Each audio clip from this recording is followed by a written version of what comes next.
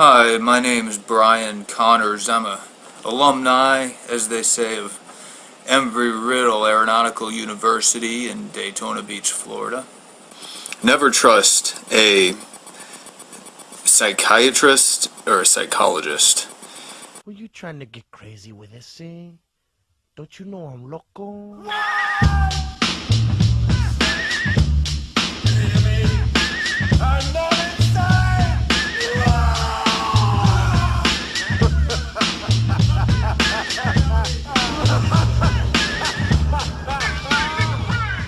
I want you to try to think back to when you were younger, let's say 7 or 8 years old. Now I'd wager if you were like me, you probably had a fear of the dark. Now, not necessarily the dark itself, but what lurked in it. I think most children do have this innate foreboding about the things that lurk in the dark. We're freaked out by it when we're younger. What's in the closet? What's under the bed? What's that noise in the basement? Is there something lurking down there? We have this notion in our heads as kids that there's something there. There's some nefarious force that is studying us. And it's waiting for its opportunity to lash out and to hurt us in some way. And so we get freaked out by it, right, as little kids. Now, eventually you'll outgrow this, maybe with your family's help. I remember my father used to love fucking with me as a kid. We watched Nightmare on Elm Street. And his idea of getting me over my fear of the dark was just to scare the living shit out of me until nothing scared me anymore. So we watched this movie, and the next thing I know, about 2 or 3 hours after I go to bed, I start to hear this weird kind of clinking sound. Well, my door leads out to the hallway. There's this, a slight sliver of light that's kind of peeking through. And I look up, and what do I see? Knives. Knives just tapping in a rhythmic pattern on the door. And suddenly there comes a hand with knives attached to it, just like Freddy Krueger. Well, this is my father. He thinks this is fucking hysterical. I can't remember. I think the bed ended up becoming a waterbed that night because he scared the living piss out of me. But, eventually our parents find a way to regulate this. We outgrow it, whether that's through cruelty or we just simply grow up and we're not afraid anymore. There's no reason to be. Now imagine instead of actually outgrowing it, you never did. And instead of monsters, it's people. And it doesn't just happen in the dark anymore. No, there's a conspiracy afoot. There's a group of people, a network of people, and they're made up of all sorts of individuals, from the stranger down the road to your neighbor, maybe your best friend or a family member. These people, they communicate with one another, and their primary goal is to fuck with you. They want to drive you crazy. They want to ruin your life. And they're going to do that in any way they can. Maybe you're at the grocery store and you hear whispering and you look behind you and there are 2 or 3 people and they're talking to one another and they're looking right at you. They're pointing right at you. Maybe you're driving on the highway and suddenly you're flanked by cars. You can't speed up or slow down. You can't change lanes. They're all the same color. They're all going the same speed. Nothing's blocking them in. They're just shoehorning you in. So you can't get to where you need to go. You have to go with their traffic. Maybe when you're on the phone, suddenly you hear an awkward static. You can't really explain it. It's a new phone. It's got great reception. The batteries work. But for some reason, whenever you're having a conversation that you think is important, all of a sudden that static kicks on. Like maybe somebody's eavesdropping or trying to disrupt your communication. This is the mentality. This is the mindset of somebody who believes in the concept of gang stalking. Now, this is a relatively new phenomena. It's really exploded with the use of the internet. Not necessarily people thinking that they're victims of some kind of a conspiracy. That's been around forever. But the name and the parameters of what it is and the community built up around it, that's new. That's been, propagated and spread all over the internet. And all these people are getting sucked up into this idea that they're the victim of some vast conspiracy whose sole goal is to drive them fucking crazy. And so this really fascinated me. I wanted to try to get into the mindset of somebody who believed in this, who thought that there was a conspiracy that existed to drive them crazy. And so I started looking. I wanted to find a good representative of the type of person that buys into this idea. And I looked around and I came across somebody, God is Cool 2010. Now I should tell you, I've actually had to come back and re-edit this video because of something that's happened. In the course of making it, originally I was going to upload it a few days ago, I tried to contact the person who owns that account. Now I'm not sure if it's because I reached out to them to try to get a better understanding of what they think, or if it's some unrelated thing, but they closed the account down. It could be for a number of reasons, and I'll actually talk about what I think it might be at the very end, but it presented some problems. One, I lost a lot of the videos I wanted to use. The reason that God is Cool 2010 is such an interesting case is it shows what happens when you present a crazy idea to somebody who's already unstable mentally. if you were to look at the videos, the first videos he put up when he opened that account, what you would see is a man who is obviously dealing with some kind of a mental instability. Now, he's a very soft-spoken gentleman. He slurs his words. He might have a speech impediment, but there's nothing striking about him. There's nothing that you would look at him and you'd say, oh yeah, that guy's got a mental defect. Oh yeah, that guy's schizophrenic or depressed. He seems like a normal guy, and in those original videos, he looked like a normal guy. But over the course of the years that he had this account, it just went downhill. And the point that it started to go downhill is when he got introduced to gang stalking. And so I'm looking at this account, I'm watching these videos, and I'm like, holy shit, this is the perfect example to use for this sort of situation. And so now you can see my problem. I've lost a lot of these videos. Luckily, I was able to get the good ones, the ones that really kind of help, show the narrative of his descent into madness, so to speak. And it's his first video, and now I've shortened a lot of these for time. A few things you should know going into this. I'm not very good with audio editing. His videos have a lot of white noise, a lot of background noise, clicks and bangs. I can't edit that out. And so, they're going to sound a little off. Also, I'm going to leave them at their original resolution. I'm not going to try to stretch it or distort it. And to top it off, he has a very awkward way of editing his videos. I've tried to cut a lot of that out, but you'll see what I mean when you come across it, because it's hard to miss. So, again, a lot of these have been edited for time to try to keep this video under a fucking hour long, but we're going to take a look at his... This is the first video of his I saw, and it is the best example of, if you've ever been around somebody, right, and they look totally normal and they act totally normal, and you're sitting down and you're having a nice conversation, and as you get deeper into that conversation, things start to go really, really strange. I mean, really bizarre, to the point where you think they're almost putting you on. Like they're fucking with you, just having a little bit of fun. And then you have that realization, holy shit, this person's crazy, like legitimate fucking crazy. This video is that encounter. This video is that situation. And you'll see what I mean. We're going to cue it up. Take a look. I worked as a flight instructor at Embry-Riddle for 2.5 years after I graduated. And as young eagles, people from Embry-Riddle Aeronautical University, as newborn eagles, fly high in the sky and with an eagle eye see all that they can see from that altitude, and nobody can touch them and nobody can stop them. There's nothing that can hide from the piercing eye of an eagle. Alright, so a few things to start with. He has an interesting way of speaking. He kind of reminds me, especially his mannerisms when he talks, of Nicolas Cage doing a character. Even his smile and his laugh are very Nicolas Cage. If he started screaming about the bees, that would fit in perfectly with how he's acting. Now, I looked into Embry-Riddle Aeronautical University, and it's actually a pretty prestigious private college where you go to learn to fly. They're located in a couple of states. I believe he went to the one in Florida based on what he's going to talk about in a little bit here. But so far, it seems okay. He seems a little different, but nothing too strange. But you'll see how quickly that's going to start to change over the course of this video. So let's continue. When we're standing on the earth with our own two God-given feet and moving about, with the education that we receive at the university, we have eagle eyes. We can see all that there is to see, and nobody can really do anything to stop us, because we're worthy of that privilege. Okay, so now we're starting to get a little creepy, but it's still so far nothing too bad. I mean, he seems enthusiastic about his education. He likes that he's a pilot. That was his profession. I can understand that. I went to St. Augustine, Florida, where my soulmate was, who I had met online, actually. It turned out she was my soulmate, though, and was in St. Augustine, Florida. So I went down there, and I found out that as a newborn eagle, there's a lot to see for a newborn eagle. And she told me that she was sexually abused as a child. She told me when we were up north,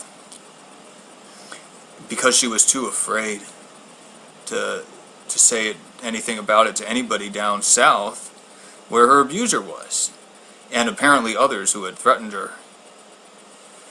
She told me about it, and I tried to deal with it using all of the applied knowledge that I had developed as a newborn eagle from Embry-Riddle.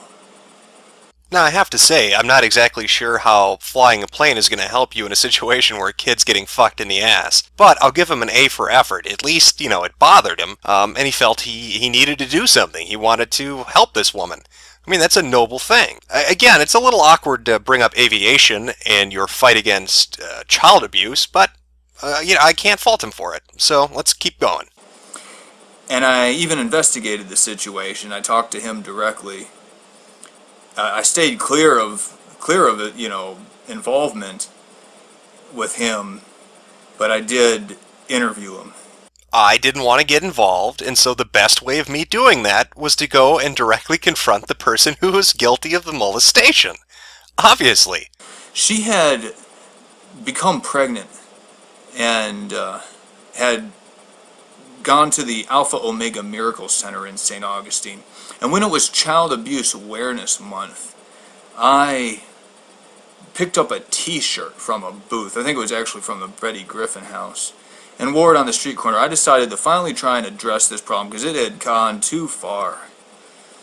And you guys need to hear this, young eagles. And know that if you pray about this, God will do something and you'll see it happen. And then you'll know what it's like to fly in the sun. And here's where the crazy starts. Again, he seems like, when you're watching this, it's hard not to be compassionate towards the guy, right? I mean, he comes off as soft-spoken and very nice, and he is. He's a very nice guy. But this is where you start to see kind of his mental state. And remember, his story started with him talking about, going to college, being in aviation, meeting a woman online that he cared for, going to meet her in a different area of the state, and finding out she'd been through this trauma, and now he's trying to deal with it, and he's gonna deal with it all right. And it's from this point onward, again, with keeping that in mind of how this started, you'll see just the descent. It's just so quick. It's so quick. And in the course of the original video, I'll put links in the descriptions of all of these videos, but in the course of the original video, I'd say we're about a third to a halfway through. Again, I've edited for time, but about a third to a halfway through. I love Jesus, and I wore the Alpha Omega or Betty Griffin house t-shirt, which said "No excuse for abuse" on it, on the corner of on the pedestrian crossing island on the corner of US 1 and 312 in St. Augustine, Florida. And a policeman came up to me, stood next to me for a while, with a big smile on his face, after asking me what I was doing there, and I replied, protesting. And he asked me if there's anybody else protesting with me. I said no. He said, "What, are they over there, across the street?" I said, "No." I told him there was nobody else. When he knew that, he stood there quietly with a big smile on his face for a while, and then 20 seconds maybe, I don't know, 15, 20 seconds, 20 seconds. I don't know if any of you are familiar with the term crazed look in their eye, but that kind of applies to him right now. His eyes are darting all over the room. He can't really stay focused. He's starting to talk about how this policeman's interacting with him and being very specific about odd details, like how many seconds, specifically how many seconds this officer, was doing this. And this is really where you start to see kind of cracks in the facade of normality with God is Cool 2010. They threatened to throw me off of the 312 bridge, and one of them said, "Welcome to the South," repeatedly, while they were, in order to scare me, I guess. I don't know what they were thinking. Obviously, who knows what people like that are thinking. But that's what they did to me, all because I was trying to address child abuse in St. Augustine.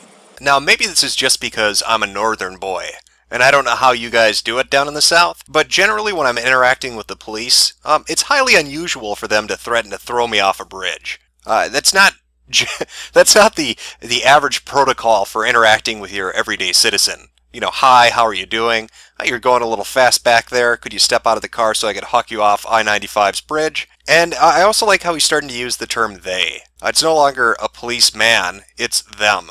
You know, the ominous they, the nefarious they.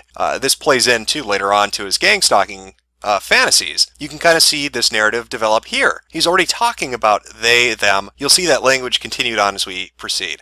They committed perjury and threatened to throw me off of a bridge. It scared the life out of me.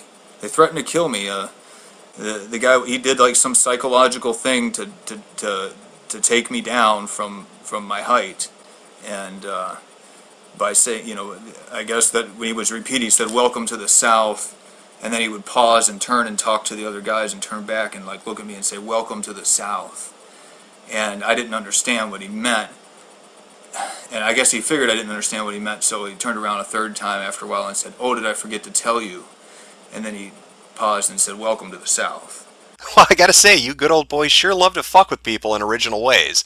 Welcome to the South. I'm sorry, what did you say? Welcome to the South. Now, there was two things that were interesting about that. I don't know if you caught it, but in the middle of that portion, that clip, he said they use psychological mind games, or psychological techniques, to talk me down from my height. The guy, he did like some psychological thing to take me down from my height. Now, he's already talking about a bridge, right? And he made it seem like they were going to throw him off the bridge. But if you caught it, he's saying they're talking him down. So you have to think of this through the goggles of reality, okay, and apply them to this situation. What's really going on? Well, here's a guy with this anti-molestation t-shirt up on a height on a bridge. Maybe he climbed up the railing. Maybe he's up on, you know, some of the latest work. Who knows? And here come the cops to talk him down. Hey, don't jump. So I don't know what the welcome to the South thing is, but it's really weird. And you can start to see this has gotten fucking crazy. I mean, we've gone off on a tangent. This started out about him talking about his college, and we've moved from his college to a chick who was raped and molested to him, you know, being stalked by policemen and random Southerners who keep saying, "Welcome to the South." And then they arrested me, and then I knew something was up because I hadn't committed any crimes. And they put me in handcuffs and then turned my body and pointed my head directly at this bridge. You know, they had wrongly handcuffed me, and they wanted me to know that they were gonna wrongly do something to me on that bridge.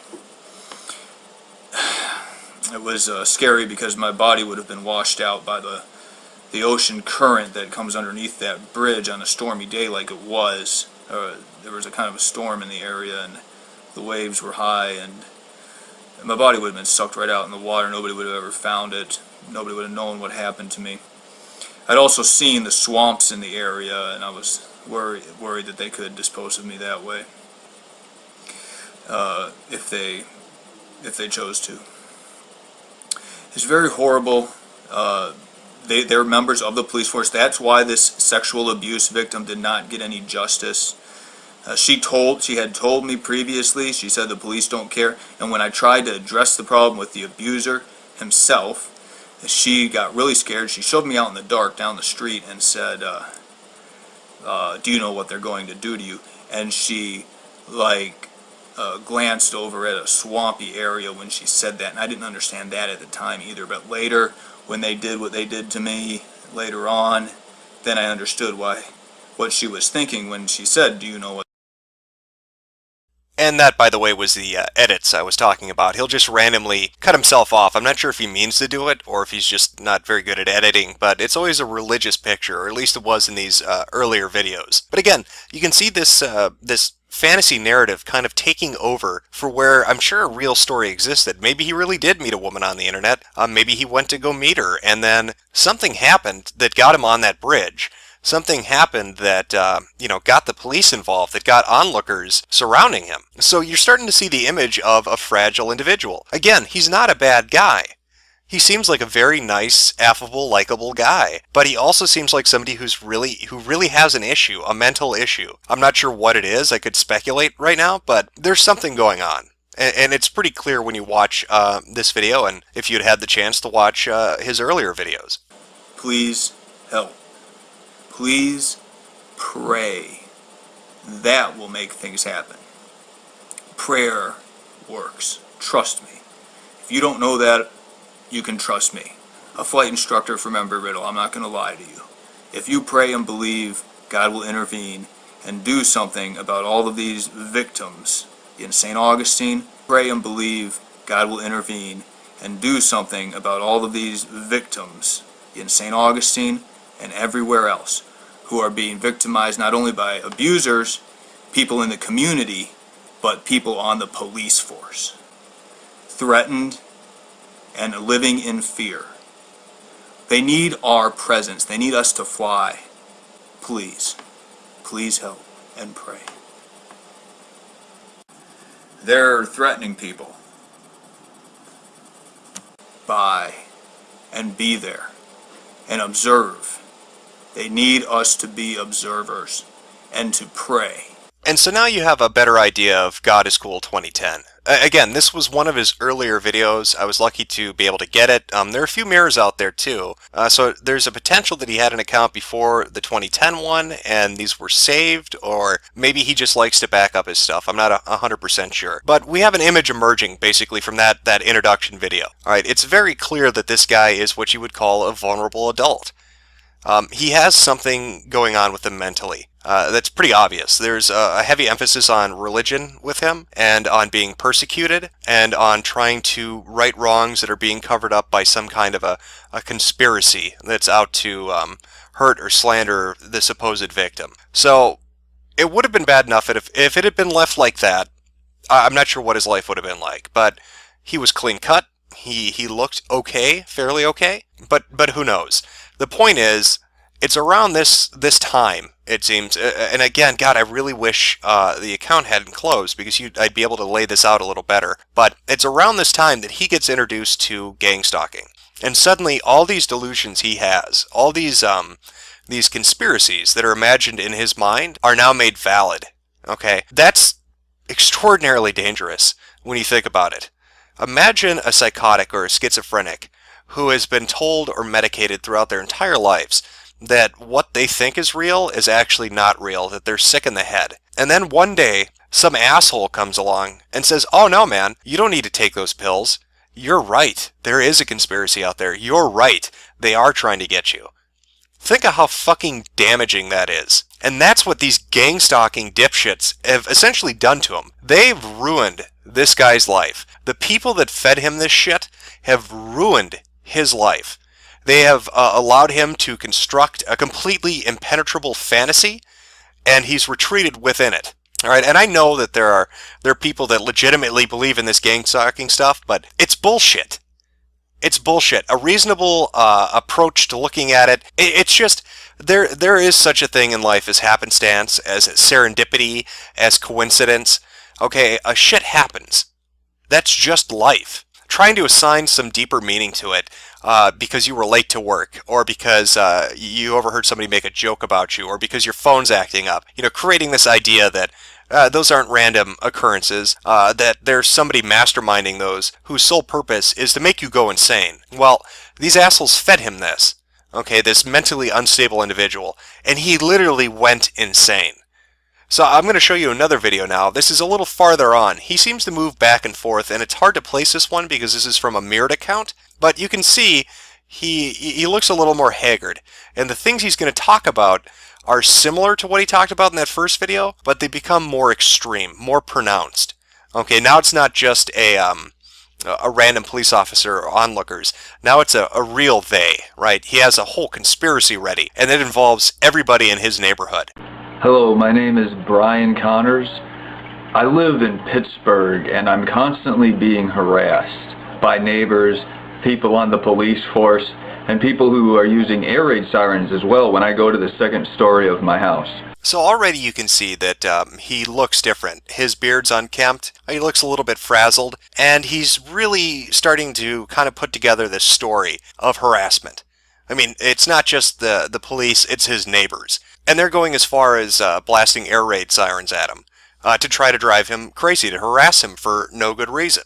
A person who lives right across the street from my backyard pointed a laser sight for a rifle at me while I was sitting in a lawn chair in the backyard, threatening my life, threatening to shoot me, because I don't know what reason he had for it. I was watching, the neighbors had some kids playing in their yard, and there was a little black girl over there and said something that had happened was child abuse because somebody was just going nuts and disciplining one of the children for no reason. And I saw that it was crazy, so I said, yeah, that's child abuse, because I didn't want her to be told that she was wrong and to believe that. And so here you can see another reoccurring theme of child abuse, specifically child abuse. It seems to be something that is always at the heart of this harassment he's facing, and seems to be the impetus that sets off, this gang stalking mentality of the neighborhood and the police force and all these other people involved. And so this guy, pointed this laser sight at me from the middle of his living room window. The night before, the gunshots had been fired, so I knew that he meant, I'm pointing a gun at you, and it was a powerful sight, like the kind that you would use for a laser, for a rifle, not a little toy. Here again we see another theme that seems to be common in a lot of his videos, which is being threatened with death. It's not just the child abuse that he seems to stumble upon wherever he is, be it in Florida or Pittsburgh. It's the threat of bodily harm, specifically murder. I mean, he's saying that his neighbors are threatening to murder him, and the police refuse to do anything about it because they're in on it. Can anybody help? I'm being harassed and threatened in Pittsburgh. The local police are not only not taking reports, but are involved in the harassment. And I just need anybody who can, understand. Sadly, it looks like he didn't get anybody who understood. What he got instead were people who, put forward this idea of gang stalking. They probably saw his videos and thought, oh my God, it's another victim of this horrible oppression that Americans are suffering at the hands of some network of people who are dedicated to screwing with middle-class citizens. Now, what makes this really tragic, especially in his case, is as you watch the videos, as they progress, he gets more haggard in his appearance. He becomes, just disoriented and disheveled. He starts talking more and more about the harassment he's facing. But he eventually ends up in a psychiatric ward. That's where these next couple of videos come from. That's the end result of feeding people this kind of shit. Here's this poor son of a bitch who has something wrong with him, who really is fucked up, but he's a nice guy, and maybe if he got treatment, he'd be okay. Instead, he got these pricks who fed him this conspiracy shit, and it fucked his life up so bad he ended up in the nut hatch. Alright, he's in the loony bin right now. When I talked earlier about why his account might have been closed, this might be a reason. He was making videos in the insane asylum, the psychiatric ward of the hospital he's at. Now, it wouldn't be too unreasonable to suspect that a doctor watched some of these videos and thought, shit, this isn't helping his treatment. He's just, falling farther into his own delusion. So we've got to stop letting him have this outlet and start having him, open up in therapy. Again, that's speculation, but it seems reasonable. So here he starts, this poor fucking sap who has these problems, and he gets manipulated. He gets abused, legitimately abused, by these assholes who are putting forward this ridiculous notion of gang stalking. And this is the end result. This is what happens when you feed a mentally unstable person huge lines of bullshit like gang stalking. Hello, my name is Brian, and I'm also a victim of organized harassment. Here in Pittsburgh, Pennsylvania, they have locked me up in a psych ward, Western Psychiatric Institute of the University of Pittsburgh, I think it's called, or Western Psych for short. The way they did that was by basically, after they harassed me for a number of years, got me sensitized to certain sounds, then a couple guys threatened to shoot me. And I tried to report it to the police at that point because the guys threatened to shoot me, but the local police would not take a report on it. And they were trained not to.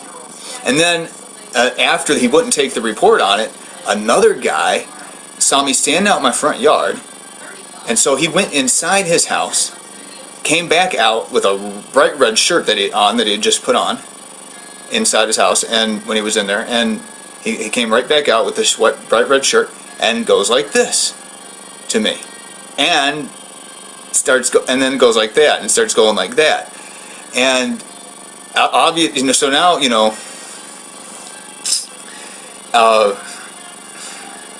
and so now he finds himself in this institute, in this psychiatric ward, and that's not because he's crazy. No, this is just an extension now of this vast conspiracy of this gang stalking. All the neighbors were in on it. All the police were in on it. You can see the frustration he feels in this video. You can just see it. It's palpable.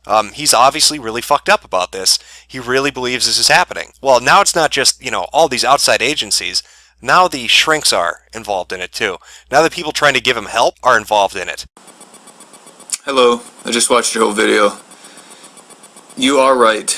Do not, and I'm telling you so that you know it from somebody else, never trust a psychiatrist or a psychologist, because they're not doctors, first of all, but they let people think that they are. They do not have PhDs. They do not have the abbreviation doctor in front of their names, but they let people believe that they do. And they basically are just kids that never learn to be honest. They are immature liars. Don't ever talk to them. But if you need somebody to talk to, you know who you can. Well, you can talk to your friends on YouTube here. And what great friends they are. They took a mentally unstable individual, fed him a conspiracy-laden bullshit soup, and then watched as his life deteriorated before them. And just take a look at this. You can see the progression of his decline. It's evident physically on him. Now, if his account hadn't been closed, there were so many more videos that pointed out, his interaction with people in the gang stalking community. He had some where he was walking around his apartment talking about his food being tampered with because he saw a video of somebody explaining that they tamper with your food. And so he was freaked out and, how do they do that? And what can I do to prevent it? And, do I need to seal everything up? There were other videos talking about being followed and what cars to look out for. These are all classic pieces of the gang stalking theory. The idea that they color coordinate their vehicles to harass you on the road, and that people will do subtle things, subtle but vague enough that it will drive you crazy and nobody will believe you. Like that first story he was talking about, welcome to the South, before he really got into the whole gang stalking thing. Well, they'd say, oh, well, of course they're going to do that to you because it sounds so ridiculous, who would ever believe it? But the sole objective is to drive you crazy. They want to listen in and ruin your life in any way they can.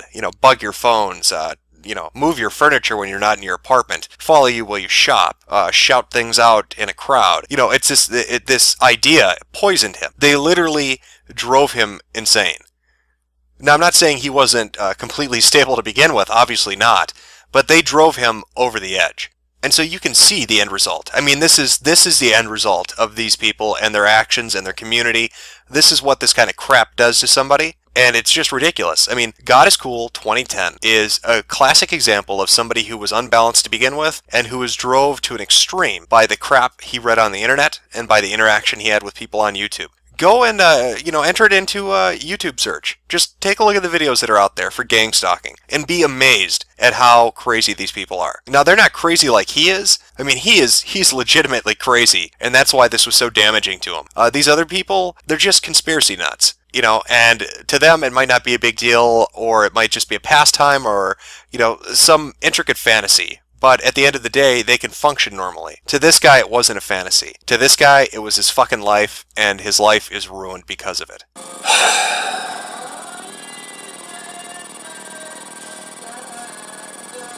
Were you trying to get crazy with this, eh? Don't you know I'm loco? I'm not insane! This is not reality, not reality, not reality. This is reality. Not reality. Relax, buddy. You're awake now.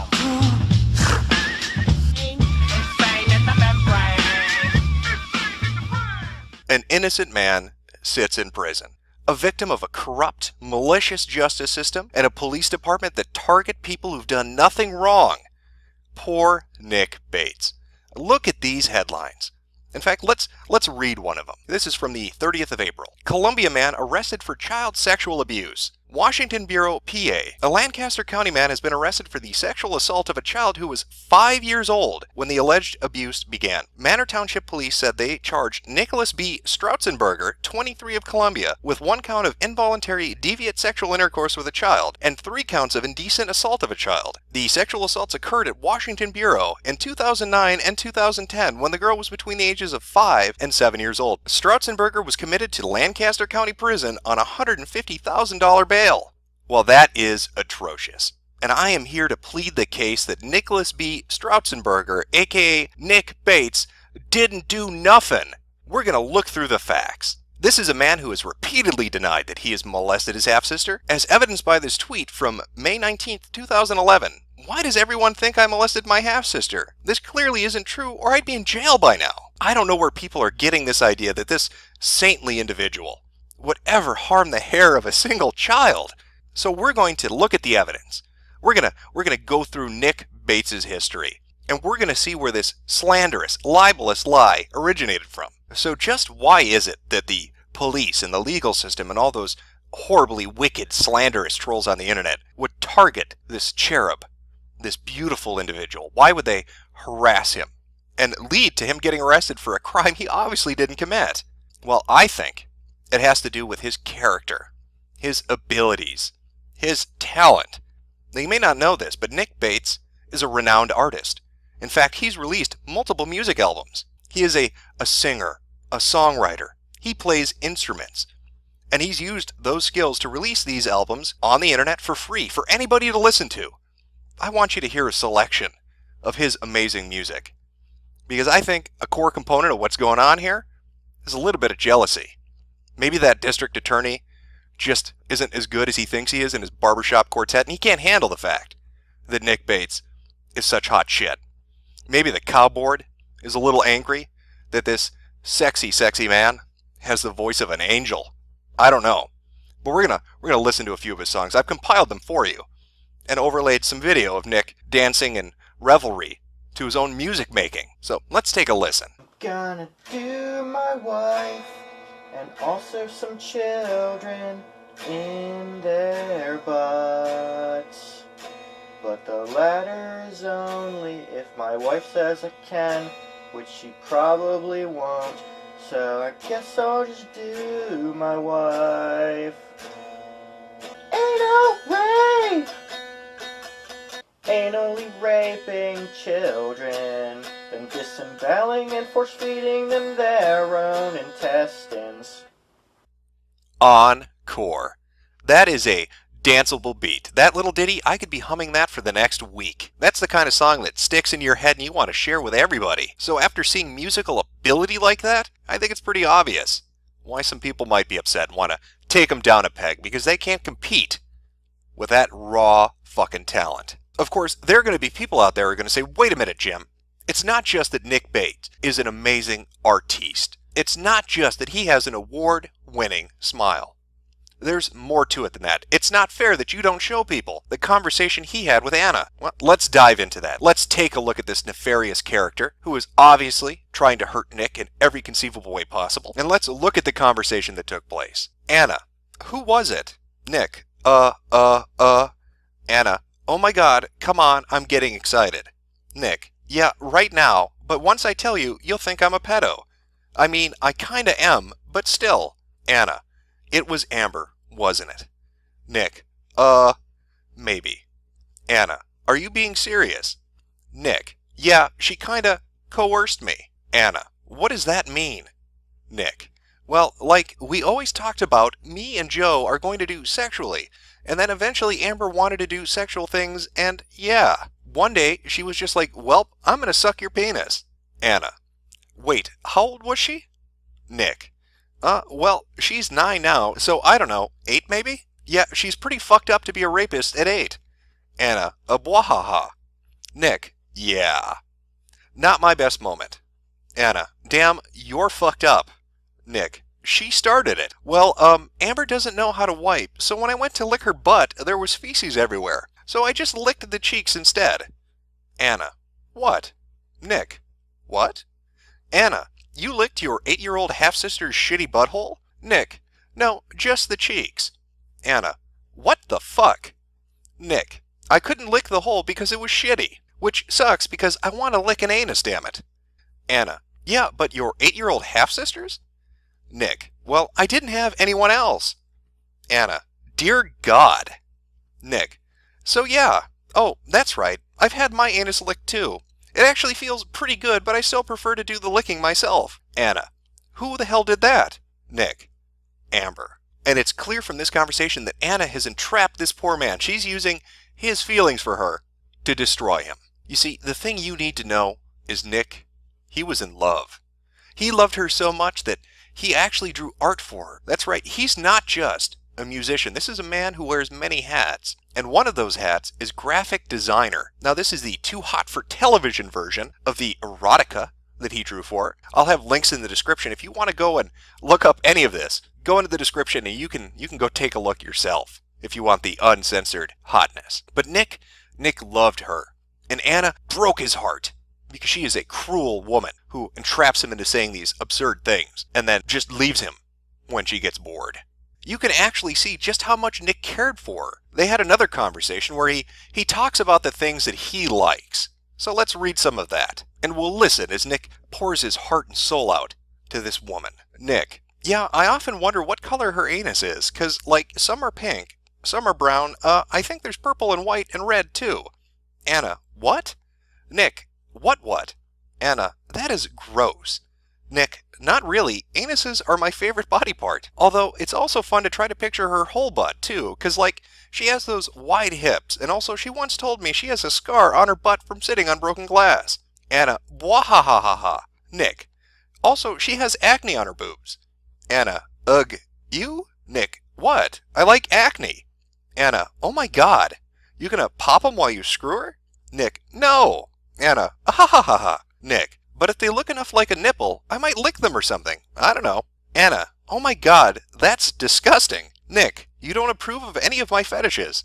Anna, what, acne? Nick, all of them. Anna, I don't even know what other fetishes you have. Nick, oh well, you know about all the butt ones. Anna, oh yeah. Well, that's okay, but you are like obsessed, and I don't get why you don't like vagina. Nick, because they're gross. This man is a connoisseur of fetishes.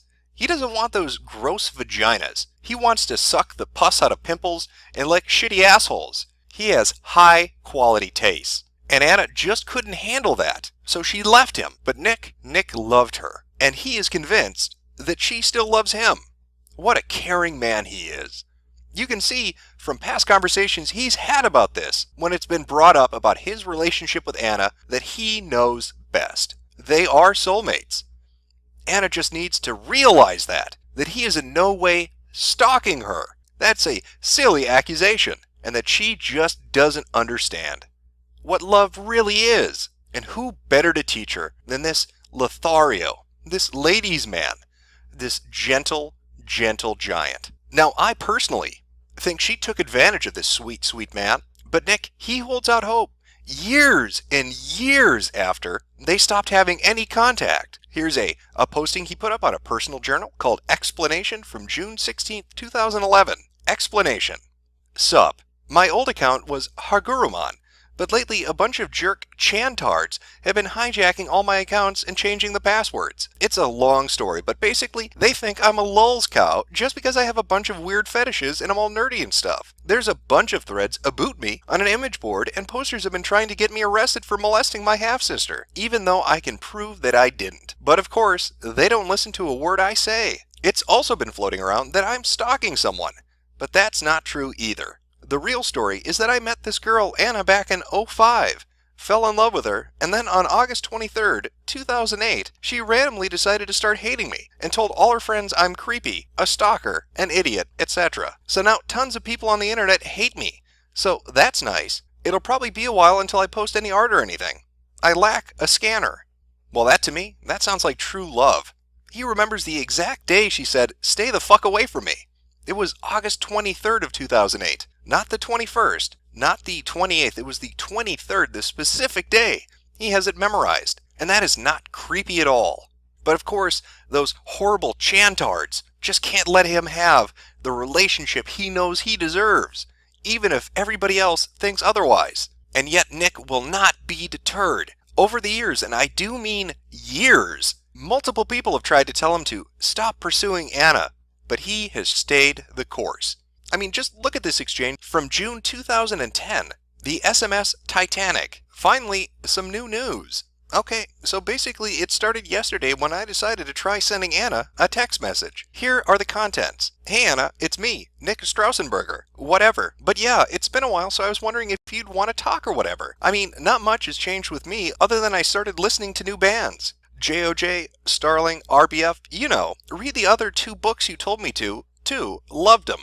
Also been playing a lot of Pokemon and Final Fantasy VII. You should play the PC version. Painting my aunt's apartment for money, etc. Plus, I'm less annoying. So yeah, I'm curious as to how you've been doing, so I guess give me a holler. See ya.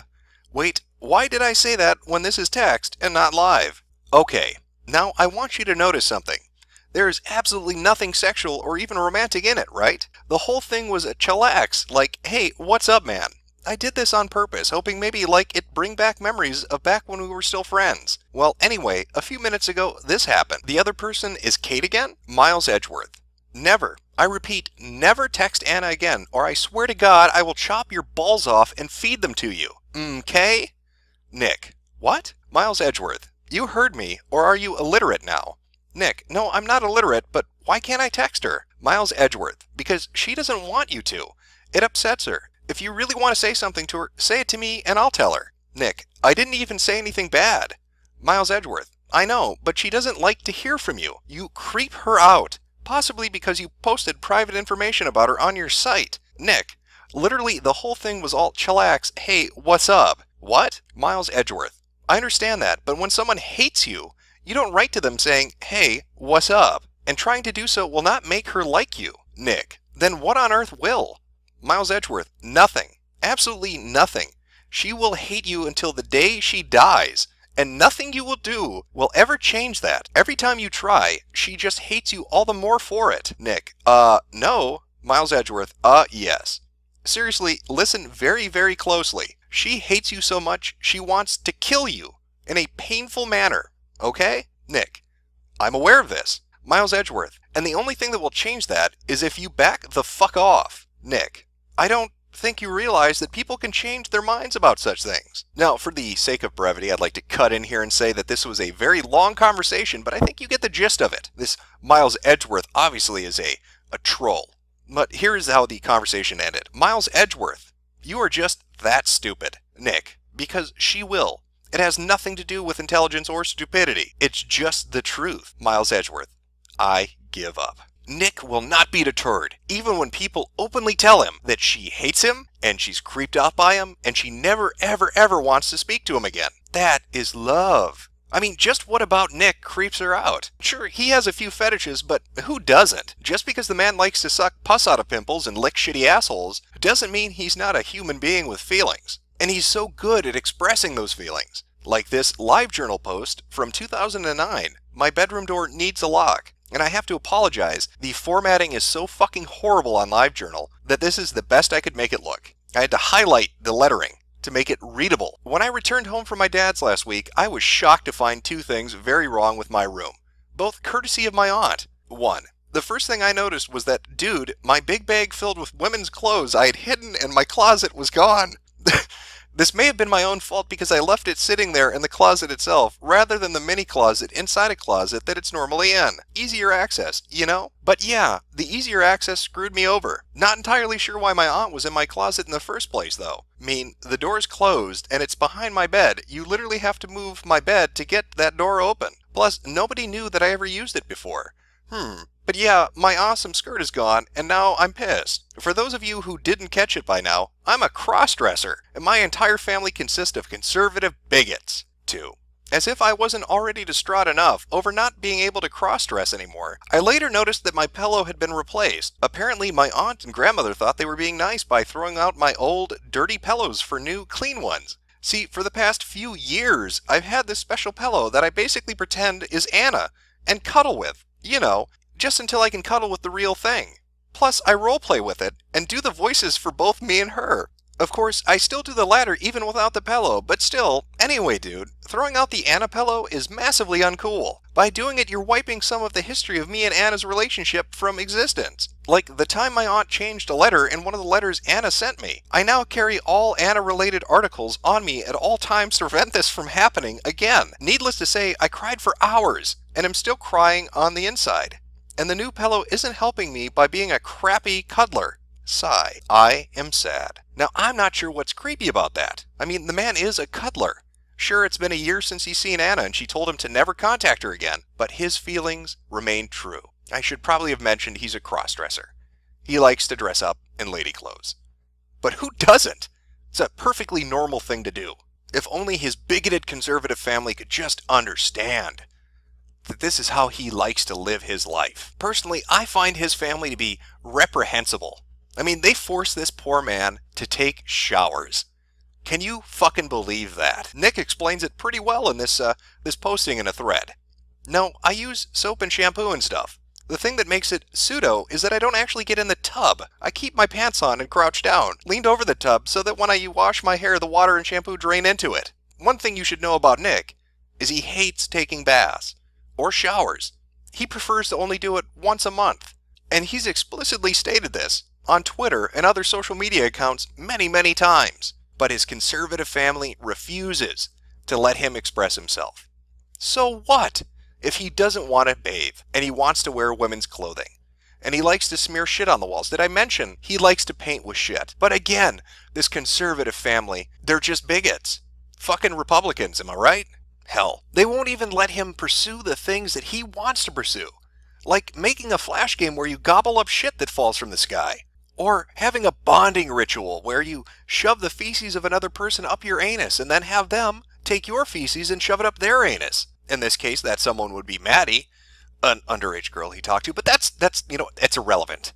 It's not important. What's important is they are oppressing him and making him repress the things he's interested in. And what other interests are they making him repress? Well, I'll let Nick explain it himself. Okay, obviously rape is bad. I'm not saying legalize rape. I'm saying legalize consensual pedophilia. Consensual. I am a pedo, but that's not illegal as long as you don't actually do any children. So as you can imagine, some conservatives decided to come into the thread and harass him for expressing himself. But Nick held his own. He told them it was extremely ageist to not want to have sex with children. And in response to somebody saying, "Would you really fuck a child?"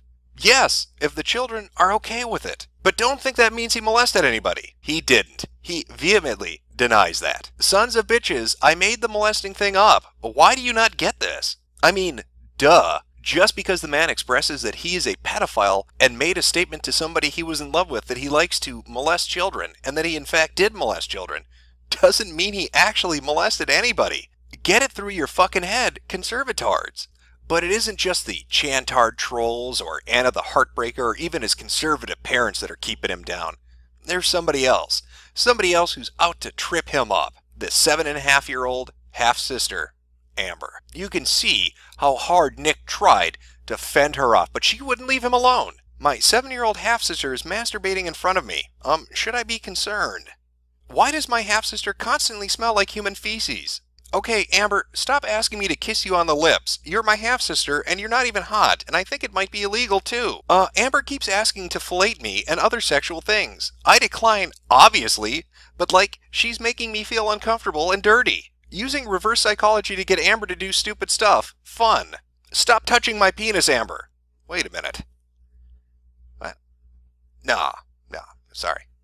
Got lost in thought there. I'm seeing something that obviously isn't there. And of course, Amber is out to get him in as much trouble as possible. Also, apparently Steve found an erotica I wrote on Amber's laptop, and now I'm not allowed at Mom's house or near Amber anymore.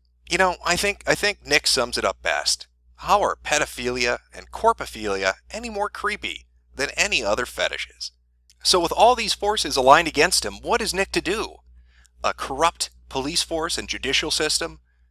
Conservative parents? Chantard trolls, Anna the Heartbreaker, and maybe the worst of all would be the preteen temptress Amber herself, all trying to bring him down a notch. How is Nick going to defend himself? He even expressed his own confusion over this. I wonder if my half-sister actually believes I did it, or if she's just lying.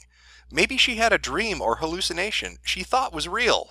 Dude, what? No, my half-sister herself is accusing me of molesting her. Obviously I didn't, but I have no idea who to defend myself here. But Nick's not completely down and out yet. He has come up with perhaps the most brilliant legal strategy that has ever been thought of by a defendant in the United States of America. And in fact, you can see the seeds of this great idea taking form on Twitter earlier this month. Continued. Sexual assault, so why would I do it? My corpophilia proves I lied in the chat log. I don't receive analingus, etc. He is setting up the bulwark, the latest, the foundation for what is going to be his brilliant legal maneuver. And in fact, he gave us a preview of what that's going to be. A piece of evidence that once the jury sees it is going to set him free. And I'd like to share that with you right now. But there are some issues.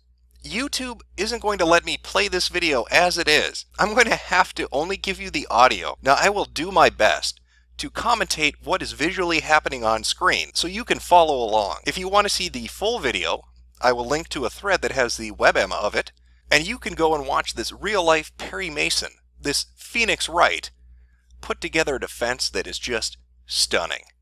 And the video seems to be starting with a Yeti somehow filming itself with a camcorder. That's a remarkable feat. I'm not sure why it's starting like that, but I'm not the genius attorney. Because I've been accused of sexually assaulting my sister, and this is me trying to prove that I didn't. Part of the reason that I think they think I did it is because of this chat log. This would be the chat log we just read with Anna, the Heartbreaker. I told my friend that I did molest my sister. And even though I've came out multiple times to say that this was a lie and that I actually didn't, nobody believes me. But, the Yeti appears to be slightly confused, spinning the camera around a little bit. One thing that I can prove was definitely a lie in the chat log is that I mentioned in it that I didn't do anal with her because she had feces in her butt. And everybody knows that I'm a coprophiliac, so this wouldn't have stopped me. If I were to molest somebody, I definitely would have done anal no matter what. And I can prove that I'm a coprophiliac because here is my toilet. He's pointing his camera into a toilet that is filled with shit. And I'm going to touch the feces and masturbate with it. So, I don't know how to set up. He's now set the camera down with an angle at the toilet as he stands over it. As you can see, or actually I guess I should use this hand. My hand is clean right now. But it won't be in a minute. Okay, nothing on it. The Yeti is now dipping its paw into the toilet to retrieve the fecal matter. And now I am holding feces. Can you see it? Oh crap, it's falling on the floor. It seems to be having some issues. Poop is slippery. Okay, so the Yeti is now waving the shit in its hand to get the water off of it. I'm undoing my pants. It's hard to do this one-handed, though. The Yeti is now attempting to take its cargo pants off. Confusing as to why it's wearing pants, but nonetheless. The Yeti is using one paw to unzip its pants, while the other grips tightly on the fecal matter it pulled out of the toilet. The Yeti is now sitting on the toilet, exposing its naked genitals at the camera, and seems to have an incredibly small penis. If you imagine two Tic Tacs lined up end to end, and then the person that put them on the table got hungry and ate one of the Tic Tacs, that's pretty much what you're looking at. It's a single Tic Tac. So now it's all over my penis. I don't know if you can see it. At this point, I'm unsure if the Yeti means his penis or the poop.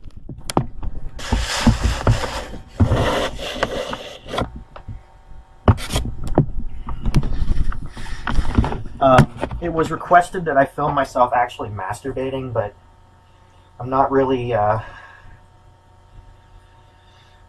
aroused right now too much. Ever since I started on my medication, my Invega Sustenna, I haven't been able to masturbate like on command. So The Yeti appears to be sad. yeah, but anyway, hopefully this is proof enough that I'm a coprophiliac, and that proves that I couldn't have molested my sister because of you know. Case closed. 'Cause, smearing shit all over my genitals clearly indicates that I'm incapable of molesting children. That is a slam dunk. So I say to you, the viewer, what do you think? We have Nick Bates, a man who has openly expressed on the internet that he is in fact a pedophile, who has openly admitted that he's had sexual conversations with his half-sister, who was a preteen at the time, who admitted to a woman he was in love with that he had engaged in sexual activities with that minor. He's written songs expressing his desire to rape and have sex with children. I think when you add all these things up, it's pretty clear that he is guilty? You know what? Fuck it. Free Hat McCullough. The CIA niggers glow in the dark. You can see them if you're driving. You just run them over. That's what you do. Fucking CIA niggers. Were you trying to get crazy with this thing? Don't you know I'm loco? Insane. You hear me? I'm not insane! This is not reality, not reality, not reality. This is reality. Not reality. That's funny. You're weak now.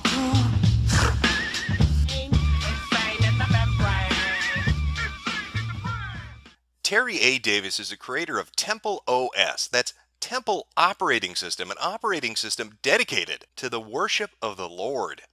This is Temple OS. It's a 64-bit PC operating system. It has an oracle. That's why it's called Temple OS. The main purpose is for doing offerings and of hymns and art and poems and stuff, and then getting a response from God in the oracle. In fact, it's not just dedicated to him, it was specified by him. That's right, Temple OS is the only operating system that God has ever helped develop. Remember the Holy Covenant, 640 by 480. God said 640 by 480, 16 color is a covenant like circumcision. And God is a real stickler. Davis even has a Q&A with the Lord on his website where he outlines exactly what he wants. Operating system? Was about to make line number column an editor. God nixed it. Was about to do different graphics mode when I found 800 by 600 missing. God said just one mode, 640 by 480. I was about to add child windows. God said, God is not the author of such confusion. I asked for verification of 640 by 480 16 colors. God said it was because of his children and their offerings. I asked about sound. God said single voice. I asked for verification of not having different drivers. God confirmed this. Now, outside of the development aid from Yahweh himself, Davis spent a decade, an entire decade building this, all on his own, from scratch. Using Holy C, a variant of C, Davis programmed everything.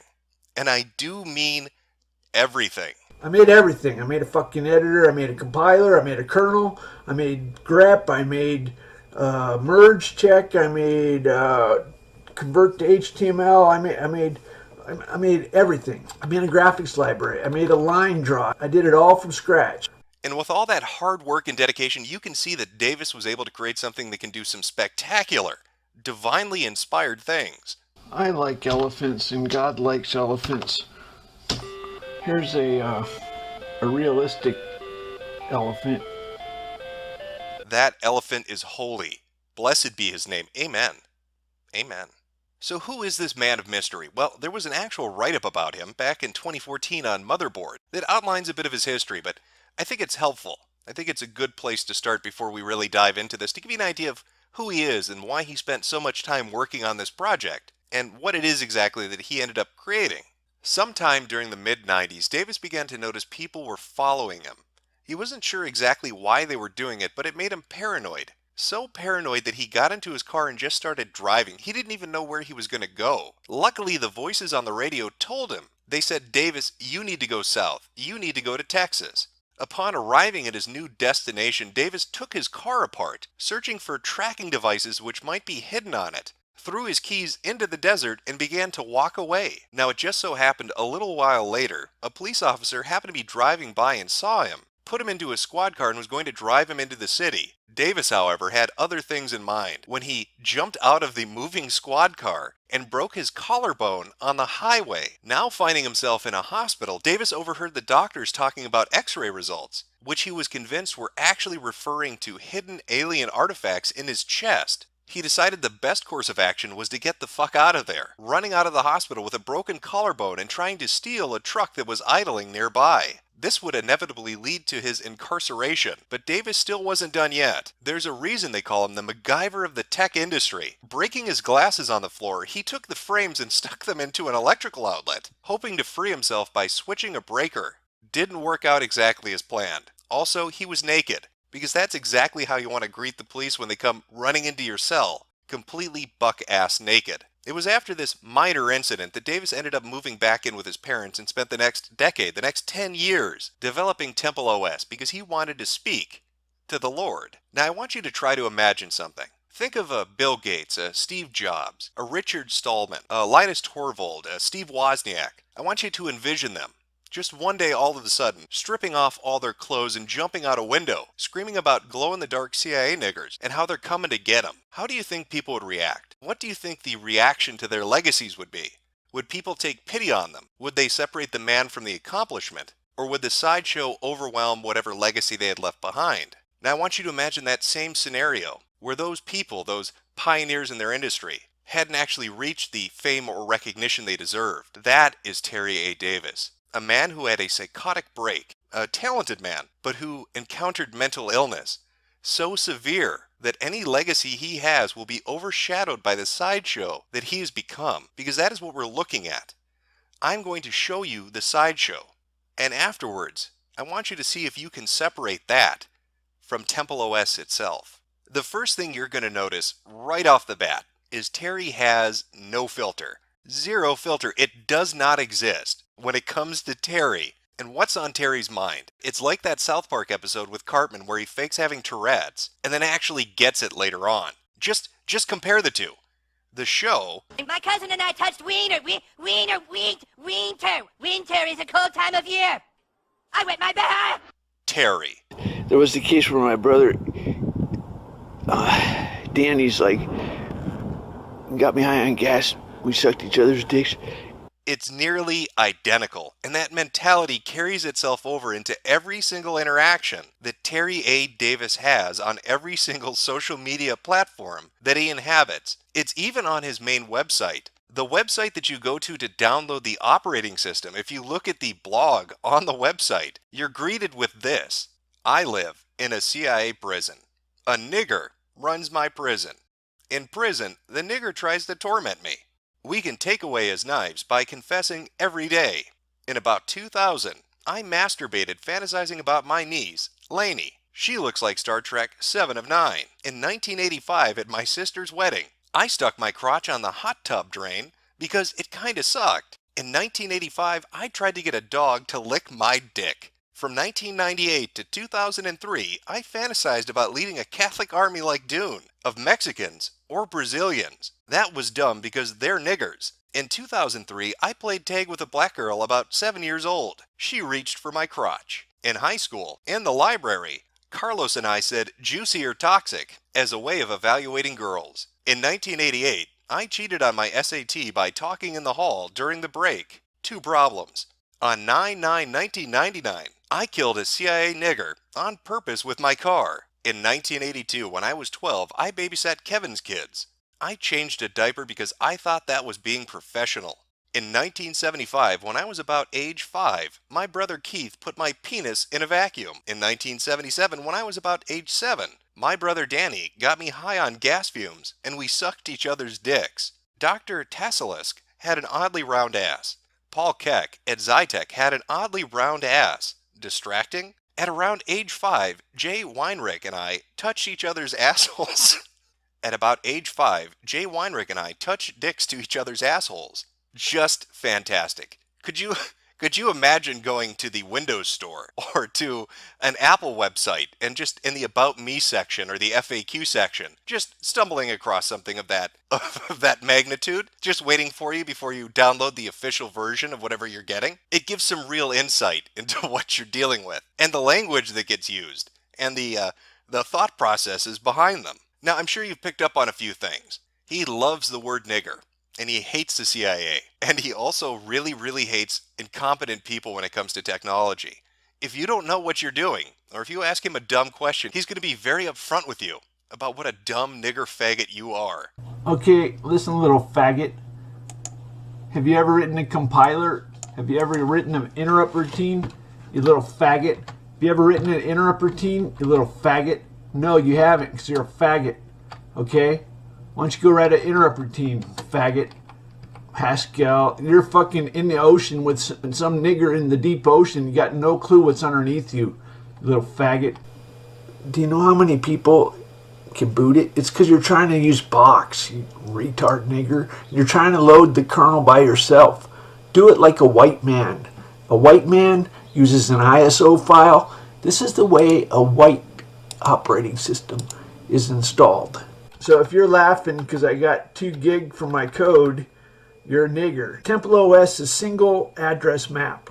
It doesn't use paging. For an average MIT nigger, they cannot understand. They have their minds crunched into a narrow blinder by the CIA. Goddamn Central Intelligence Agency doesn't know when to back off, but Terry's onto him. He is not falling for their tricks. He has his eyes wide open. He knows what the score is.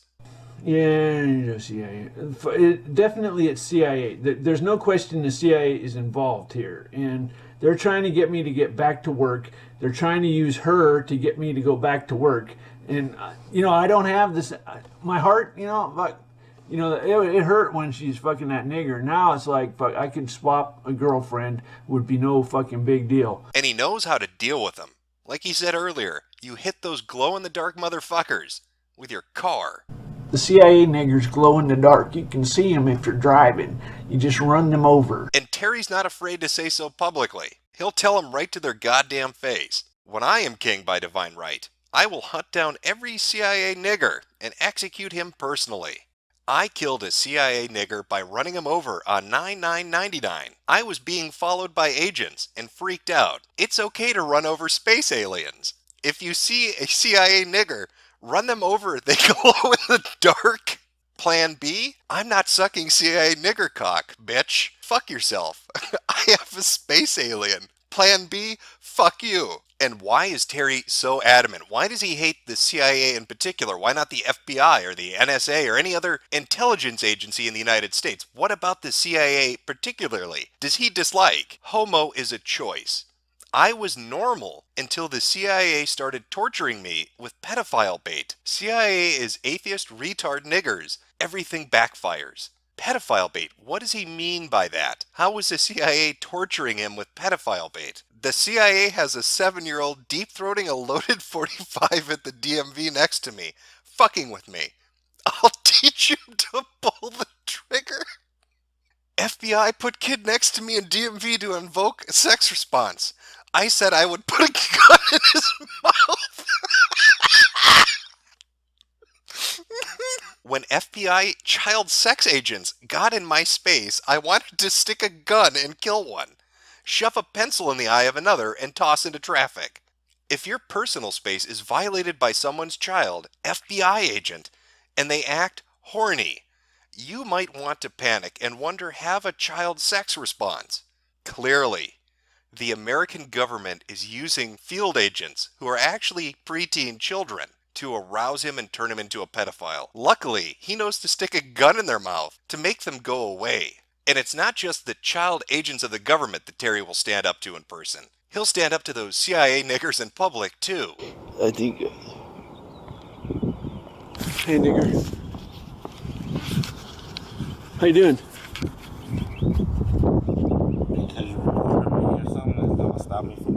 In fact, I think the only things that Terry hates more than child sex operatives of the government and those goddamn CIA niggers would be birds that don't know when to stop shitting. They have to be dealt with harshly. in Terry's world. I fucking killed the bird, didn't I? I fucking took that piece of shit bird, fucking smashed its head. Fucking, here I am living in shit from the goddamn bird for how many years? Fucking little piece of shit bird doing its mating call, and I'm fucking annoyed as fuck. Little pussy bird fucking living with that thing shitting on me, making my room shit. Fucking took that thing, fucking smashed its head. Fucking no more bird holding me under. Fuck yeah, man. Fucking liberated from the goddamn bird, you know? Sad, I know, but occasionally to make an omelet, you've got to break some eggs, or in this case, kill the bird by throwing it against the wall. I can't say if this is an actual true story on Terry's part, because that's one of the problems you encounter when you're dealing with somebody who's completely insane. Are they telling the truth? And they don't have a filter when they're telling you things that no normal person would ever openly admit? Or are the voices in their head compelling them to say things that are just untrue to begin with? However, whether he's insane or not, there is one nugget of truth that he has seemingly clawed onto, which I think we can all agree with. Bill Gates and the Illuminati got a herd of nigger cattle. Woo! We got a herd of nigger cattle. We got a herd of nigger cattle. They got a big herd of nigger cattle. Yippee-ki-yay. We're nigger cattle herders. We got a herd of nigger cattle.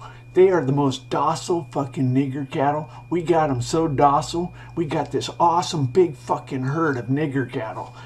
And they shit.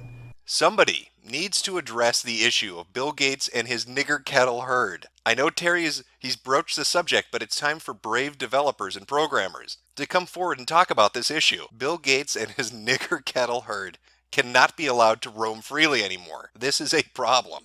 Now, what you've just witnessed is the sideshow of Terry A. Davis, and it is equal in portion to the accomplishment of Temple OS. So how do you separate the two? When you have somebody who seemingly has a gift or an ability or a technical skill who could really do things and create things, because before he went crazy, before he had his psychotic break, he was working with companies like Ticketmaster and others. He was starting to dip his toes into the professional pool, and where that may have led, we'll never know. What we're left with is a 10-year-long legacy, the aftermath of a psychotic break from the mind of a schizophrenic who wanted to develop an operating system to talk to God. Now, I've laughed a lot. Some of this shit is the funniest stuff I've ever read, and some of Davis's live streams will make you laugh like you wouldn't believe. I know it's sad to admit, people don't like to admit it, especially when it comes to a real, legitimate mental illness, but I would be dishonest if I did not admit that I find this pretty fucking funny. It's sad, though, to see that whatever ability he had, whatever chance he had at a career and a future, it's gone. How do you recover from this? How is he ever going to be taken seriously? Who's going to work with him? Who's going to say, that's my coworker, that's the guy that I'm building something new with, something innovative with? But I think the one thing that Davis really highlights, at least for me, and this is touching all the way back on Tumblrisms, when I used to do that, the one of the first episodes, Headmates, is that real mental illness fucks your life up. Davis lives with his parents. His professional opportunities are limited, and he will always have this stigma, and he will never be able to really interact with anybody in a social manner comfortably for the rest of his life. Compared to the Tumblerettes, the SJWs, the snowflakes, they like to invent mental illnesses. They like to make up buzzwords to get attention. Real mental illness, as funny as it may be to watch, will fuck you into the dirt. And it's not a way to garner attention. And Davis really shows that. He lays it bare. It's for you to go look at. You can look at what he tried to build, and you can look at who he is, and you can look at the impact schizophrenia has had on his life. It's a sad but true statement. And there, but for the grace of God, go I. President Obama and citizens of the world. We are TIs, targeted individuals, And law-abiding citizens being targeted. Every day of our lives. Were you trying to get crazy with this thing? Don't you know I'm loco? You hear me? I'm not insane! This is not reality, not reality, not reality. This is reality. not reality, not reality.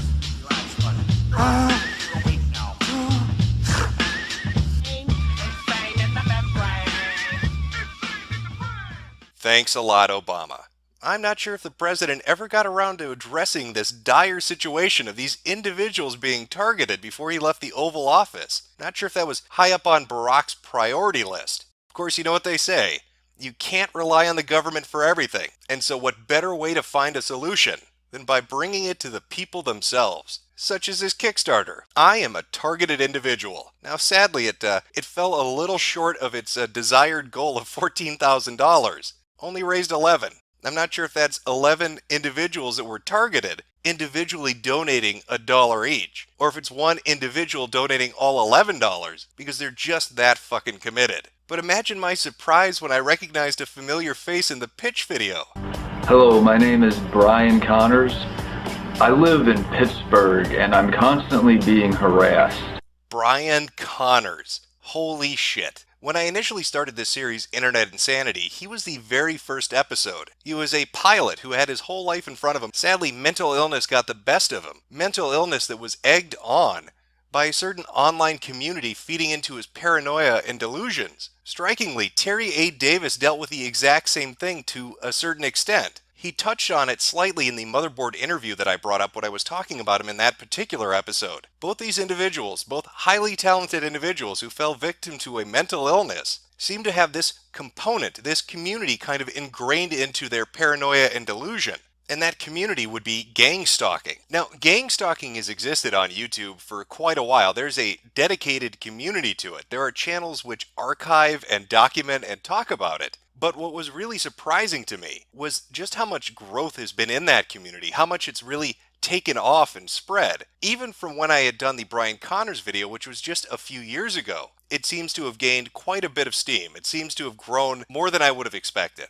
And the thing about this particular community and this particular subject is once a vulnerable individual gets hooked on it, it's almost impossible for them to get out. They become wholly consumed by the idea, and then you see a dramatic shift in what they used to talk about, and it becomes focused exclusively on gang stalking. For example, this particular channel, you'll see their post history, their upload history dealt mostly with religious music. But then 1 year ago, there was a dramatic shift in the content they were putting up. It was no longer religious music, it was entirely dedicated to the concept of gang stalking. And not just videos discussing the subject, but being a victim of it, being a targeted individual. You can actually see the effect of this concept, this community playing itself out on this particular person. You have videos of them simply filming people doing their day-to-day routine and ascribing to that malicious intent. This particular video is 7 minutes long, and all it is this individual filming a woman sitting across from her on the bus. But when you read the description, you suddenly realize you are smack dab in the middle of Crazy Town.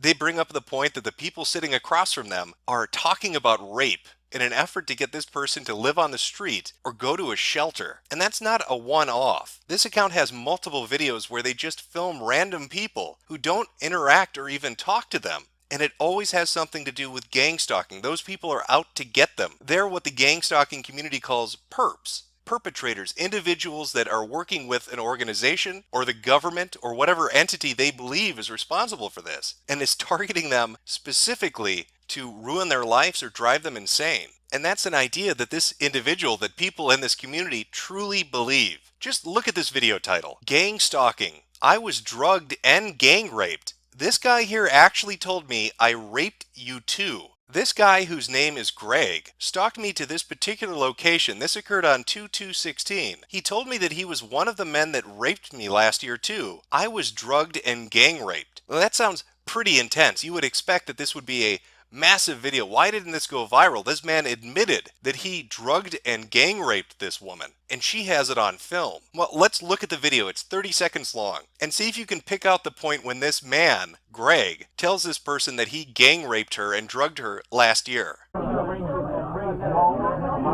Actually stalking me to the food pantry. Greg again. Today is February the 2nd, 2016. Time now is 6:55 p.m. He's nuts. Absolutely nuts.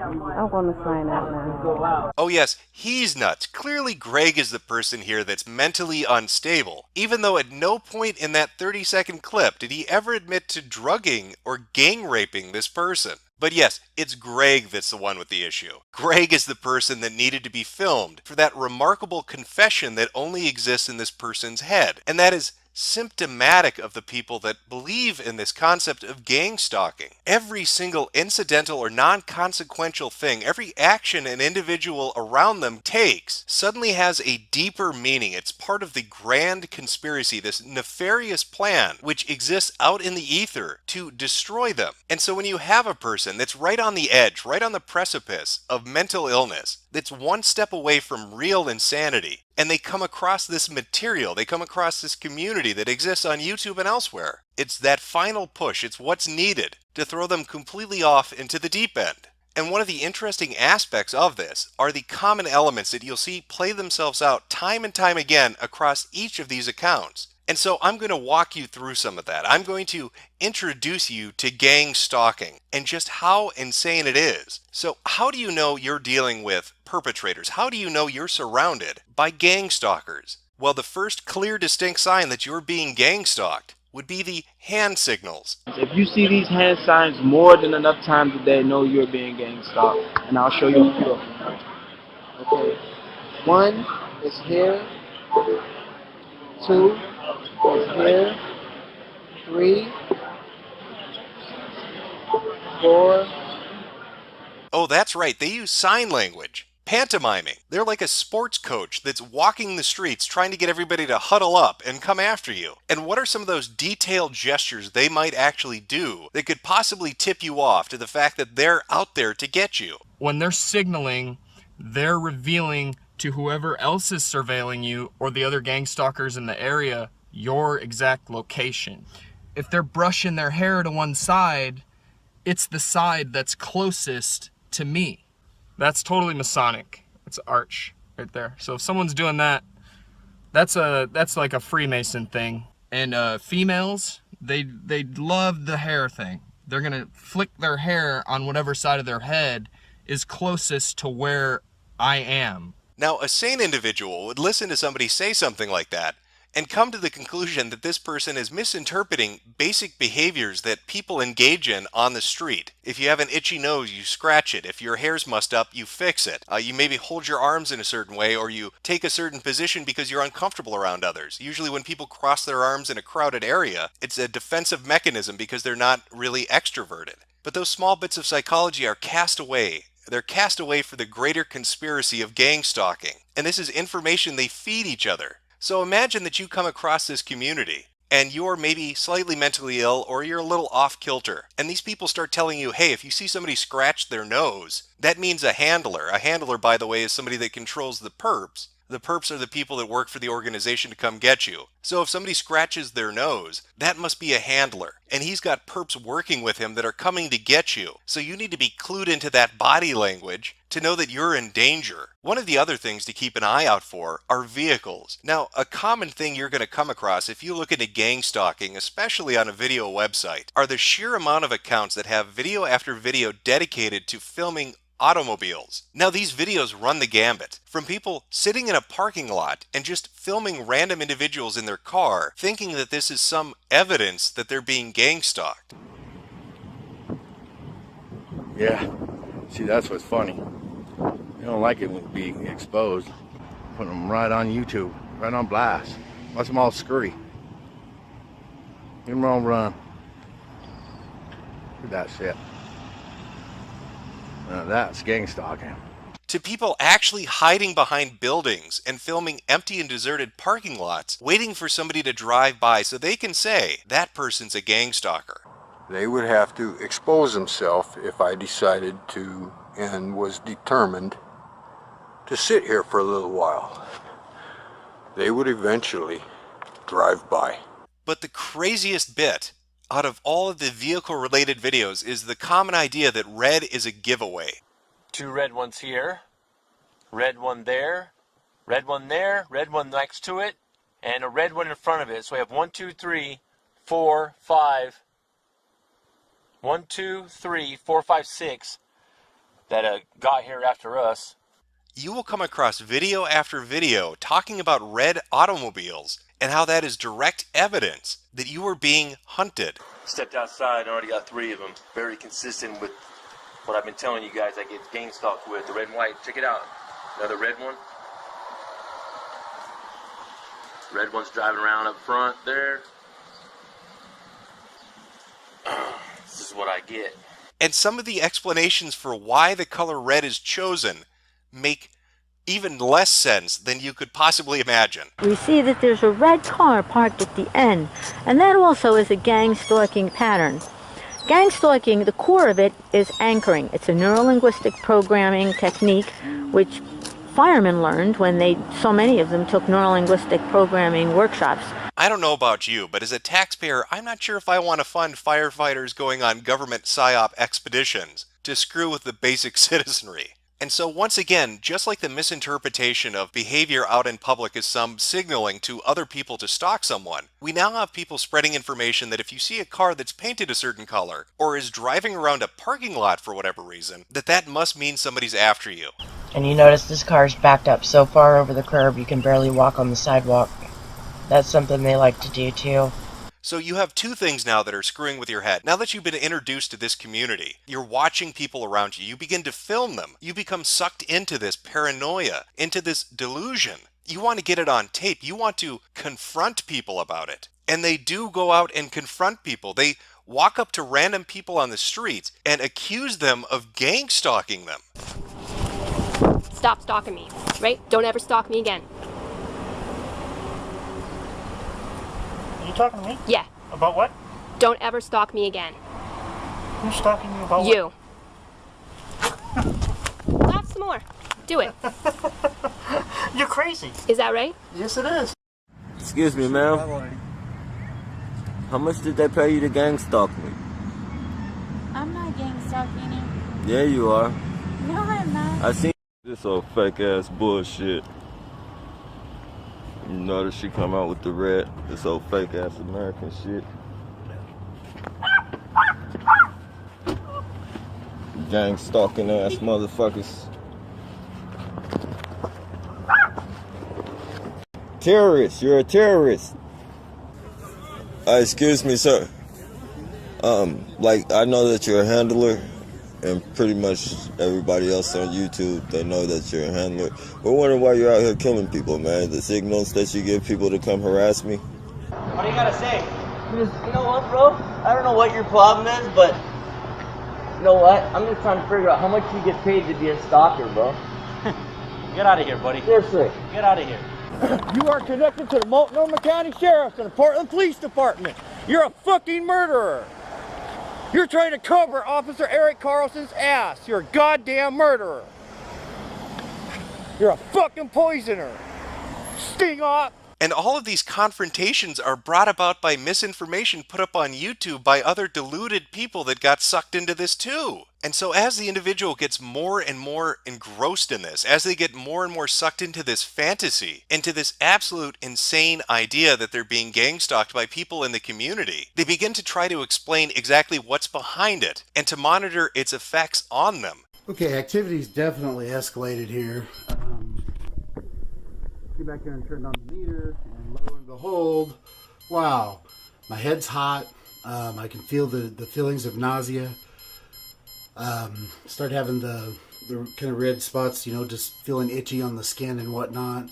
And lo and behold, mind you, the exact same setup on everything. Here's the speaker wire. It's coming in here. It's just sitting here. Well, that looks like a scientific experiment to me. Let's hook that up to the fucking blinds. Or better yet, let's discuss the fact that every human being on Earth is covered in fungus, and that's what the gang stalkers want. It also doesn't matter if your body itself is already the antenna, and it's not from a chip, it's not from any of that.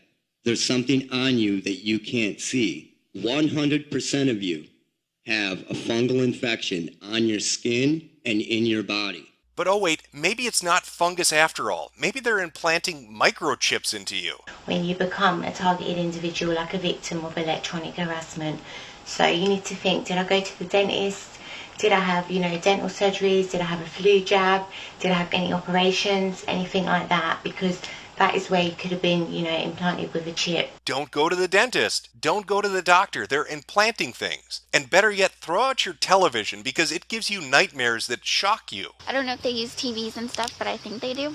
Because like the nights that I forget to unplug it and sleep with it on, I have like these really weird dreams of being shocked. Like shocked so bad that I drop my phone in the place I'm walking in. But what do I know? Other people are the experts on this subject, like this guy. I'm gonna lay it to you straight, man, about that gang stalking stuff. It's not really the right term to use for it because you're not being stalked. You're being harassed.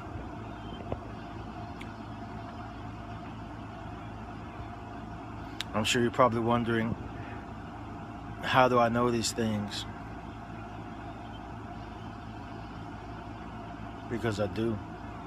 I mean, fuck it, man. He just knows because he knows. You need to back the fuck off and listen to the expert because he do, and you don't. And so when you look at the sum of it all, what's the conclusion that you come to? Well, you have a group of individuals that are obviously mentally ill, feeding misinformation to other mentally ill people, creating this weird feedback loop where their paranoia and their delusion keeps getting worse and worse and worse. You can see this play itself out in people like Brian Connors or even Terry Davis. Suddenly, everybody is out to get them. Every car that's parked at a weird angle, every time somebody itches their nose, is all part of the conspiracy that's been created around their life. And perhaps the strangest part about all of this is that the people that believe they're being gang stalked end up behaving like the gang stalkers they think exist. They're the ones running around with a cell phone camera filming people in public. They surveil them. They tail them and confront them. They're doing exactly what they think is being done to them. In the end, I think the simplest way to put it is the belief in gang stalking does more damage than actual gang stalking. The notion that this monster exists is scarier than the reality of that monster actually existing. It is the idea of gang stalking that is destroying these people. But with all this gang stalking stuff going on, it's just, like most people say, it runs their life. And it's like literally running my life. Shut the fuck up! You shove cucumbers down your pussy! Shut the fuck up! I said you shove cucumbers down your pussy! Shut the fuck up! Were you trying to get crazy with this, eh? Don't you know I'm loco? You hear me? I'm not inside! This is not reality, not reality, not reality. This is reality. Not reality.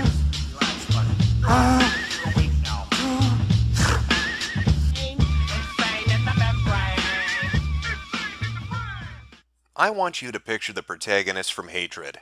Dark, brooding, angsty, ready to unsheath his katana at a moment's notice. Now take that image, that personification of rage incarnate, and put him in a pretty dress. Because deep down he wants to be a little girl. Add on top of that the fact that he is a huge fan of My Little Pony. There he stands before you, with shotgun in hand, in his pretty high heels and his MLP hat, ready to enact his plan. And what's his master plan? That if he kills enough people, if he murders enough people before killing himself, he will be reincarnated as a second-string character from a Nickelodeon cartoon show. But our angsty, transsexual brony, who is a huge Nickelodeon fan, isn't a work of fiction. He's Randy Stairs, otherwise known online as Andrew Blaze, because it was this bizarre amalgamation of a person, this motivation behind an act, that drove Randy to kill 3 co-workers at the supermarket he worked at, all to attain his goal of becoming a ghost girl in the hereafter. Now, a lot of times when you examine insane people, when you look at the aftermath of an act of violence, there are 2 things people want to know: the what and the why. Why did they do it? What was the motivation for them doing it? Why was no one there to stop them? What could have prevented this tragedy from happening? But myself, I'm more interested in the when and the how. How did the transformation begin? How did Randy Stairs, somebody who started out on YouTube a decade ago, go from a normal kid to a sociopathic Nickelodeon spree killer? When exactly did he go from normal to batshit insane. One of the major differences between what happened with Randy Stairs and something like a Columbine is the amount of evidence left behind.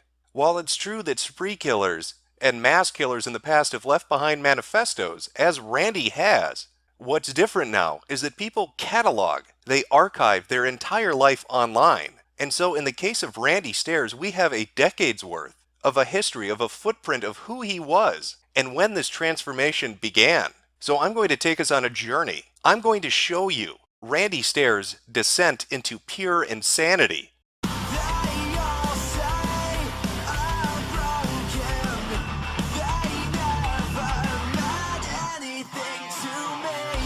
Randy Stairs, before he was known online as Andrew Blaze, before he was part of the EGS, the Ghost Squad spree-killing Nickelodeon fan club, was known as Pioneer Productions. Now, Pioneer Productions was a holy fucking shit what the fuck. Let me make something crystal clear. I don't like Danny Phantom. I'm a Dexter's Lab sort of guy. And as we all know, Cartoon Network fans only commit robberies.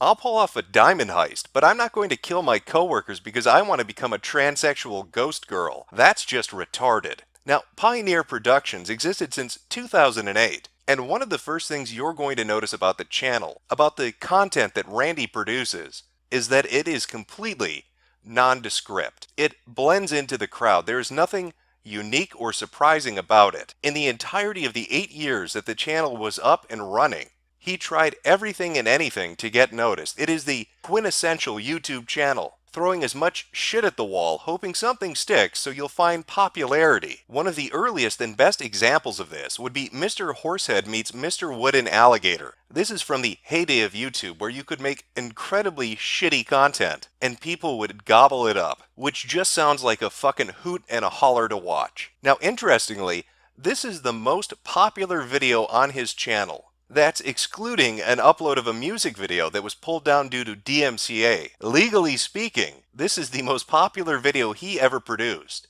And the only reason it has any popularity to it is because he got some heat. He got noticed by having a crossover with a much more popular YouTuber at the time. While Make Me Bad 35 has gone the route of Fred nowadays, where nobody really knows who the fuck he is and his videos get barely any views, back in the day he got quite a few. So this was a coup for Randy, and once he got a taste of success, he tried over and over to repeat it by copying the format and trying again and again with whales and frogs and any other kind of children's toy to become as popular as Make Me Bad was. However, for Randy, that never materialized. The videos never garnered many views, and so it was back to the drawing board again. If at first you don't succeed, try fucking anything to get noticed. Another attempt that Pioneer Productions was a part of was again a crossover. This was a channel filmed with his brother and their friends that emulated Jackass, where they'd go out and do stunts to try to garner views. Much like his toy videos, it never really went anywhere. Even when he got a gig making a music video for a band in the local area, he still didn't really get the attention that he was seeking. And this is a common theme played out time and time again on his channel. Over the course of 8 years, he could never find something that really attracted an audience. At his peak, even he says that he was always stuck between 8,500 to 9,000 subs. If you've been on YouTube for nearly a decade, that's about 1,000 subs a year. Much less than he was hoping for, much less than Make Me Bad 35 had, which was around 1.9 million. And this lack of an audience becomes very visible when you watch the live streams that he engaged in, where he would sit for 3 hours and talk to no one, all by himself, desperately trying to get somebody to connect to.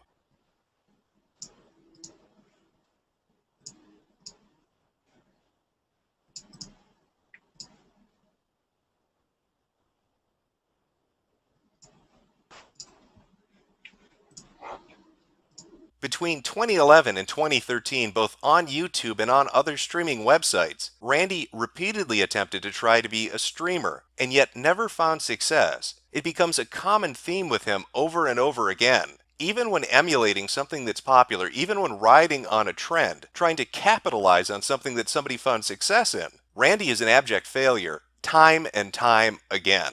And after years of this, you can begin to see the cracks start to show. He starts to release content that becomes much more depressed, much more withdrawn, darker than what he usually did, where he talks about how he's disillusioned with YouTube, where the creative outlet that he enjoyed so much for so many years no longer fills the niche, no longer captures his attention. I'm tired of living in the shadow of other YouTubers, and I'm sick of putting so much work into videos and not getting anywhere with it. You know, I've said that about the gaming channel too, but I've put so much time into my videos and I've just been stuck the last 3 years in pretty much the same ballpark range of subscribers. It's just always been between, you know, 8,900 to 9,000. And it's just not fun anymore. YouTube was the funnest thing I had in my life. I wanted it to be my career, but that's not going to happen. I think it's time for me to stop. And perhaps a portent to the future, in a series of videos, he goes through and methodically kills the characters he created over the course of 8 years in his videos, and introduces the new content that he is shifting towards. That new content would be EGS. No matter how much time passes, it can't erase the disbelief, the disgust, the pain. The EGS, or Ember's Ghost Squad, was a radical departure from the content that people who were users and subscribers of Pioneer Productions were used to. It was so radically different that Randy took it upon himself in a multitude of videos to explain to them the shift in content they were about to witness. This is a pretty big departure from what you're used to watching from me. I just want to let you know that this is like the point of no return. There is no going back after this. To Randy, this was a new, darker direction with a personal meaning behind it. To the majority of others watching, it was laughably bad flash animation. But nonetheless, Randy wholly dedicated himself to it, creating a social media network to support this entirely new entertainment property. From Instagram to wiki accounts, Facebook, and multiple Twitters, he solely dedicated his time to creating this new content, something which he deeply believed in. Now, honestly, I don't know where this squad idea came from. It just sort of happened. I know a big part of it was the dark stuff I've had to deal with personally in my life over the last few years. Every single little bit of those dark moments just contributed to this thing, and it just continued to grow inside my head. And then I decided to actually make a series out of it. But it's really more than just a YouTube video. It's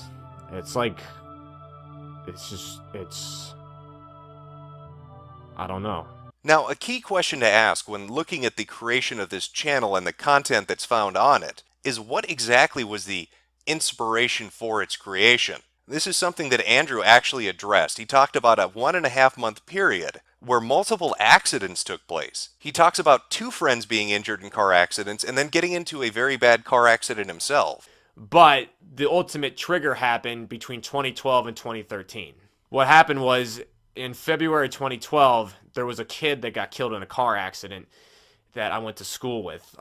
He was in his last year of high school. He was a senior. I had just graduated the previous year, but I knew him. I wasn't like good friends with him or anything, but we knew each other.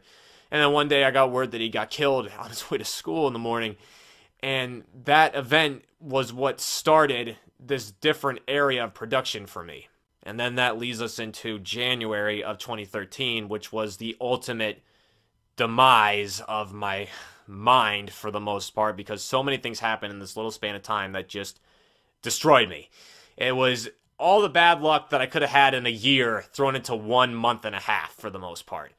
What happened was, in January, mid-January, I went back to college to start the new semester, and I got word that a kid that was in one of my classes the previous semester was killed in a car crash. Unfortunately, another event happened in the first week of February, which was a car accident that I was involved in. Long story short, I got sandwiched between 2 cars, totaled my car in a parking lot. Of all places, a parking lot, right? Well, that added to this madness that was going on in my head. And then that sent me into an area which I'd never really been in before. It was very weird, just this place in my head where I just started to get ideas like never before. But all these events that happened to me, it just opened an area in my head that Honestly, it's been there before, ever since I was a kid, pretty much. There's just this area I would go into, but I just was always fascinated with the unknown, the afterlife, dying, death, ghosts, all this stuff that is just a distant reality from this world. I was just always fascinated by it. The EGS itself is a continuation of a children's show, Danny Phantom, centering around Ember, a character in the show, in the ghost dimension where people go after they die. Members of the Ember Ghost Squad will seek out suicidal and depressive people, cast a spell on them, and recruit them into the fold. There's a catch, though. No men allowed. Because when you join Ember's Ghost Squad, you become a female. This plays on a hidden character trait of Randy himself in real life, his transsexuality, something he was uncomfortable discussing with people he knew. Something he had kept hidden from his family and friends, his neighbors, and his co-workers. Now, the content itself could be classified, well, I think it speaks for itself. I've taken some snippets of the videos that were available on the YouTube channel. It's been pulled down since. YouTube has removed it for violating terms of service due to the suicide murder tape he had put up on it. But before that happened, I was able to download a majority of the videos and have put together a compilation to give you an idea of the kind of quality content that would be found on the EGS channel itself. Oh, wah, oh, wah, oh, wah, oh, wah. I'm Lisa Candy, I'm Lisa Candy. If you don't, then it means war. I know you haven't, don't be a faggot. Come on, don't be a gay-ass whore. Hey! Get down on the road, you little fucking nigger! Apparently, ghosts don't like black people either. It's good to know the Ember's Ghost Squad is a white nationalist organization. Also, that's one hell of a way to pick a fucking Super Bowl winner. I hope you all fucking die. A good majority of the videos centered around these taped sessions where people who would die or commit suicide talked about seeing members of the Ember Ghost Squad moments before they died. I looked up at the clock and saw the final minutes ticking down. And then I saw it. It was in the shadows of that window glass just staring at me. I don't understand how you could just say what's through after all that I've done for you! Where's the logic in it? Emily! I would throw away science! I would throw away math! I would throw away my precious book collection just to have another chance! I lost. I failed. I let everybody down.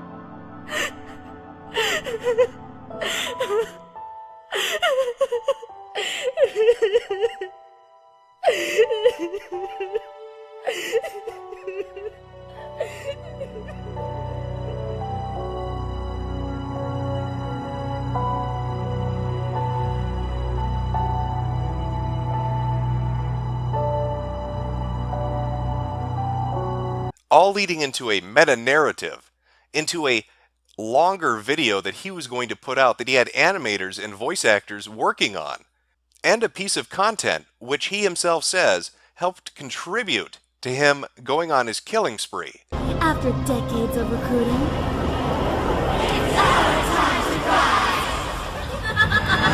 Now, as I discussed in part 2, when Randy set up the EGS, the Ember Ghost Squad, he created a social media network around it, and part of that was creating Twitter accounts. But Randy didn't just make one Twitter account. Randy made numerous Twitter accounts. Now, if you remember in the retrospective I did on That Guy with the Glasses, I talked about how Spoony1 had a Twitter account for his dog, where he would roleplay as it and respond to himself. And as crazy as that may seem, Randy outdoes it, because he set up at least 5 to 6 different accounts of characters from the EGS in which he would follow each other, favorite and like each other, retweet each other, and even have in-depth conversations with himself, talking about how much he loved himself from the perspective of each individual character. Now, the reason I bring that up is because on the night of the murders, when he went into the grocery store to kill his coworkers, he released on all these social media accounts, even the multiple Twitter accounts, the following messages. This info dump included a couple of things. One was a manifesto. It was written works, his journals, and his thoughts over the previous year. Another was a compilation of videos of his pre-planning the crime, and we'll talk about that in part 4. But the cherry on top, the real fucking winner, was the video we are about to watch. Now, I can't play all of it. It's over 20 minutes long, but I highly encourage you to go check it out because it is shithouse rat insane. It is so far off the scale of crazy, I can't do it justice trying to describe it. We're going to watch some snippets of it to give you an idea of his mental mindset going into his murder spree. You've seen the transition from the average YouTuber making any content he could to try to become popular to suddenly shifting to this obsession with a children's show where he wanted to reincarnate as a cartoon character with a ghost pussy. Now, this video was something he had been building up to. He had previously talked about how much animation he had to do just to make an opening. If you haven't seen the intro yet, you should. I've spent about 6 to 15 months on that fucking thing to perfect it, and it cost a lot of money to make it, actually. The content on EGS I haven't really talked about yet, but few people realize that some of that stuff costs money to do. EGS, I've spent over $300 on. I'm not even kidding. Over $300 went into EGS. Almost every video that goes up there could cost money. You don't realize that, and it's something I don't go into, but, you know, this is a channel that I've worked my ass off on. He had reached out to other animators, to other people that did this sort of work, to try to get their help to make the video, but they didn't deliver on time. And so you will see a jump in quality from semi-passable flash animation that you would find on Newgrounds back in 2004 to cartoon doodles that a semi-retarded child would make in kindergarten. And he is extremely angry about that because this was his coup de grace. This was his I hate the world and I'm gonna kill people video, and it didn't get the production value he was going for. Just watching the opening and reading the text scroll really helps to highlight that. He is really pissed off about it.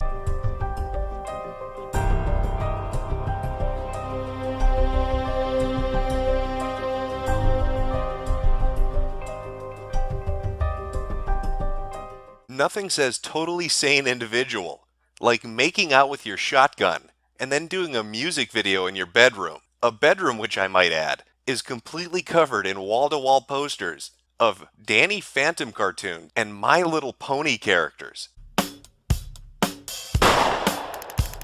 I hope you all fucking die.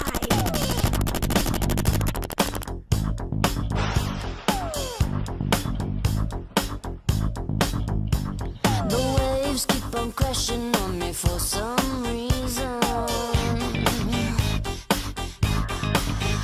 but your love keeps on coming like a thunderbolt.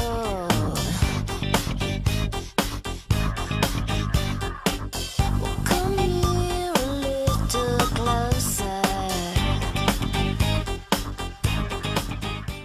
One of the other things that the video helps to really illustrate is that Randy obviously was a very introverted person, somebody who was mocked openly for his obsession with a children's cartoon, because some of the lines of dialogue, some of the bullying dialogue you hear in this, is just pure comedy. Andrew's the leggiest, gayest kid in the county of Westboro! What'd you say, bitch? Shut your mouth, you goddamn whore! Hey, Andrew! I heard you like to print out girls' Facebook pics and jizz on their faces!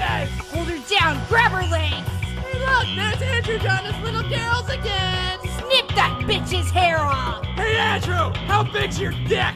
I bet you jerk to your precious drawings because you can't get any real pussy! Hey, Rachel, how does my semen taste in your mouth? Andrew, do you even know what you want to do with your life? Rachel, you're failing math again! Why don't you ever hang out with anybody? There's a bloody tampon in her sandwich! You're probably fantasizing about my dick in his mouth! Quick! Shove it down her shirt! Hey, Andrew, got any lube? Why don't you have a boyfriend, Rachel? Why don't you have a boyfriend, Rachel? Why don't you have a boyfriend, Rachel? Shut the fuck up! Now, I want you to see if you can pinpoint the moment that this goes from semi-passable production value into finger paint mode.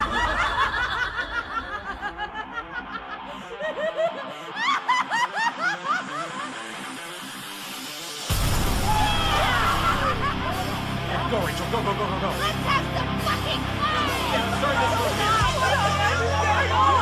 Really? Fuck now! Go!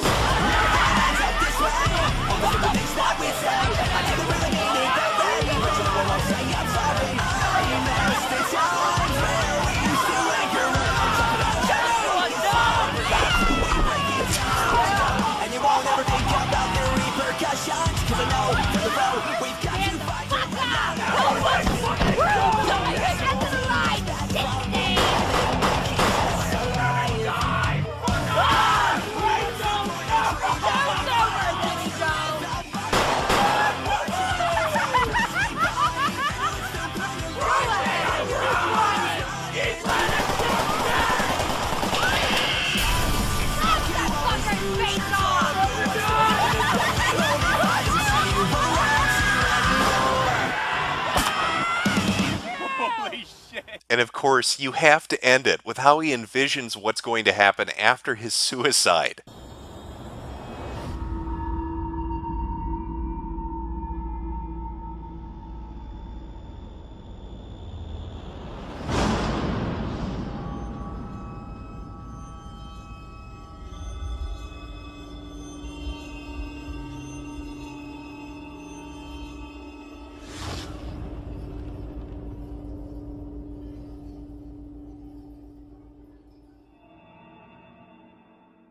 Because once he's done killing himself, that's when he gets his ghost vagina. And again, just to reiterate, these are just a few, just minor snippets of this amazing video. This pure fucking insane look into the mind of a disturbed individual. He put this up thinking it was going to wow people. This was the video he put up that was going to make a statement to the world. I don't know what the statement he imagined it was going to make was, but I know the one I interpret it as. That he was suffering from some form of fucking autism. Now, that manifesto, the information that he had posted along with this video, the journal pages, the videos leading up to the executions that he performed at his workplace, paint a very interesting picture of who this person was. This wasn't a spur-of-the-moment thing. This is something he methodically planned out for at least a year, training himself to use weapons, purchasing weapons, and planning on carrying this out on a specific date. A date he hints at on social media and even his wiki page. You can see the date listed clearly, Andrew Blaze Day, and on his Facebook account, which again is now deleted, but some screen caps remain. Look at the smugness of these statements. Something big is coming. Get ready for this date. He was gleeful about what he was going to do. And to really see that in its fullest context, we need to look at the manifesto information he left, to really see how much he planned this and the bizarre rationale that he left behind.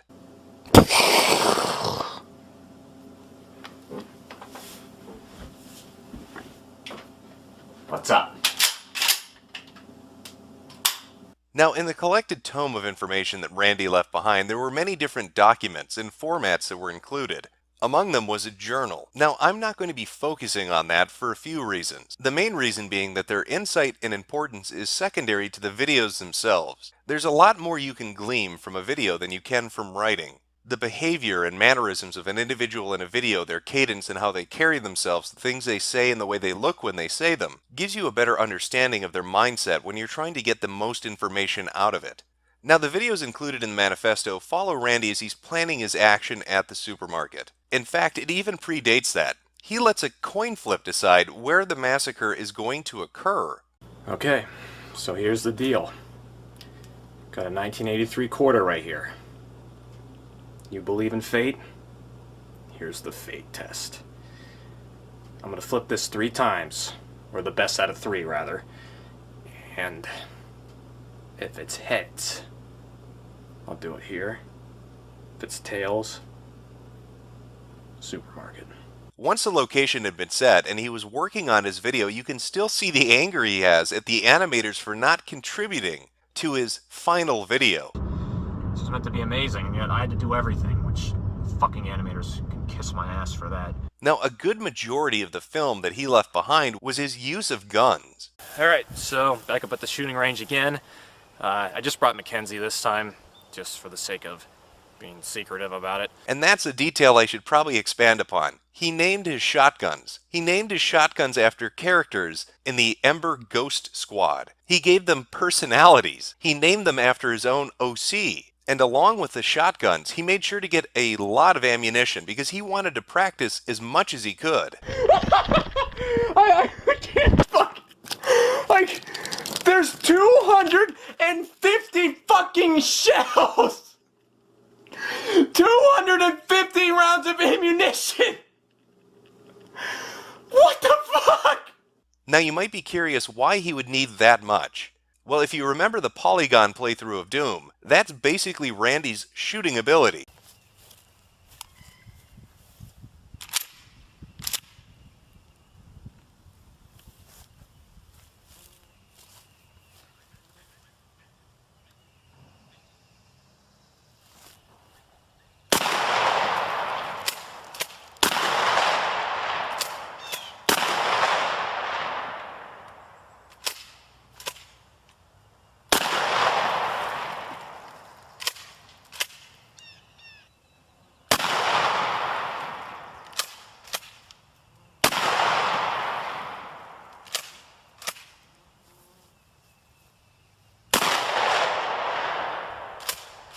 He fired 50 times in the store and only killed 3 people. That's averaging roughly 16 shots a person with a shotgun at close range to kill somebody. Randy was not very skilled with weaponry. Nonetheless, he was excited. He was looking forward to the murder-suicide. There's a lot that can change the date of this thing. In a way, I firmly believe it will be June 7th. In reality, it'll be the 8th because it'll be past midnight, but that's what I'm thinking. It's getting to the point now where I want it to be here. I want to go. I'm tired of envisioning putting that barrel in my mouth and pulling the trigger, you know. Every time I look at that suicide picture of Eric Harrison telling Klebold, it's like, I just want it to be here already. It's gonna be like that. The whole thing is just gonna be like that. Not just how he was going to take himself out, but the amount of power he was going to feel when he killed other people, when he held their life in his hands. There's gonna be all kinds of thoughts racing through my head in those final few minutes, just like I'm so ready. Like, there's gonna be so much adrenaline flowing through me. I'm gonna feel like more powerful than I ever have in my life, and there's not gonna be anyone that's gonna be able to stop me. Now, a good majority of the videos that are included in the manifesto are upwards of an hour. Some of them are just car rides where he's talking about his planning and how he's going to go about the massacre. Other times it's filmed in his room, talking about the different steps he's going to take to make sure the exits are blocked and who he's going to target and what time he's going to commit the attack. But it's the last 2 videos of the manifesto that really give an insight into his mindset and what set all of these events into motion and the rationale behind them. It's like there's EGS recruits telling me to do it in my head. Do it. Do it. It's not schizophrenia or anything like that. But it's like there's spirits telling me in my head, do it. These last 2 films were dedicated to his parents, and in them he explains quite a bit. Now you have to remember, they don't know much about their son. They're probably not even really aware of his YouTube channel, so he has to go through these steps of explaining what the hell Ember's Ghost Squad is, and the significance it plays in his life. Like, if you look on the poster behind me, those were inspired by Ember McLean, which is a ghost from a TV show called Danny Phantom, which started back in 2003, 2004. You know, I was in late elementary school at that time. But this ghost, this woman always connected with me. Ever since I first saw her, something changed. It was like a spark.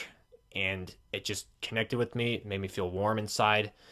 And it felt very familiar, which was strange. It was like I'd seen her before. But at the time, it was a brand new show. And nothing had ever been done like that before with that type of character. Like, you never saw that character anywhere else except that show. And I just grew attached to her. Unlike anything I ever have in my life. It's just one thing I'll say is like that white stain on the floor, like that splotch you'll see on my carpet. That was an Ember thing. I wanted to make my skin as white as possible to look like her. I wanted it to be completely white, so I bought this body paint, which was like, I don't even know what it was. It was like latex shit that like, it becomes like glued to your skin and you gotta peel it off. And it got on the carpet, and then it got freaking in my body hair, which like almost never came out at the time. What little body hair I had at the time anyways, but that stuff never came off. It's funny. As I said, 2013, Ember came back into my life, and she was never out of it again. Even further than that, he goes into the fact that he is a transsexual, a cross-dresser. If you listen to his language when he's talking about it, he almost sounds upset that they never noticed, almost like he was leaving hints out that he was disturbed, that there was something wrong with him, and that he was hoping they would call him on it. But this is just when things started to change with me in 2013. It's when I started, I guess you could say cross-dressing, which is something you never knew I did. I was cross-dressing ever since high school. And what would happen would be when you guys would go to your bowling leagues and Jeremy would go with you, which was every Wednesday, I would either film a YouTube video you know, back in early high school, you know, 9th, 10th, 11th grade. I would pretty much always film a YouTube video between 9th and 10th grade on every Wednesday when you would go out the door. So I would either film a video or I would cross-dress. And that's something I've kept to myself my whole life. I never told anybody about this.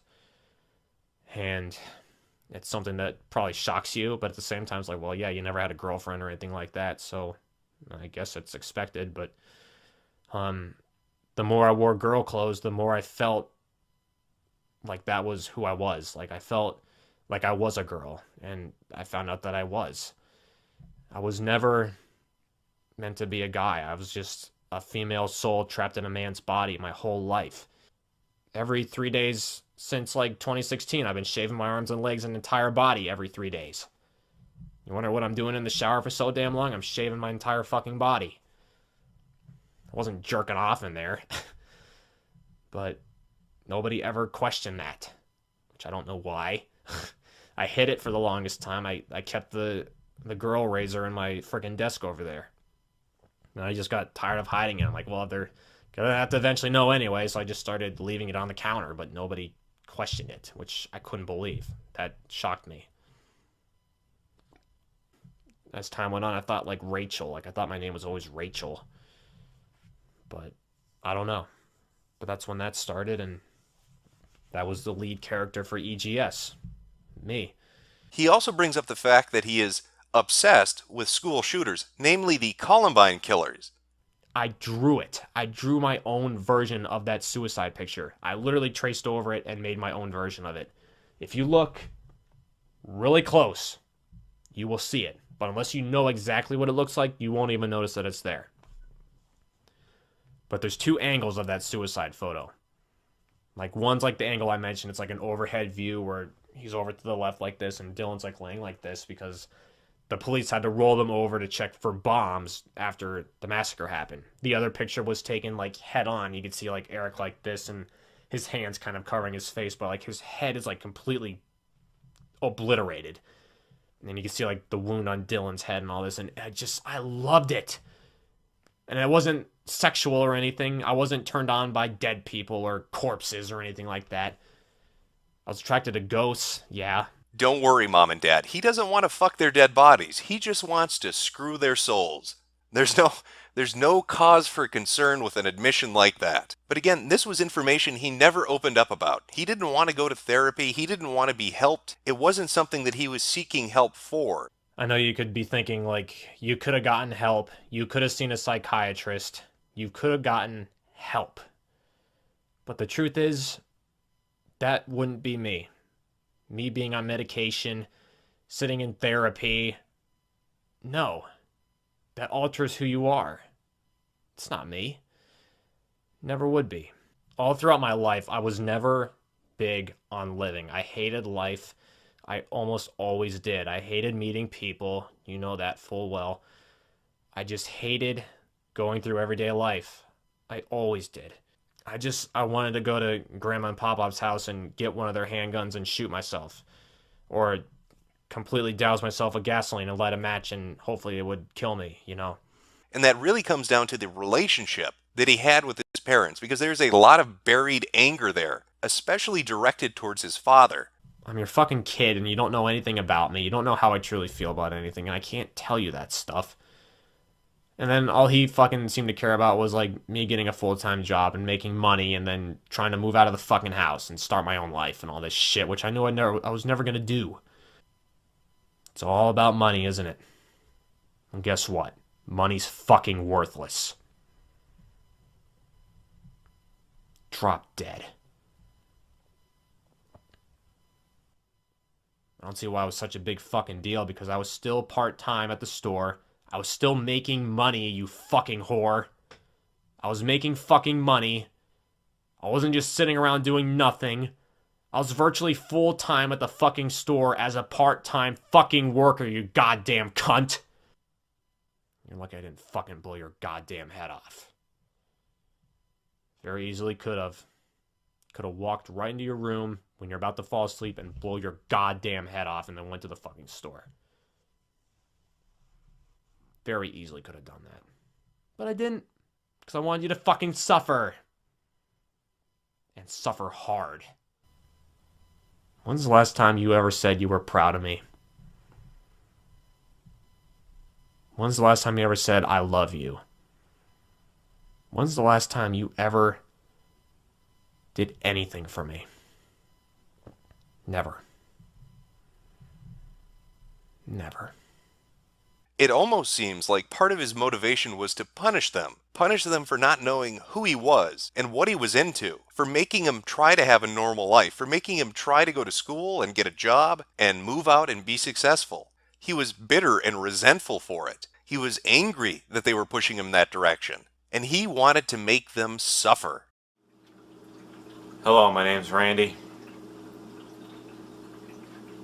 And I have a problem.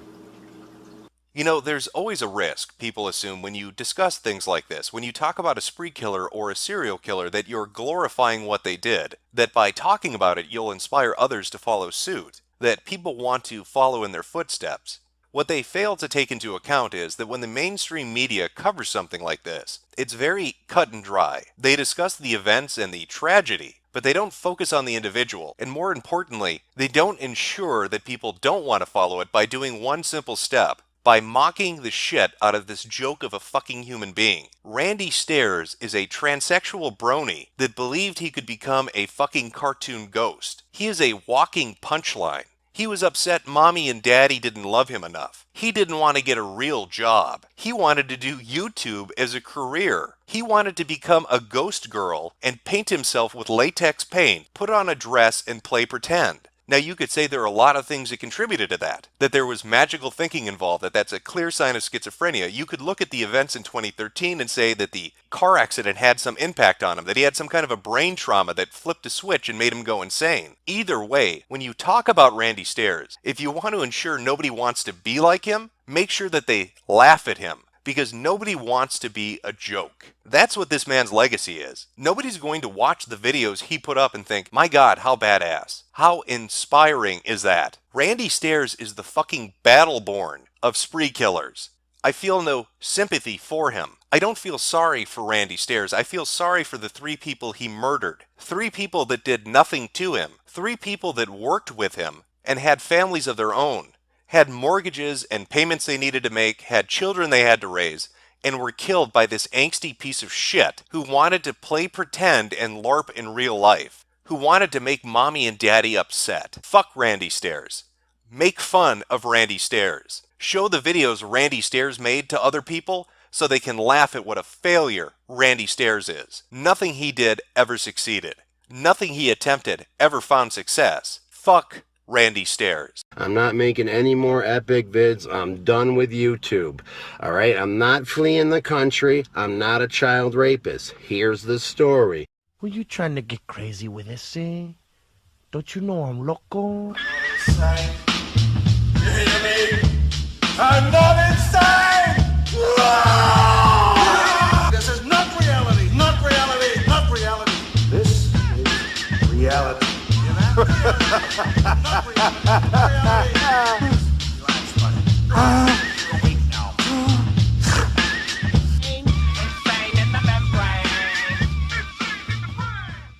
And what a story it is. It's a cautionary tale for all the would-be YouTubers out there that dream of one day attaining internet stardom, about how fast you can flirt with fame and then, the next day, immediately fall away from it. How you can go from making videos about slamming liquor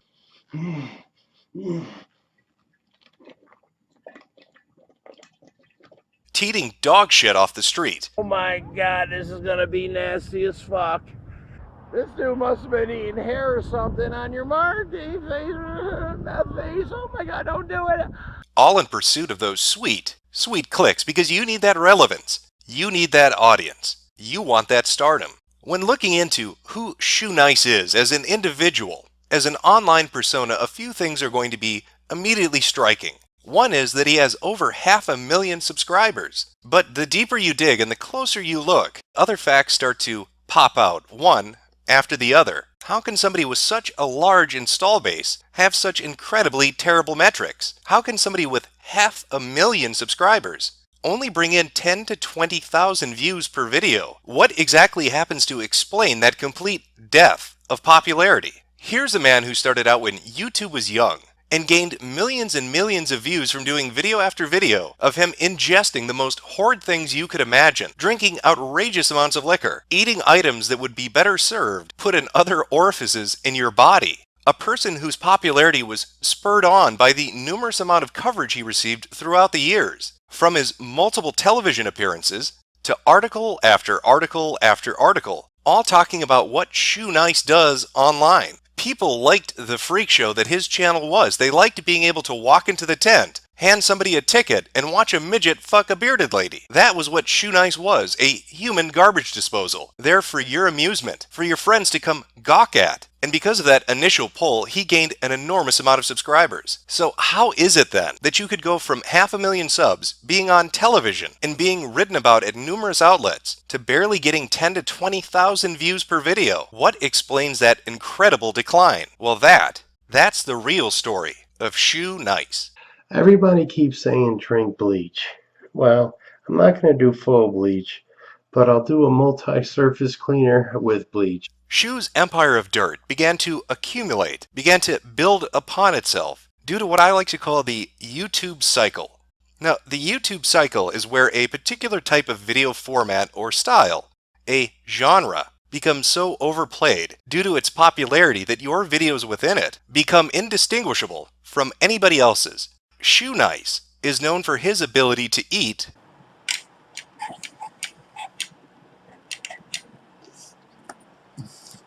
and drink almost anything, and he would do video after video, day upon day, of the exact same format. And for quite some time, this paid off greatly for him. It got him the attention of the press, it got him onto television, it got him hundreds of thousands of subscribers.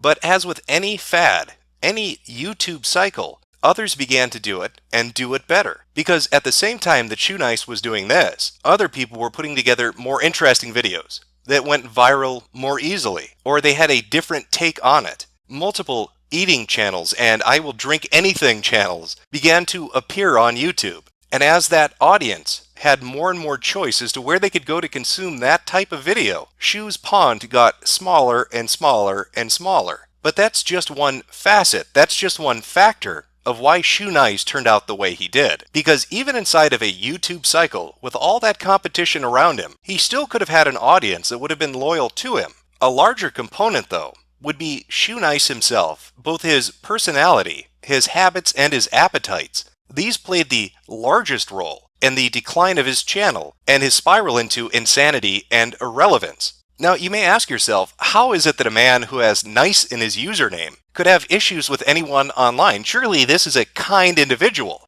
But Shoenice doesn't play well with other people, and he's been like that for years. If you look back in 2012 during the King of the Web Awards, Boogie actually put up a video talking about this, as did the organizers of the event when they suspended him because of his behavior related to the competition. And an even more recent example of this would be his interactions with Ethan and Gila from H3H3. Don't give a single fuck about his subscribers. Jewish people are greedy and only care for themselves. Gila Klein is a whore. What the fuck is wrong with you? Fuck off, dickhead. You were my help. Now Shoenice trolls you until I die. Slam some more toilet paper to clean that shit that's been coming out of your mouth. That's in response to a tweet from Shoenice where he said, "Fuck off. Gila is a whore from Israel." More like, "Shoeless, your ass is homeless." Now, while many people would like to blame Shoenice's somewhat abrasive approach to other people online strictly on his intoxication, on his ingesting liquor and cleaning products, looking through his history online, you see that he likes to start drama with other users. He's done this on YouTube, he did this on Live Leaks. He will find somebody with a larger subscriber base and start attacking them to get their attention, to try to get a response video. Because in his mind, that's how you get clicks. You create drama to get attention. He's done this with LA Beast.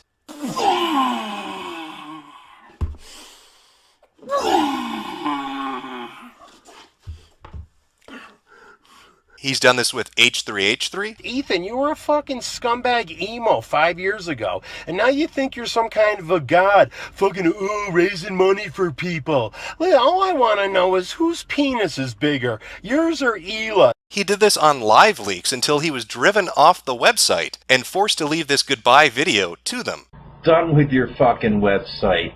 Try to bring a little humor in. All you fucking people care about are people dying? Kiss my ass, bitches. Suck my dick.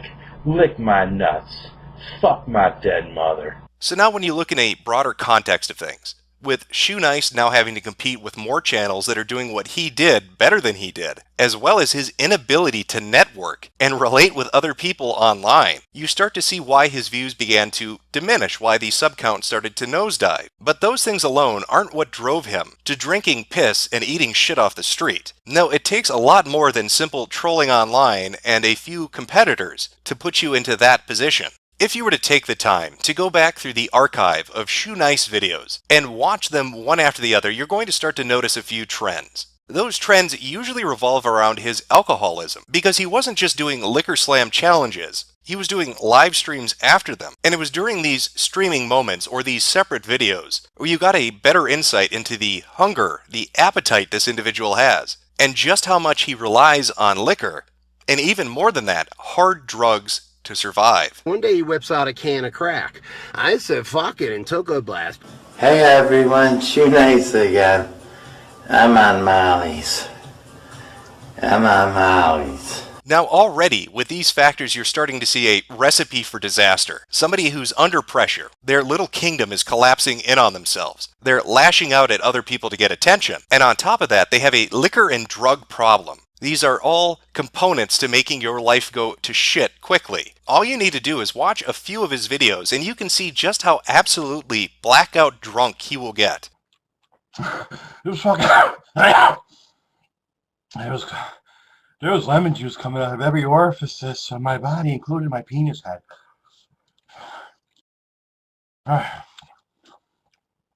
Wow. And the effect that will have on his mental abilities and his ability to manage and run a YouTube channel. Now, anybody familiar enough with drug use and alcoholism is going to know that it's going to take a lot of money to fuel that. If you want to do crack every day, if you want to get drunk every day, you need a constant supply of cash to continually fuel that lifestyle. And that is where the real problems for Shoenice began. Well, basically, I'm just wasting your time, making you come to another video and wasting your fucking useless life, your pitiful IP address.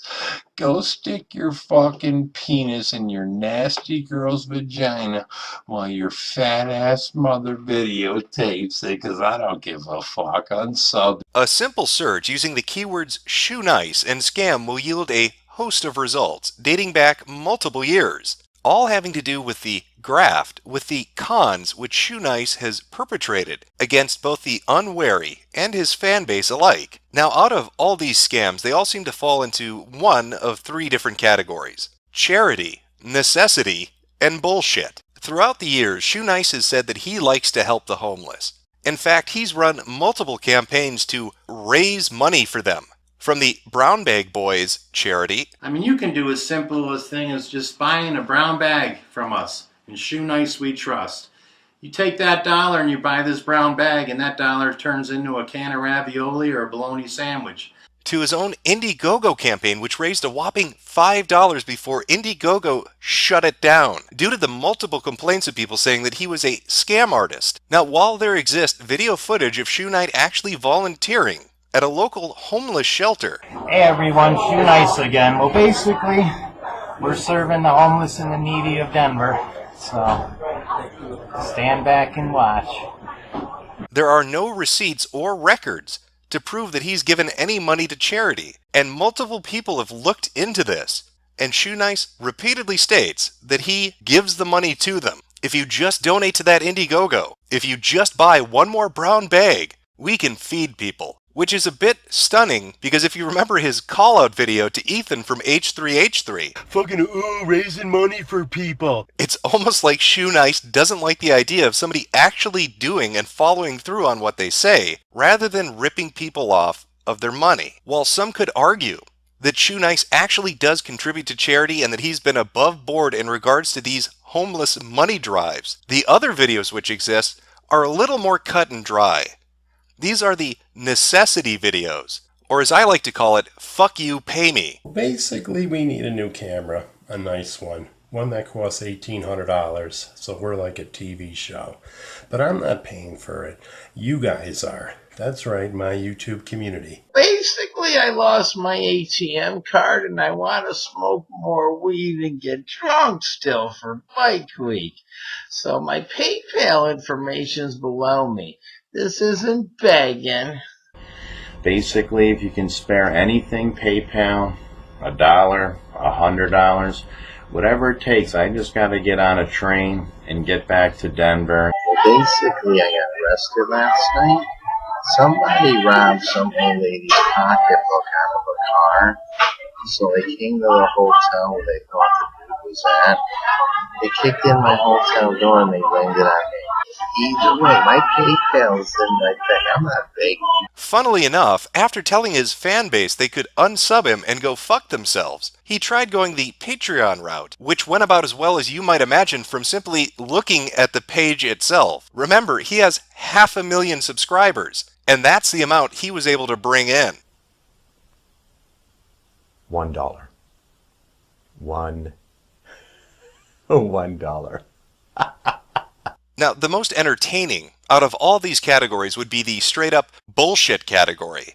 The I'll scratch your back if you scratch mine. I get these great ideas, but I thought about this a while ago, and now I'm sticking to it. You're going to PayPal me $5 US and that video link, and the email will come through. I'm going to upload that video on my channel. For years, people said that he ran hustles, asking them to give him something, and in return, he would do something for them. He'd feature them on his magnificent, amazing channel. Just pay me $20 and I'll do that for you. Just PayPal that money on over to me. And yet, shockingly, he never really held up his end of the bargain. It wasn't until recently that he really got blown the fuck out when somebody documented this and the video went viral.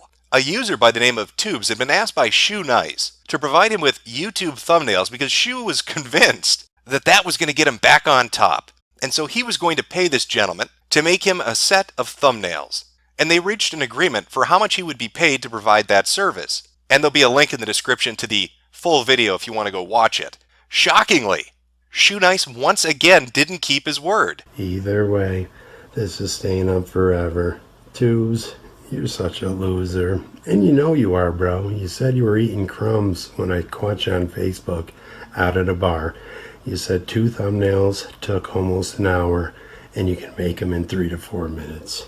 So basically, either way, Shoenice is an alcoholic, hard drug user who has scammed and alienated his own fan base and put up a repetitive type of video to the point where even with 500,000 subscribers, nobody watches his content anymore. His repeated attempts to branch out, to do in real life trolling, which is god awful, by the way. Oh shit, dude, what happened? The truck slid into me. What truck, man? He's right over there idling. Point it to him. What the what the fuck, man? Too long, man. Yo, come here. Just see if my face is fractured. Dude, it's pretty. Dodge control like a motherfucker. Thanks a lot, bro. To do a roofing channel, which is basically a way to beg for money on Craigslist, have all backfired. None have found success. Even his main channel still flounders with barely any views to support it. Shoe is an example of a man who let his ego get the best of him, who allowed the pressure to drive him over the edge. He truly believed, because he made it onto television, because people wrote about his exploits, that he was going to be famous. He didn't want to accept the fact that he was merely a content creator on an internet platform. He thought himself better and beyond that. And that attitude, coupled with his addictions and his penchant for scamming people, have driven away everything that he hoped to build up. And now he pays the price for those decisions, because he will never be able to crawl his way back up. He has been to the top of the mountain, and then tumbled back down it like Sisyphus's rock. Thank ya. That's it, you little fucking son of a bitch. Right now. Come here. You little fuck nugget. Come on. Stop it. Stop the fucking car, you little fuck. Come on, stop the car. You fuck. Come on, you little fuck nugget. Were you trying to get crazy with this, eh? Don't you know I'm loco? I'm not insane! This is not reality, not reality, not reality. This is reality. Not reality.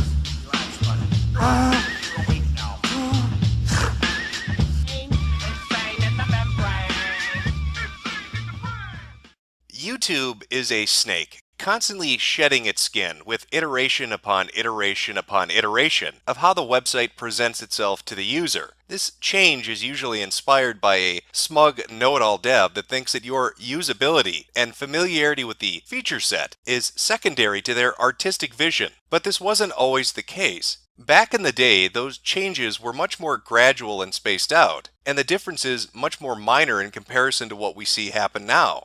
A video featured on the front page may garner a few 100,000 views. Nowadays, a fat Korean man can hit that same amount within minutes rather than hours. But it's more than just the amount of eyes that were on a particular video. It was the content itself. With everything being so new and different, people that were innovative got attention. It's how people like the AVGN built up their celebrity status. They were the first person to do it. It inspired imitators, people that wanted to be just like that. Some outright stole the gag. Others tried to give their own variation of it, even spawning their own imitators who were an imitation of their imitation. And some people, well, fuck, we're not even, that's a different video altogether. But nevertheless, you can see how the AVGN ended up becoming a genre in himself by simply doing something that nobody else had done before, and how all these people wanted to do that exact same thing.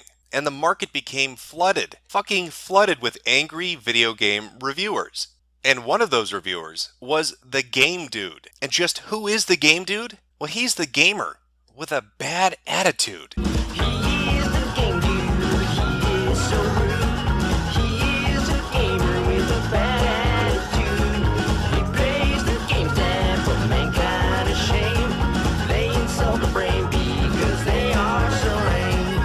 The Game Dude, aka Alexander, was a Canadian film student who was inspired by the AVGN. In fact, he didn't state that he made reviews. They were satirical comedic parodies of angry reviewers on YouTube. And that must have been paying off because he was the 85th most subscribed comedian from Canada.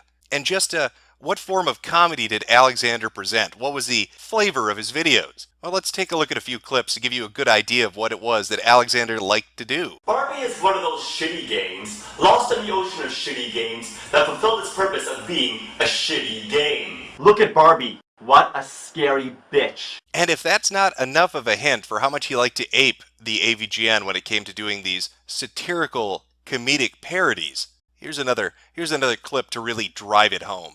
Rocky and Bullwinkle.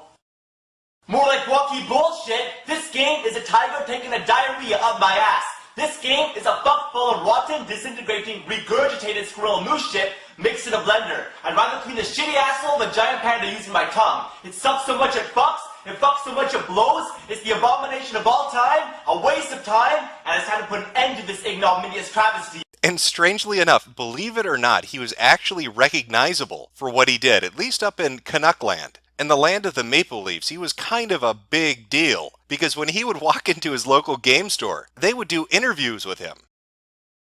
I've talked to him a few times, just only by letters, pretty much, because, every time I try to talk to him on the internet, he never replies. I'm not like some weird, creepy, guy with a giant picture of the angry video game nerd in my living room that I like.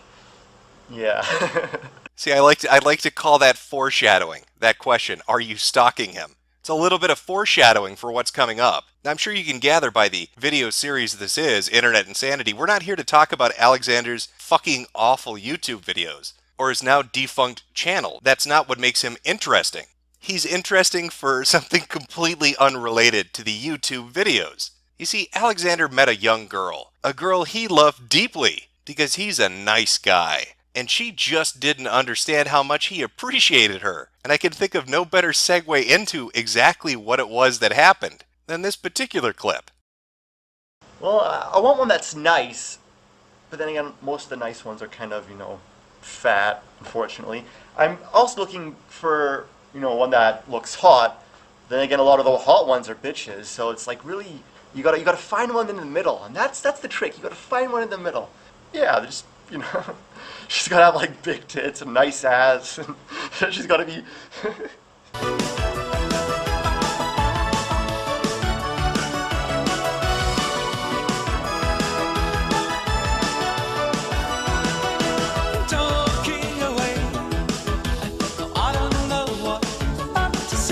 Young love can be a compelling thing, and that is the situation that Alexander found himself in. He was in love with a girl named Alana. Now, Alana was, to him, as he put it, his everything. She was the star around which his world turned. He was convinced that she was the one that he was destined to spend the rest of his life with. Their relationship to him was the first of its kind. He had never been in love before. He had never had a girlfriend before. He had never been intimate with anybody before.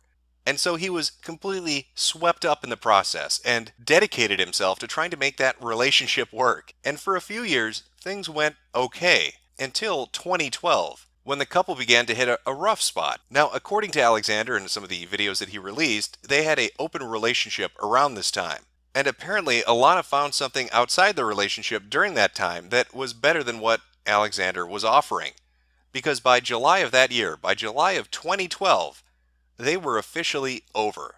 Now you can imagine, poor Alexander, this film student from Canada who has this recognizable YouTube review channel. He's utterly shattered by this. Alana is the woman that he loves, and he will try to win her back in any way that he possibly can. I mean, hell, we've all heard this script before. Hollywood pumps these out by the dozens. We're talking a romantic comedy. Here's this poor schmuck that's in love with a girl that found somebody else, and he's going to win her back. What could possibly be more romantic than that? She must have been just awestruck by his dedication to her. Alexander even went so far as to do romantic music videos to try to win Alana's heart back. I just wanna tell you how I'm feeling. Gotta make you understand. Never gonna give you up. Never gonna let you down. Never gonna run around and desert you. Imagine all the people living for today. A little Rick Astley, a little John Lennon. What woman wouldn't absolutely love that? Well, apparently, Alana. Wow, he is really screwed up. He's so obsessed, I think he follows me, and he keeps phoning me. He's such a creep. Yes, tell him to leave me alone, or I'll call the police. I already did file a police report. I'm not joking, okay? He needs to stop thinking it's a joke. Did I fail to mention the police reports? Or the court case? Or the massive amount of legal troubles that ended up driving Alexander to flee the country? I probably should back this story up a little bit. Well, it turns out that maybe Alexander went a little too full throttle in trying to win back the girl that he loves. Now, I have to walk a really fine line with this, because there's a bit of history I probably should explain before we go forward. A long time ago, this information was actually up and public on the internet. And that's because Alexander put up a lot of this himself, as well as other people that had interactions with Alana and her family. However, that quickly came to an end when these messages were sent to different people hosting that content. Now, the individual self-identifies as somebody working for the Crown Prosecution Services and threatens legal action if this information isn't pulled down from the internet. Well, what information is that? Well, that would be the court documents, the police reports, the 911 call, and the witness interviews, all of which I have. Now, I have to try to find a way to present this information to really give you the full story without actually showing you this information. Because the last thing I want is some maple syrup loving LARPing Canadian to threaten to prosecute me because I'm talking about something they don't want me to talk about. I'm not going to reveal the identity of who Alana is. I know. I have the full name and everything. I'm not going to tell you that. I will show you screen caps that were publicly available. I will show you videos and blogs that were publicly available. However, when it comes to the police reports and court documents, I will give you a basic idea of what's in it, but I will not quote word for word, and I can't show it to you. But I do have access to it because somebody that archived this kept a complete collection of it. So what do those court documents say? I mean, how infatuated with Alana was Alexander? What was the game dude getting on up to with his spare time? Well, shortly after their breakup in 2012, Alexander, how would I put this? He went off the fucking deep end. He thought that if he dedicated every single fucking second of his waking day to trying to get her back, that was the approach that was going to get her. I think he might have miscalculated. Because if you're calling somebody 60 times a day, stalking their house for upwards of 7 hours at a time, sitting across from it, and watching people come and go, talking to the neighbors, contacting family members, and even hiding in the bushes at night waiting for an opportunity to talk to the girl that you love as she leaves to go hang out with her friends, that might be interpreted as something other than smitten. Now, for those people that were subscribed to the Game Dude and wondered, hey, what happened to his content? He was doing all these game reviews and then they sort of stopped. Oh, he was dedicating himself to other things as the legal process was moving forward, because Alana not only filed police reports, not only did her mother file police reports, but there was actually an upcoming court case related to this. So basically, Alexander had the idea to back the fuck off, but he wasn't looking for a suggestion. Instead, he thought it would be a good idea to start uploading some very bizarre videos. And when I say bizarre, I'm talking like filming wildlife and then just uploading it. Sometimes there was commentary, sometimes there wasn't. Take a look at just a smorgasbord of some of the animal videos that Alexander was releasing at around this time.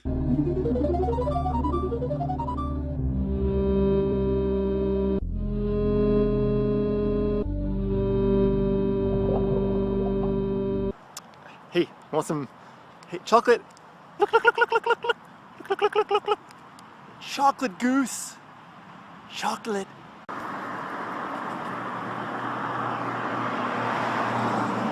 Aw, you suck.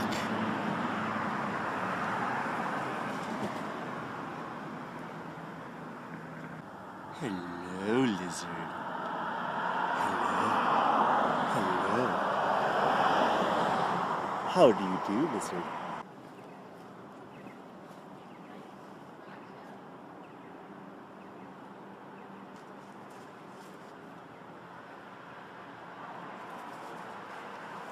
Alright, so this video needs to be made right now. Now, Alexander by this time was aware of what was going on. He knew that they were in talks with the police and that the government might be getting involved. There was a court case coming up. He understood that. So what effect did that have? Did he stop doing what he did? No. Instead, he decided to start fucking with the police. He was convinced that they were screwing with him, so he decided the best course of action was to fuck with every cop that he came across as he was filming his animal videos. Shea, what is your badge number? 2355. And yours? You have a video. Hmm? You can read, right?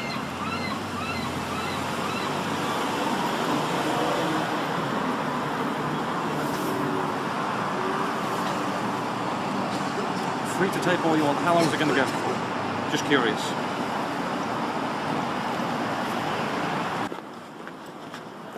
Where is it?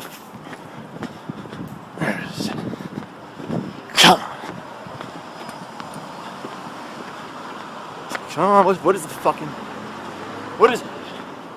Oh, bitch, get the fuck out of here! Fucking piece of shit. You keep following me, I'll call the police and get you on stalking.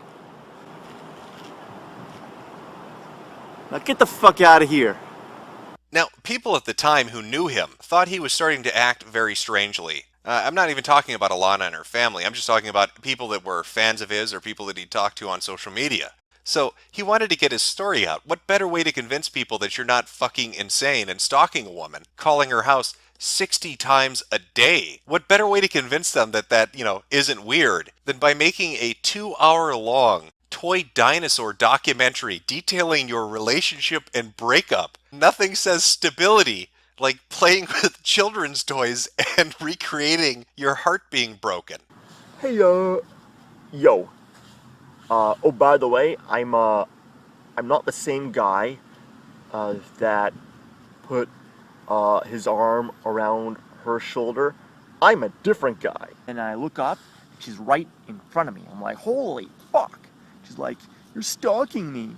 You're looking for me. And I'm like, yeah, I was looking for you so hard that I did not see you standing right in front of me.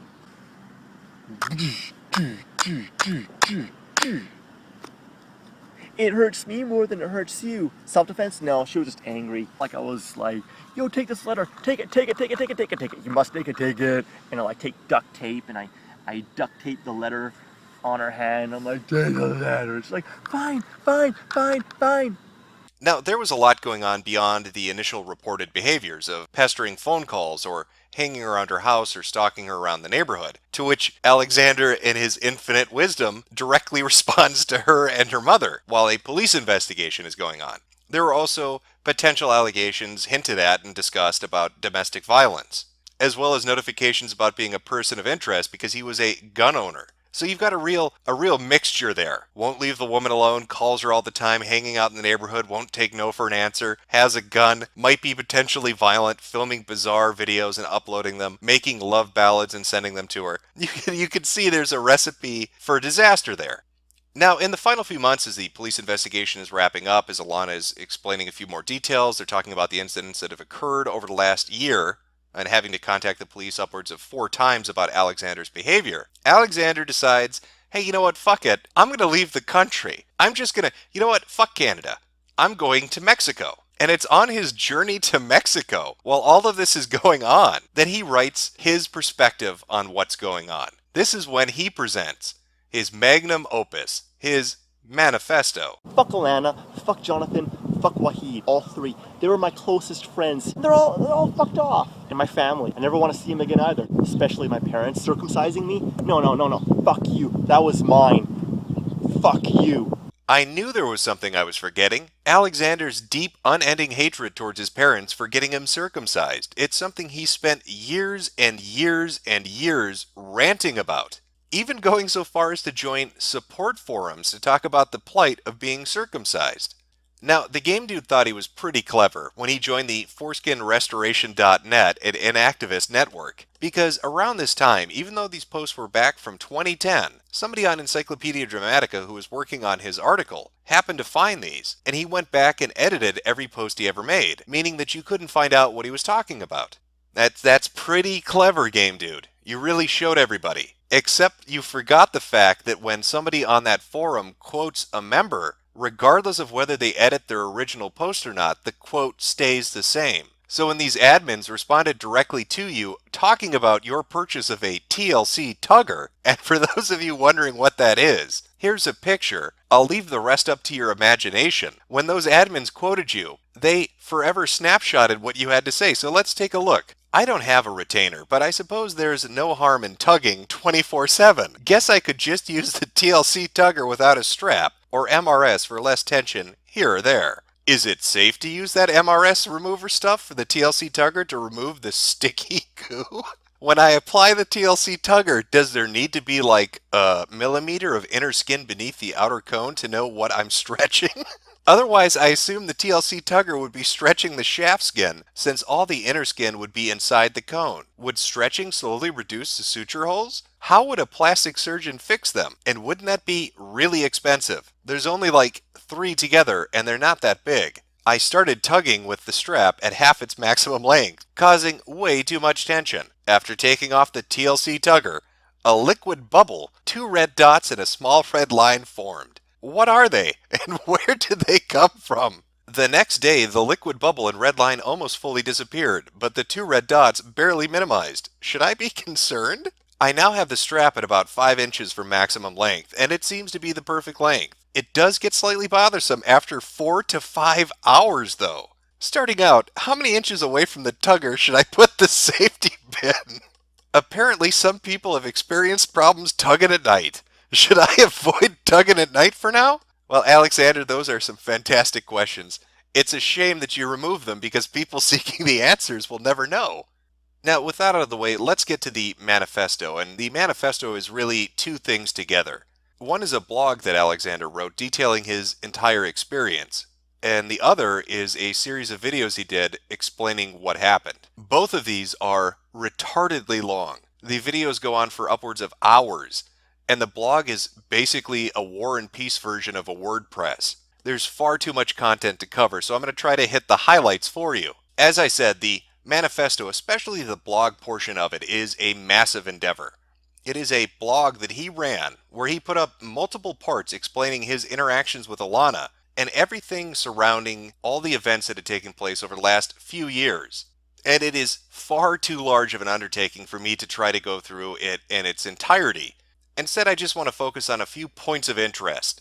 I mean, after all, if a woman accuses you basically of stalking her, what better way to prove your innocence as a video game reviewer on YouTube than using video game characters to show that she was completely wrong? I know when I walk into court with the charge of stalking and harassment over my head that Pac-Man is the guaranteed solution to prove to the judge that I am in fact not crazy or stalkery at all. He even used cutting-edge CSI technology to render 3D landscapes to help really illustrate what happened in regards to the bushes incident. Clearly walking in a diagonal path towards those realistic bushes. And she just misinterpreted that because she didn't, they're transparent.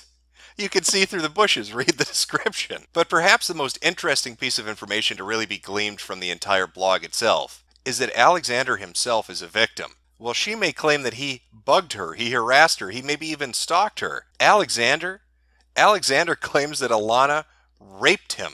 Alexander's main claim is that Alana raped him by deception, that she was cheating on him, that they didn't actually have an open relationship, and that by cheating on him, she was exposing him to the risk of STDs. Therefore, Alana is guilty of rape. We would have had sex numerously had I never seen this conversation. Therefore, she is either a rapist or an attempted rapist, had she not technically already raped me when we got intimate and French kissed in her room after the lie. Even if it's far-fetched to call it rape, or even sexual assault, I still feel violated by my first love and best friend for around 3 years. Now, this is one of the points that Alexander actually brings up quite a bit, is that their open relationship wasn't open. He was cheated on. And that was the stress of the relationship. He does have a side to it, and he presents it in this manifesto that he wrote for everybody to come read. And it's really hard to go through all of that and digest it. The videos, on the other hand, a little more easy. His Mai Tai adventures as he's on the road to traveling. You can even look at the map to try to figure out where did this take place exactly? Was he in Vancouver? Was he in LA? Did he get to California? Was this the time that he was in Mexico? We know it's not Hong Kong. That doesn't happen for a few more years. So where in the world is Game Dude when he filmed this video? The no contact rule for 1 month. Called her. I was drunk. So nervous. I got drunk to suppress the energy. Stupidest thing I ever did. Called her. She's like, stay the hell away from me. Fucking snapped. Called her a billion times. Got so depressed. Took 10 Advil tablets, thought it would do the trick. Yeah, dude, I was fucked. Just wanted the nightmare to end. Now, as I sorted through this information and going over this story and the archive of all the screen caps and the videos and just everything that was there, it's hard to get a definitive timeline. Certain events don't really match up, and certain locations don't fit all events. I can say for certain that Alana and Alexander had a relationship, that relationship turned sour in the middle of 2012. That they tried to have a friendship or an open relationship, depending on who you're talking to, for upwards of a year after that. That following that, Alexander's behavior, even from his own admissions, became a bit over the top. That he began to violate, as he said, no contact orders, calling her up at all hours of the day. Even his own diagrams illustrating where the bushes are still show that he was going on her property. We know police reports are filed. We know that there was a court case coming up. Now, did he leave the country right before the court case? Did he leave it immediately after the court case? I don't know. Alexander had made statements saying that he actually did go to court. He went to court, and when she was supposed to take the witness stand, she had an emotional breakdown, ran out of the courtroom, and the case was dismissed. After which he decided to flee the country because he was scared he'd get prosecuted again. So a lot of this is really, it's hard to pin down exactly what the fuck happened to the Game Dude after 2015 or so. He did go to Hong Kong. He stated that in a few different messages to different individuals. And more recently, there's a short film that he was a part of that was catered by a company in Vancouver. So he must obviously have gone back to Canada at some point, but if he's still there, who knows? What we do know for certain is this, that when you put crazy up on the internet, it is forever there. That no matter which way the court case ended up breaking, no matter what the relationship with Alana looks like in this day and age, the record of your nutty ass behavior will forever be enshrined for anybody that cares to look it up. You could be the most innocent person in the world, but you still wrote a novel-length manifesto and filmed yourself playing with dinosaur toys, reenacting your breakup with the girl that doesn't want to talk to you anymore. But I suppose the upside is, even though the Game Dude's YouTube video reviews may have been complete and utter shit, his personal life sure is entertaining. You guys threw me in a concentration camp where you tortured me for 15 months. You also kidnapped my children and gang-sacked my house!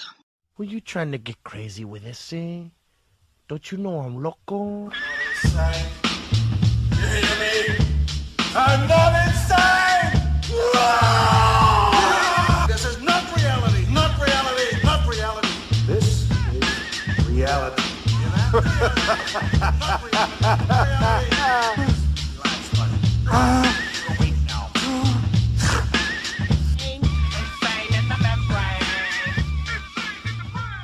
Louisiana State University faculty and staff were alerted to a threat during the week. That threat apparently relayed via YouTube video. Well, how serious could a threat via YouTube video actually be? Because of these threats, Dave, people at Louisiana State University campus were frightened. In fact, Louisiana police had departments across the country looking for this woman. And tonight, she is here in the King County Jail. Apparently serious enough to include a nationwide manhunt, leading to the arrest of the suspected individual. That person, the person you saw in the introduction, would be Amanda. Now, Amanda had a very specific message addressed to a few particular professors at the university, and she went about getting that message out in a creative way. She used the YouTube video platform to make sure they got that message. And they definitely got it, as you could tell from the police response. Now, Amanda isn't your typical school shooter, and that would be because she isn't a school shooter at all. None of the messages that Amanda sent to the staff at LSU contain any threats of violence. She wasn't planning on showing up with an AK-47 and shooting people. She wasn't going to drive a van into the science building and blow it up with a bomb. And yet still, even absent the threat of actual physical violence, there was a nationwide manhunt to find her, to arrest her and detain her. I'm sure as you've gathered from the introduction there, Amanda has a bit of a gripe with the university. What with them having put her into a concentration camp and gang-sacked her apartment, which is a new one on me. I'm familiar with gang stalking, not with the practice of gang sacking. Nonetheless, Amanda, or as she's known on YouTube, Druid Focket, felt that she had been persecuted. And the reason she feels persecuted is because of her personal intimate history with the LSU University and its staff. Now, during the course of the week that she was on the lam from the police, while she was avoiding being put into one of those onerous burlap sacks that apparently got her once before, she uploaded nearly 100 videos to YouTube, all addressed at people she felt wronged her. But to get a good understanding of where this really all starts, you have to look at her earliest videos. Now, sadly, there aren't many of them to look at, but the ones that are around help you to piece together what might have happened and started this chain of events leading up to where we are today. Now, these earliest videos, they were uploaded at the tail end of 2016, and they give some real insight into what her initial gripe with the university just might have been about. This particular video, Druid Focket had re-uploaded. This is the one she claims got her gang sacked from Louisiana State University. So let's take a look, and let's see if we can piece together exactly what went wrong. You probably didn't feel anything, but I did. It's like butterflies inside. It looks like somebody maybe a little bit hot for teacher. I feel like we shared a few moments. Okay, maybe it was just me, but like when you took me to the second floor in the lab back there and you held the gelatinous material in your hand and you told me to touch it. There was something sensual there, no? Looks like she's got a little bit of a crush there, maybe wants a relationship. I should so be your girlfriend. Oh my god. Okay, but if I can't be your girlfriend, I should be a friend. Shouldn't I? Come on. No? Why not? We'd be good for each other. Oh, you hear that? You should let me be your girlfriend. We could be friends instead. Just let me get near you. Why else would I got so upset when you bit me out in an email? You know, humiliated me. Told me I was harassing Dr. Ingold when I was doing nothing of the sort. I shall say. God, that was a fucked up email, you know? It was. But, yeah, maybe I overreacted a little bit. Okay, I understand I may have crossed the line. I may have went over the line a little bit. I was just very hurt. Because I was, you know, I mean, I was in love with this amazing guy, and yes, I did overstep a boundary for sure. You know, that was an inappropriate email about another professor I sent on the freaking university email. Okay, I get it. Maybe emailing the entire university about that slut in the other department you're looking at, motherfucker, was stepping over the line, but really we would be good together. Because everybody thinks you're a fucking asshole. But you make a bad impression on people, okay? Everybody hates you. It's true. But I totally love you, and we should be together forever. Had a bit of a thing for the professor, maybe overstepped her boundaries as a 35-year-old student with children in trying to get him to date her and threatening other faculty that he, I guess, talked to while he walked by in the hallway. But an overly emotional student, is that really a reason for her to be gang-sacked? LSU sounds like a horrible university. I mean, if we take a look at the other early videos, you can see that she's a very stable individual. See disclaimer of those in violation of restraining order, for I have grown weary of the bullying, cyber stalking, monitoring, unauthorized recording, etc., that threaten the sanctuary that has already been declared along with everything else, and the outrage of the declaration of genocide on me and my children kind. Fucking cyberbullies and their never-ending genociding of children. When is it gonna end? Achtung! Any refuse, etc. that has ever gone by any variation of the following surname is not allowed to have ever viewed this video. It is not permitted to subscribe to this channel nor any social media of mine, nor is permitted to ever catch wind or hear rumor about etc. This is a restraining order of sorts. You will stay far away. Any tapping of keys against me is your contribution to the genocide of my kind as an ambassador in your piece of shit foreign wasteland of artificial non-existence, non-dreams of nothingness. And if your name matches any of the people listed below, you are a genociding cyberbully, and you have no authorization to view these videos or talk rumors about Druid Focket. Remember that. Now, at this point, you might be thinking to yourself, maybe Amanda is mentally unbalanced. Maybe she has some kind of mental illness.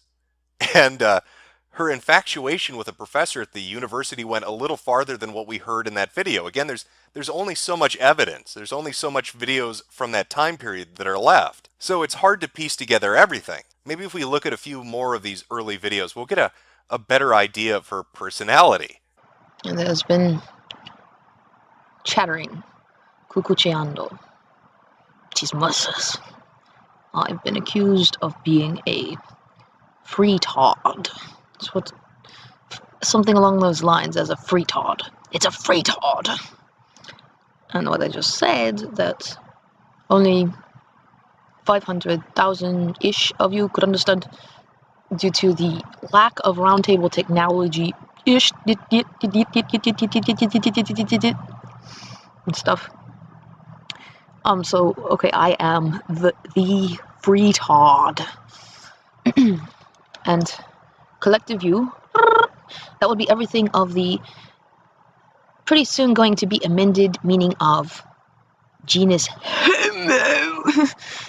That thing, genus homo. Are you a homo? Well, genus homo, the homo what? The homo happa what? The homo happa the homo sapio. What homo superior? Homo puro, pura cebolla, o si no, pura mierda, que mejor. I hope you genociding cyberbullies understand you're dealing with the one and only freetard. Amanda Druid Focket, the freetard of the internet. And if you don't understand what that means, well, she explains it quite well. What does that mean? Like they say, there's a saying, idiom, that collective view retards, which Heretofore, heretofore, heretofore, heretofore, notwithstanding, regardless, irregardless means you're retarded because that's not the correct meaning of correct, all correct, okay is what? Exactly. Well, maybe you're too dense. Maybe her words don't reach you well enough. Maybe you have difficulty understanding these complex ideas. So let her explain it to you with the dance of her people.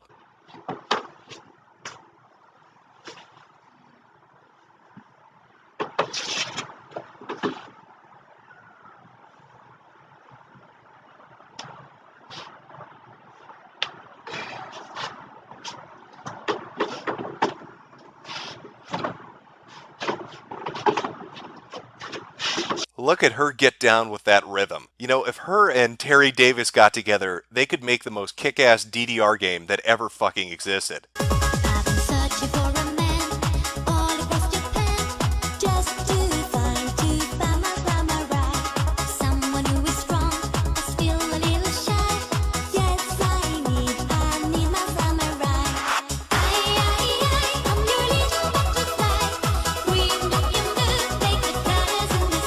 But all these videos, well, they're from the end of 2016. They're her old videos. So what exactly happened between then and now? Well, like Amanda said at the very beginning of the video, she was put in a Nazi concentration camp. Now, I'm not sure what the reason for that is. Could it be the cyberbullying, genocide-loving online trolls that hunt down freetards? Could it be a professor scared by her dedication and devotion to him? Maybe people were just upset with her love of the dance. Or perhaps she assaulted a bus driver and a deputy sheriff, but you know what? I don't take the word of any glow-in-the-dark motherfucker, let alone the press. They told me Hillary was going to be president, and it's like year number 2 at Drumpf. So get that shit the fuck out of here. No, we need to go to the source for this. We need to go directly to Druid Focket. So what does Amanda have to tell us? Where has she been for the last year and a half? I have been in a Louisiana sterilization camp for 15 months. I was abducted on 9 November 2016. They broke my arm last May. I have been shackled, cuffed, chained, and dragged into illegal proceedings. And you've had me as a guinea pig in your Nazi concentration camp for 15 months. That sounds horrible. Oh my god, they broke her fucking arm. They broke her arm and they kept her in chains? This is absolutely fucking nightmarish. But what role did LSU play in this? You ousted me from campus. Louisiana State University in Shreveport. About 2 weeks before you abducted me. Why didn't you execute me in the torture facility? So it seems as if she was evicted from the university 2 weeks prior to the incident that got her sent to Auschwitz. But if you think that's where the conspiracy ends with the luminescent law enforcement Americans and LSU, you would be wrong. We're talking about a nefarious plot that goes back at least 3 decades. Those people have been after me since they kidnapped me when 1983. I am John Bennett Ramsey, okay? And Carswell Air Force Base, right, castrated me when I was a baby after Cynthia utterly tortured me. It's called gaslighting. When your assassination attempts failed, you just say, it's crazy, and you snatch up its kids and all its possessions. This is what you've done to me. I fucking knew it. It was the goddamn Air Force that kidnapped John Benet Ramsey and castrated her. Now, if only we could connect the Podestas to this. Maybe they did the castration off of the airbase at like a local pizzeria. Wrap this fucker up in a nice, neat little bow. This is genocide. You have stolen my only relatives, and you have programmed them against me. You have indoctrinated them in your whore religion and told them that I was in a crazy house and I just didn't want to get better. Meanwhile, you had me in a concentration camp, a facility that we never got to leave unless we were being dragged in chains to the circus. I want you to put yourself in her shoes. Imagine being tortured day in, day out at Auschwitz. And then one day they drag you out in chains. And you think it's freedom. But it's not. They're sending your ass to the fucking circus. Now, Druid Focket's YouTube account, Amanda's account where she uploaded these videos, had only a handful that dated back to the later half of 2016. And then suddenly there was a large influx of uploads. And it was during this week of frantic YouTube uploads that she began to lash out at the LSU faculty. Now, you would think that all the videos she uploaded during the week that she was on the run were all addressed to the LSU faculty, but you'd be wrong. Amanda likes to talk about all sorts of different subjects that her audience might find interesting. God hates fags. And Cindy Sutherland. Donald Trump gave order to assassinate 463-89-8339. Genocide. And my personal favorite, 415-553-0123. Niggers have claimed San Francisco. Help. http sanfranciscopolice.org.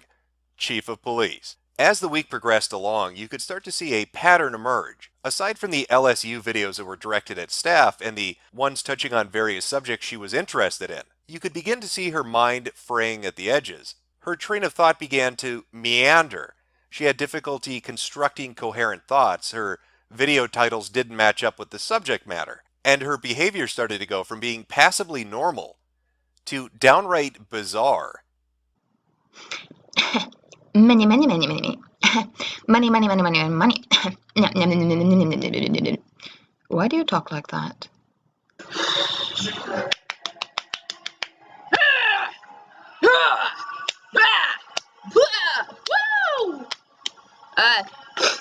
That's not your best song. Oh my god, oh my god, oh my god.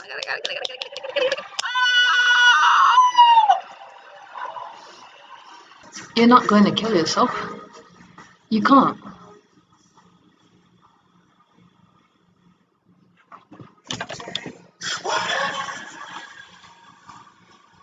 Unless you really want to. Hey. Get her, get her, get her, kill her, kill her, kill her, kill her. Oh, it's one of those niggers. That's a nigger, guys. Hey, nigger. Nigger Scott. Take all the other ones of you and leave. Around day 4 or 5, this actually all culminates with the hotel management and local law enforcement evicting her from her hotel room. I told you, I'm not going to tell you who I am. Okay, I need to talk to somebody that can work with this information. You have 2 of your people, or yeah, there's 2 people outside of my door demanding I come out, and I will not come out. So what are they going to do to me? Hi, there's 2 police outside of my hotel room. It's at the Sir Francis Drake off of Powell Street. It's room 1008. Why are they at my door, please? I'm on the phone with the police right now. You're breaking into my door?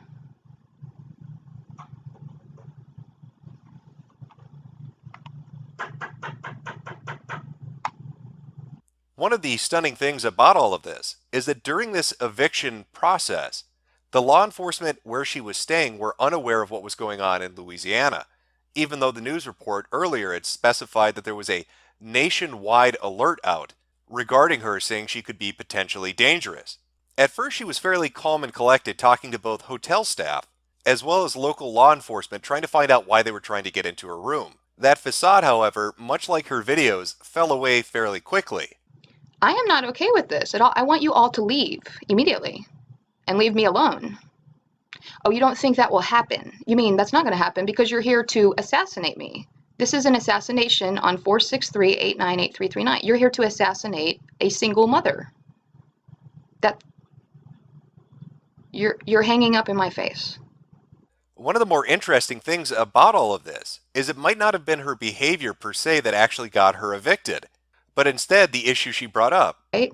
There's these people outside my room saying they're going to barge in here. And they said it because I smoked a cigarette in here. I was actually given an ashtray, okay? But if that's the problem, I will not smoke another cigarette in here, okay? So. Earlier on in the week, she had already had encounters with hotel staff asking her not to smoke in her room. She, of course, hand-waved away these warnings that she was given. You see, I would love to smoke right now, but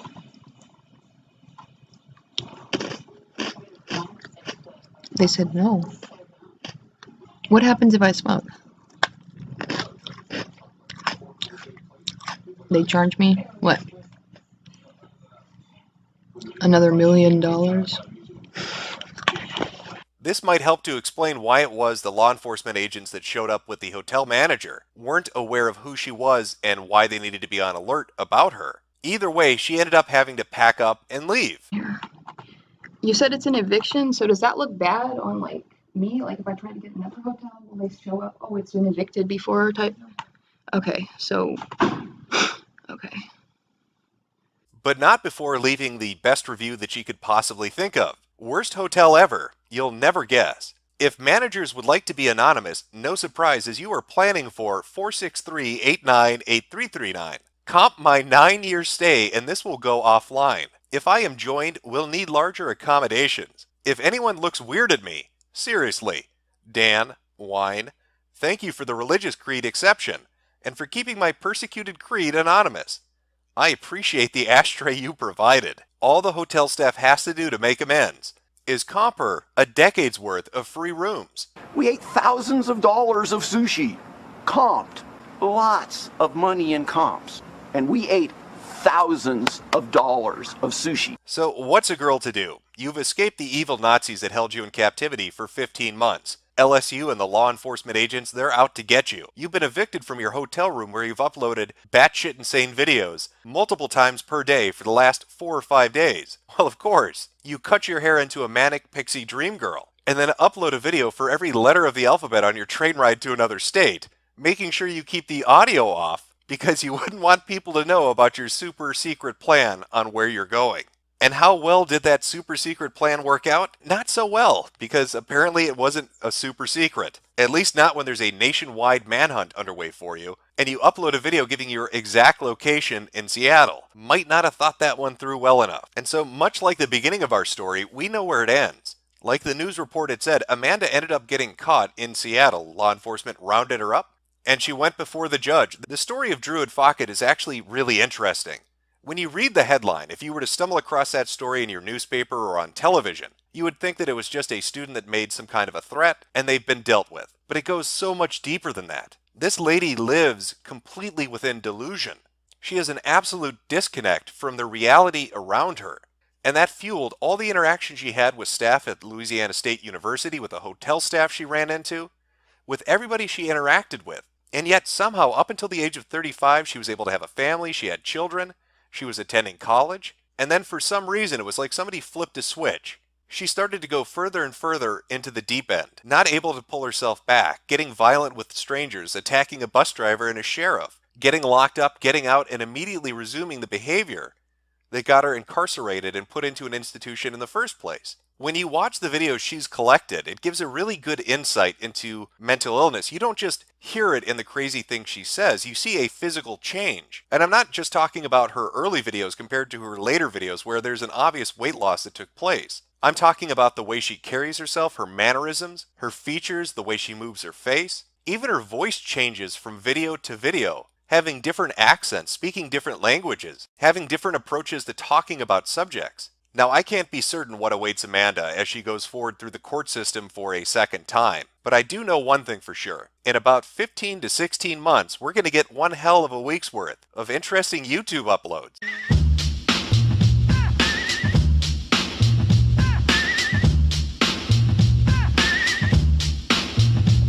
Look, you're not fooling anybody. You're trying to stop me from giving the answer.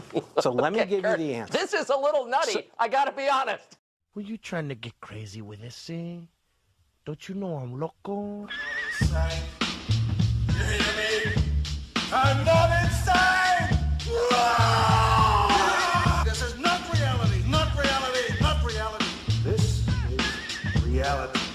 Not reality.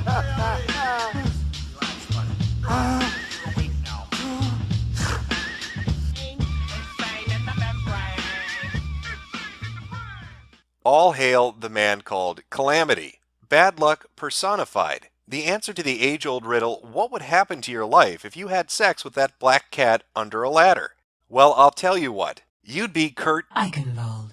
You can say what you want about the boys at Blizzard, but look at that reflection mapping, or ambient occlusion. These are all technical terms. I don't know what any of it means. but it looks like the sun's directly above him. It's almost realistic. You could reach out and touch that. Now, Kurt, well, he's the sort of man that doesn't settle for second best. Most people would take a horrific embarrassment happening to them and call it quits. That's where they draw the line. They've achieved all they want to achieve in the realm of making themselves look like a jackass. But not Kurt. He's got that Goku get 'em attitude. That one's for you, buddy. I know you'll appreciate it. From one weeb to another. Don't worry, I'm going to pack more of them in there. We'll get to that later. Now, Kurt, he doesn't settle for second best. He's going to keep overachieving. He's going to have that drive to move forward. There's always another bar to grab at. And he will outdo himself time and time and time again. But to really understand the story of Kurt and the catastrophes which surround him, we have to go all the way back to the beginning. Because who exactly is this man? And where did he get his start? So why don't you have a seat right over there? And let's begin. For 5 years, beginning when I was 13 years old, I operated a pornographic website featuring images of myself loaded onto the internet by webcams. I was paid by more than 1,000 men to strip naked, masturbate, and even have sex with female prostitutes while on camera. That young man giving testimony before the commission is Justin Berry, someone who found himself lured into the insidious side of the internet. A then young teenage boy who thought his webcam would be a means to meet new people, to make friends online, and to be able to reach out to others with common interests to help take care of the loneliness he felt in his day-to-day life. Instead, he found himself the focus of people who wanted to exploit him. As time went on and his interactions with these men continued, the requests they were giving him to simply do a stream or to put himself on webcam with only his shirt off morphed into more and more extreme and explicit sexual acts. As the years went by, the relationship he had with his abusers moved past purely a entertainer-customer relationship into that of a business partner, opening up websites such as Justin Friends to continue his streaming service. Justin Berry's story first came to light through the New York Times and the reporting of Kurt Eichenwald. Within his report, Kurt recounts how he first met Justin, his attempts to bring Justin away from this group of people, to get him to go forward to law enforcement, to bring evidence against the men that exploited him, to hopefully get charges brought and to get convictions so that these same people could not prey on other children. Through Kurt's reporting and his actions, he was able to get Justin to do just that. The story went national. It became a big piece of news. It won Kurt an award. All was looking well for Eichenwald. It was something to hang his hat on. He had saved a young man who was formerly a child porn star, brought about the beginnings of justice to get child pornographers and exploiters and molesters brought before the courts. Just another in a long line of successful stories that Kurt had written over the span of his career. An investigative reporter, a journalist who had a reputation for being detail-oriented and meticulous with what he did. And it was that mindset and that consistency on Kurt's part that won him the accolades of his peers. And yet it wasn't long after this report was published within the Times that issues began to crop up around Kurt and his relationship to the story, particularly the source, Justin Berry. Numerous outlets began to report on inconsistencies on how Kurt had conducted his investigation, as well as his relationship with the subject matter. Actions which seemingly went against the ethics policy and the standards and principles laid out at the New York Times, as well as numerous other papers, when it comes to how a journalist interacts with a story. One of the first issues to be raised within a year of this article going up was the fact that Kurt had paid Justin Berry money. It came out that Kurt had written a check to Justin for $2,000, something which the paper, the New York Times, prohibits. And yet Kurt said that it was a honest mistake. It was even more than an honest mistake. He had stated that he had met Justin, and a month before he even decided to write an article about Justin or his line of work, he had decided to give him $2,000 to get his life in order, that it was a personal loan that would be paid back to him, which it was. And yet he only neglected to mention this because he was under a deadline. He was working 15 to 18-hour days, 7 days a week to get this story compiled, and so it conveniently slipped his mind. When news that Kurt had paid money to Justin Berry, the source of the story, came out, the New York Times responded. It was put out there that this was an honest mistake, that it didn't affect the investigation, it didn't affect the reporting, and it didn't affect the important nature of what Kurt had written about. That this was the only mistake and the only payment that had been made. $2,000, perhaps another $10 payment, but that was it. There was no more money. Justin Berry had been cut a check for $2,000 and not a penny more, except for the other $1,100 that Kurt neglected to mention, an amount that was paid not just to Justin Berry, but to Justin Berry's business associate, the man that was running the website with him, a man who was later charged and convicted. That $1,100 payment wasn't disclosed until the court case began to proceed. And what was Kurt's response to that? Well, that's when he brought up epilepsy. Kurt went on to explain that this was a medical condition that he had, and that it affected his memory, and he had kept it a closely guarded secret. So the first time he had cut a check for $2,000 was before the story even took place. It was a personal business loan which he simply forgot about. The second time he had paid $1,100.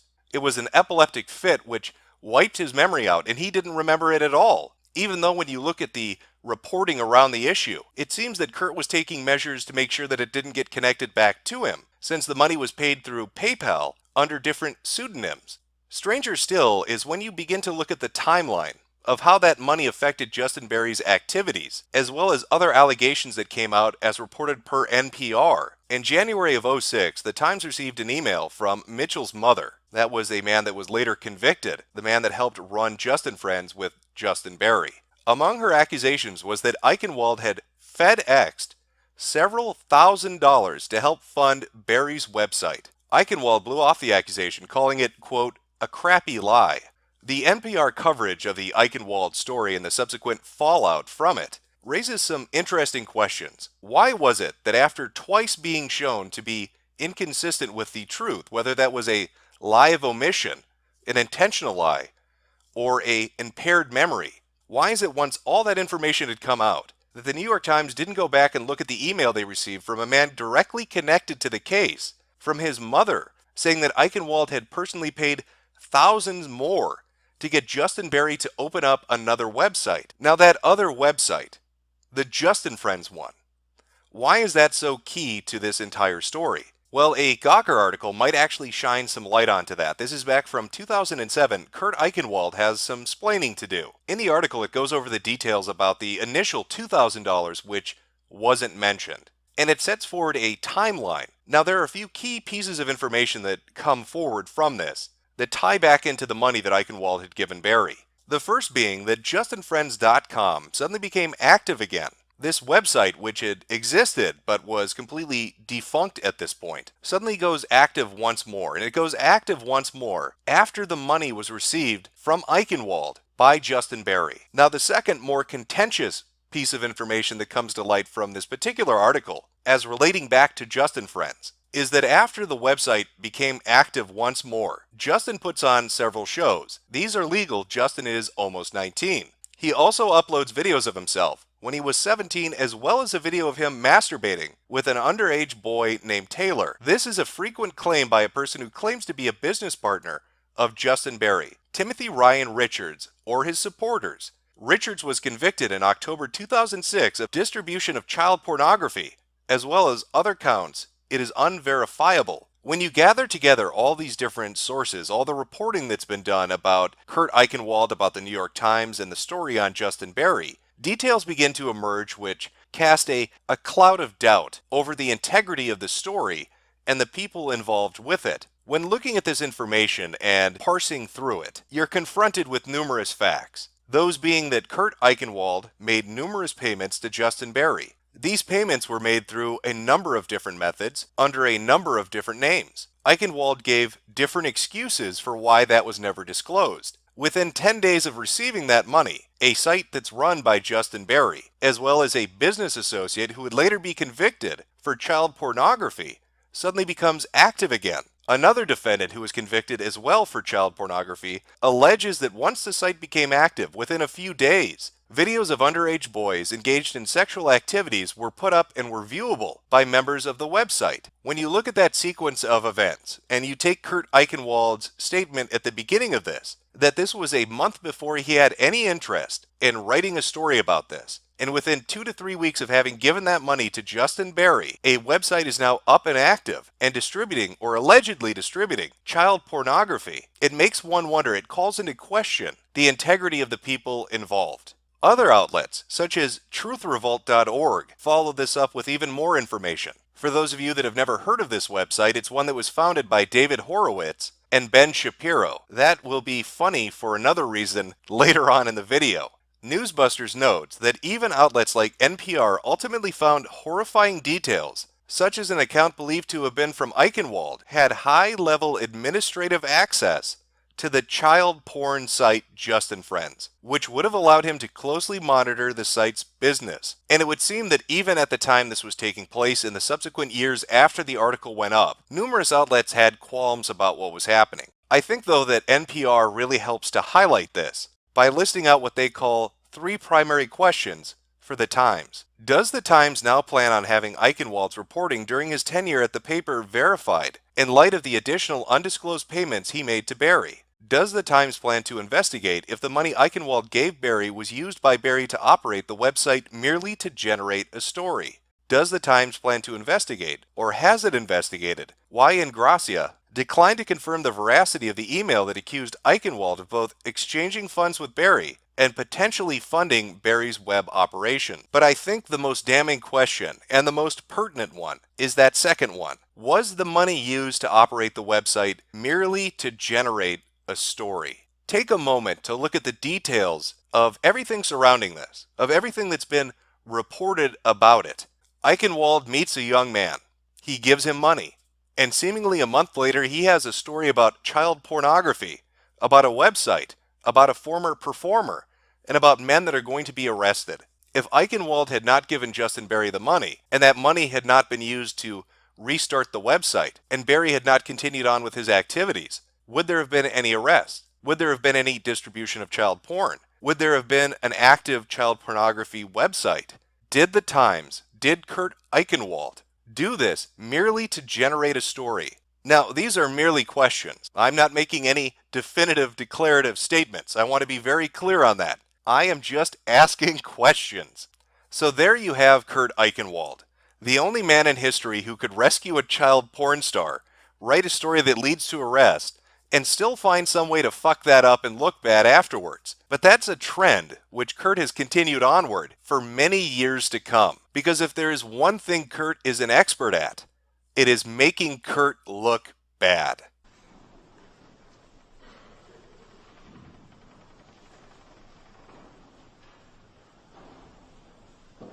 I just had a seizure.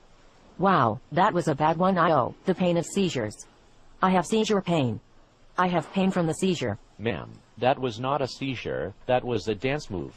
December 15th, 2016 was a bad day to be Kurt Eichenwald. And it is a pity because it held such promise. Kurt was excited. He was going to be on Tucker Carlson that evening at 7 p.m. And while Kurt would leave a memorable impression on the audience, it probably wasn't the impression he was hoping to go for. Instead of the reputable journalist with a long storied history of writing investigative pieces that delve into issues people are interested in, he came off as, how can I put this gently, batshit insane. Now, the entire segment was 10 minutes long, and I would love to show the entirety of it to you, but I don't think Fox News will oblige me in allowing me to play the entire clip uninterrupted. So I've taken highlighted segments to try to give you an idea of just how badly this went. Things began to go downhill about 2 to 3 minutes into the interview, when Tucker Carlson is reading back statements that Kurt had made on social media, namely one concerning Donald Trump being institutionalized in a mental hospital. But the next day you say, quite ironically, and I'm quoting, I believe Trump was institutionalized in a mental hospital for a nervous breakdown in 1990, which is why he won't release his medical records. This would devolve into at least 5 minutes of straight theatrics, as Kurt did everything in his power to dodge giving an answer to the simple question which Tucker repeatedly asked him. Was he in a mental hospital in 1990, as you allege, or was he not? Let me answer the question. Go ahead. Look, you're not fooling anybody. You're trying to stop me from giving the answer. Now that is impressive. You might not see bullshittery like that outside of a used car lot. But Kurt was actually able to take Tucker saying, go ahead, give me your answer, and turn that around into, you're not letting me answer the question. But he wasn't done there. Okay. So I think let's that go you're humiliating to, yourself by your unwillingness to answer a simple question. So please answer it. I am Last time. trying to answer the Do you question. have evidence he was in a Unfortunately, mental unlike hospital in on your 1990, or don't world, you? reality is not always able to give you a yes or no answer. Well, let's hop aboard the crazy train then and take that fucker all the way down to imagination land. Because apparently reality isn't going to allow Kurt to give us a coherent answer. Now this farce continued on for a good 5 solid minutes, inevitably leading Tucker to have to ask him another one. And nobody's getting fooled. You're trying to How stop. can Newsweek employ you as a reporter, Kurt, when you're throwing lines like this around that are untrue, that you can't substantiate, when you say to the president's Tucker, do you spokesman, just F not- you, do you- that's not do the you- behavior of a look, reporter. okay. Which is fairly sound. How could he be employed by Newsweek? How could he tweet out a public statement talking about a president-elect being institutionalized in a mental hospital and then refuse to expand on that, or to simply say, yes, that's true, or no, that is untrue? But if you thought that was bizarre, you haven't seen anything yet. Kurt wanted to kick it up a notch. He wanted to pull a bit of an Emerald. He wanted to take that nutty and bring it all the way up to a nutty buddy. How about this? I'm going to give you 30 seconds to answer this question. Do you have evidence that he was institutionalized in a mental hospital in 1990? Still on 30 the table. seconds. Now, okay, I will say this, because it's a message I've got from people from the CIA. I know a lot of officers, I know a lot of agents, I've been in their homes, and they're really delivering this to you and to Donald Trump. These are people who have sacrificed a lot for this country. Look at his face. Look at that expression. That's the expression you get when you're sitting next to a fucking crazy person on the bus in the city. That is the expression you get when you are in a confined area and you're thinking to yourself, what's the nearest window I can jump out of before this person tries to stab me with a needle? It's all in the eyebrows. He's communicating with those eyebrows that he's getting perhaps a little scared. I'm starting to have concerns about you, Kurt. Tell me what the secret message from the CIA is. Of course, much like the earlier question of, did you say this and is it true? Kurt's not going to give a clear answer on this one either. Instead, he's just going to keep freaking Tucker out to the point where he starts to express concerns about his well-being on a nationally televised news program. We're out of time, Kurt, and I don't mean this in a cruel way. I would have real concerns if I were one of your editors, and I mean that. I'm not calling anyone a liar, but I am saying I'm concerned about your behavior on this show tonight. Now, I'm sure you can imagine the reception that Kurt had waiting for him upon arriving back on his Twitter account after the interview had concluded. It would be putting it mildly to say that people were enjoying themselves, tearing into him, and he didn't help matters much by trying to elaborate on the message the CIA had given him to pass along to Tucker Carlson. Good old Kurt Eichenwald, said by his peers to be meticulous and detail-focused, forgot to write it down. Oops. You know, that super secret message from the Central Intelligence Agency, forgot to write that down. Even though I had a giant binder when I was on your show from analyzing everything you said so I could bring it up to argue with you about. The message from the CIA directly to you, though, forgot to scribble that one down. Maybe it was up on the fridge next to bills that were due at the end of the month, and I just tossed it out without thinking about it. It's probably in the garbage with the cable bill. But to have a truly terrible day, you need more than one thing to go wrong. You need at least 3 of them. And here's number 2. Amidst the fallout from the Tucker Carlson interview, as people were digging into him and mocking him for looking like an asshat, Sebastian Jones, a freelance journalist, decided to dredge up the entire Justin Berry situation, linking to previous articles and discussing inconsistencies with Kurt's reporting and questions that still surrounded what had happened. So there Kurt is, in the middle of a miniature shitstorm, one that he's helped to fuel with his appearance on television, with questions about his past being dredged up. All of these horrible things being said by these mean people on social media are all happening at once. What could possibly make it worse? I know. How about a seizure? Replying to Jew Goldstein, this is his wife. You caused a seizure. I have your information, and I called the police to report the assault. As if Kurt's luck wasn't bad enough on the 15th, he was memed in the 1st degree, so terribly so, that he was on the floor shitting himself and seizing, and his wife had to take over his Twitter account to let everybody know about it. No, she didn't focus on her husband and his medical emergency. She wasn't holding his hand or telling the kids to get the car to come around. She was making sure all his Twitter followers knew that he was having an epileptic fit. She made sure to update everybody on his status, wanting to give those real-time updates, the things that people are really concerned about. His health can wait. His Twitter followers need the deets immediately. Now, this tragic event led Kurt to get in contact with law enforcement, with the FBI, with a lawyer, to subpoena Twitter to get the information of the user who had done this. And while the case was moving forward to identify this individual, to strip them of their anonymity, to arrest them for gifting somebody on Twitter, Kurt did the media tour. He went on Good Morning America to discuss the horrific events of that evening. Apparently, I can't look at my Twitter feed anymore, but apparently a lot of people find this very funny. Now, the man responsible, John Rain Ravioli, doesn't sound very Jewish. Maybe Goldstein is just a nickname his friends at college called him. He was arrested and charged and put on a $100,000 bail and was facing federal prosecution for cyber stalking. However, those charges were dropped. He still does face one count of assault with a deadly weapon in Dallas County, a charge that carries a hate crime enhancement. On top of that, Kurt is suing him for monetary damages. While it may be a while before we see the final outcome of this case, and if gifting somebody on the internet is going to send you to prison, one thing does sort of stick out, and that is, once again, the convenient epilepsy coming to save Kurt from embarrassment or ridicule. Much like the case with Justin Berry, where he was having memory lapses to explain away the improprieties of paying a source, after Kurt had gone on national television in a disastrous appearance on Tucker Carlson, he suddenly was gifted and had an epileptic fit leading to a seizure, which changed the news cycle. And that's not to say that Kurt doesn't have epilepsy, or that the epilepsy he may have triggers seizures. That is just to say that it is a remarkable coincidence. Of course, Kurt Eichenwald is a very remarkable individual. What other word could exist to help to describe a man who would go through the arduous research process of looking up tentacle porn to show his family? I like to build the world aside and furnish it with porn. Draw hentai pics and girls with dicks and tentacles galore.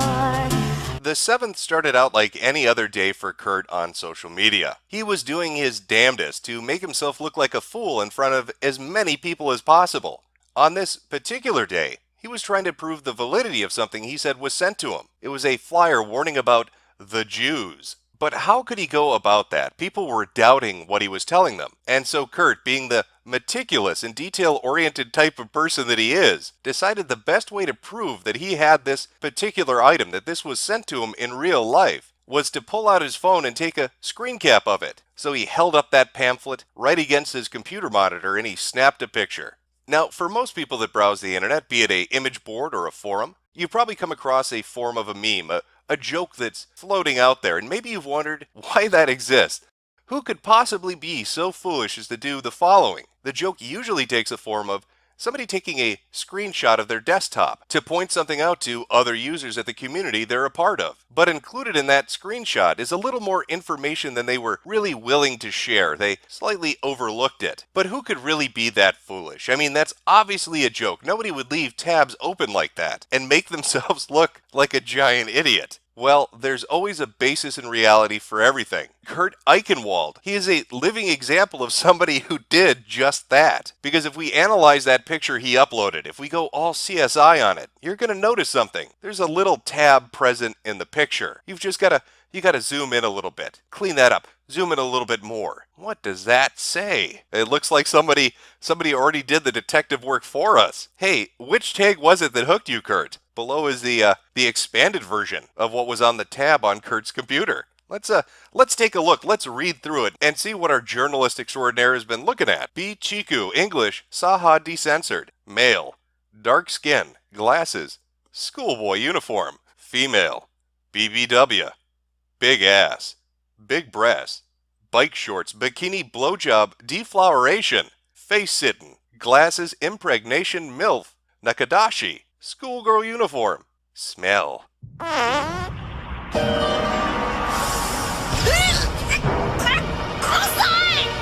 Stockings, swimsuit teacher X-ray, Yuri. Hello, my name is Kurt Desu. I love Japan. Well, it would appear that was some animated pornography, some hentai, that Kurt was looking up on his own, and he accidentally forgot to close the tab when he screen shared with his thousands of followers.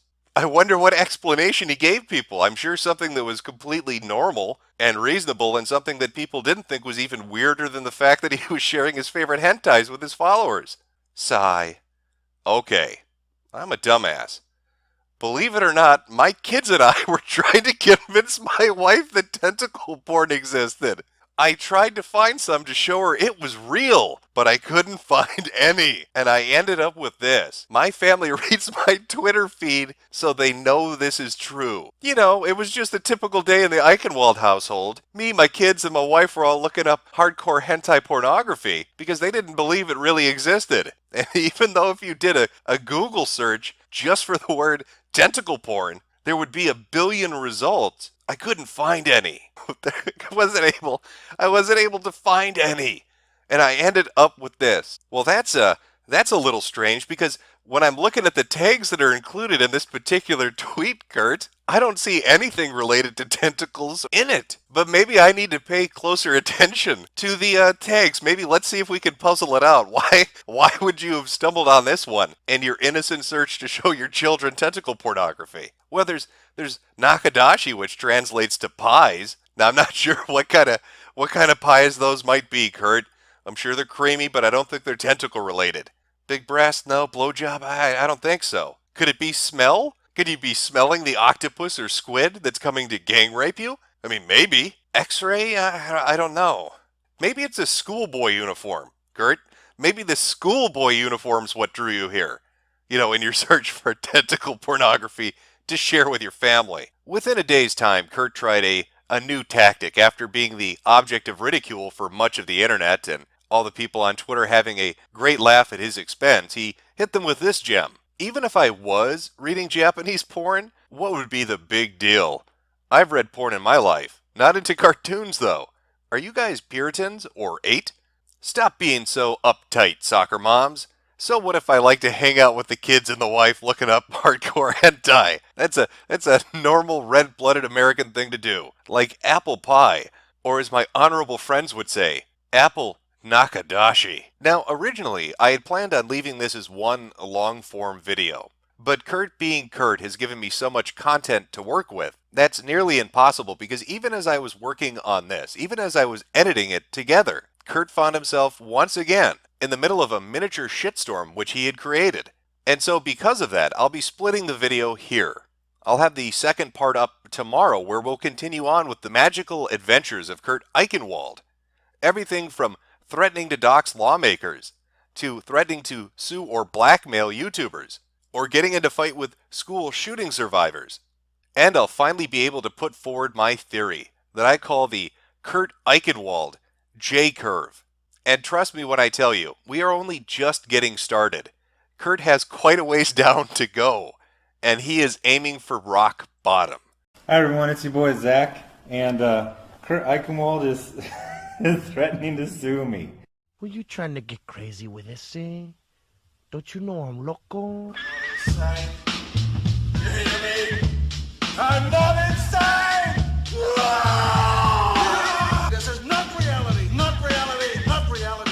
This is reality. Not reality.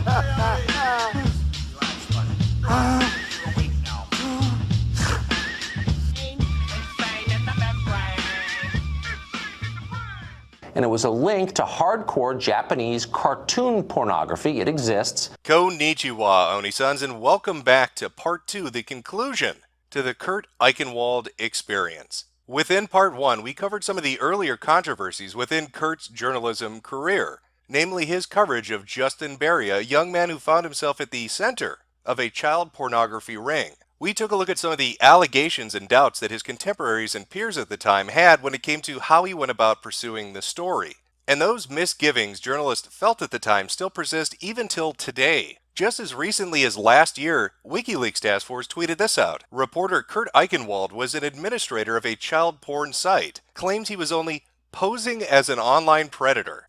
7,000 retweets. A story that people were still very much interested in, even 12 years down the road. We touched on Kurt's disastrous appearance on Tucker Carlson, where he informed the host of the Fox News show that he had a secret message from the CIA just for him. We looked at the assault by gifting that Kurt just barely survived while his wife tweeted out about his current medical condition. And finally, we finished off with Kurt's appreciation for Eastern animated pornography and his love of sharing that with his thousands upon thousands of Twitter followers. And I suppose that's really as good a segue as any to take a look at the bane of Kurt's life, his social media account and his interactions with other people. Because Kurt's behavior hasn't mellowed out or leveled off. If anything, it's escalated, and escalated repeatedly within a short period of time through his use of Twitter and other social media platforms. And one perfect example of just that would be when Kurt found himself in the middle of a fight between somebody within the comic book industry and somebody outside of it. I don't take these comic book things all that serious. And if you do, like, get a life.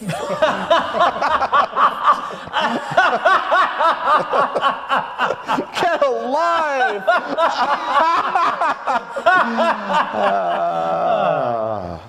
Our journey begins back in mid-February when @RebelWoman Michelle Perez tweeted this out. Richard C. Meyer, aka the Diversity in Comics Guy, he did a 30-minute video about a comic book circular that featured an article of mine. He's a multiple divorcee piece of shit. He's a war veteran, so of course he's a crypto-fascist. Unfortunately, an IED didn't blow him up. Now that tweet, one among many, was part of an ongoing internet feud dubbed Comicsgate. Now, for those of you unfamiliar with it and looking for the basic gestalt or a hard and fast summary, Comicsgate is simply a dispute between those that enjoy a medium of entertainment and those within it who are seeking to change the direction the industry is going in, making it more progressive or politically correct, and focusing on issues of social justice rather than entertaining the customer who's paying money for the product. This is a trend we've seen take place over the last decade in multiple different forms of media, be it television or movies or video games, and Comicsgate itself focuses on the comics book industry.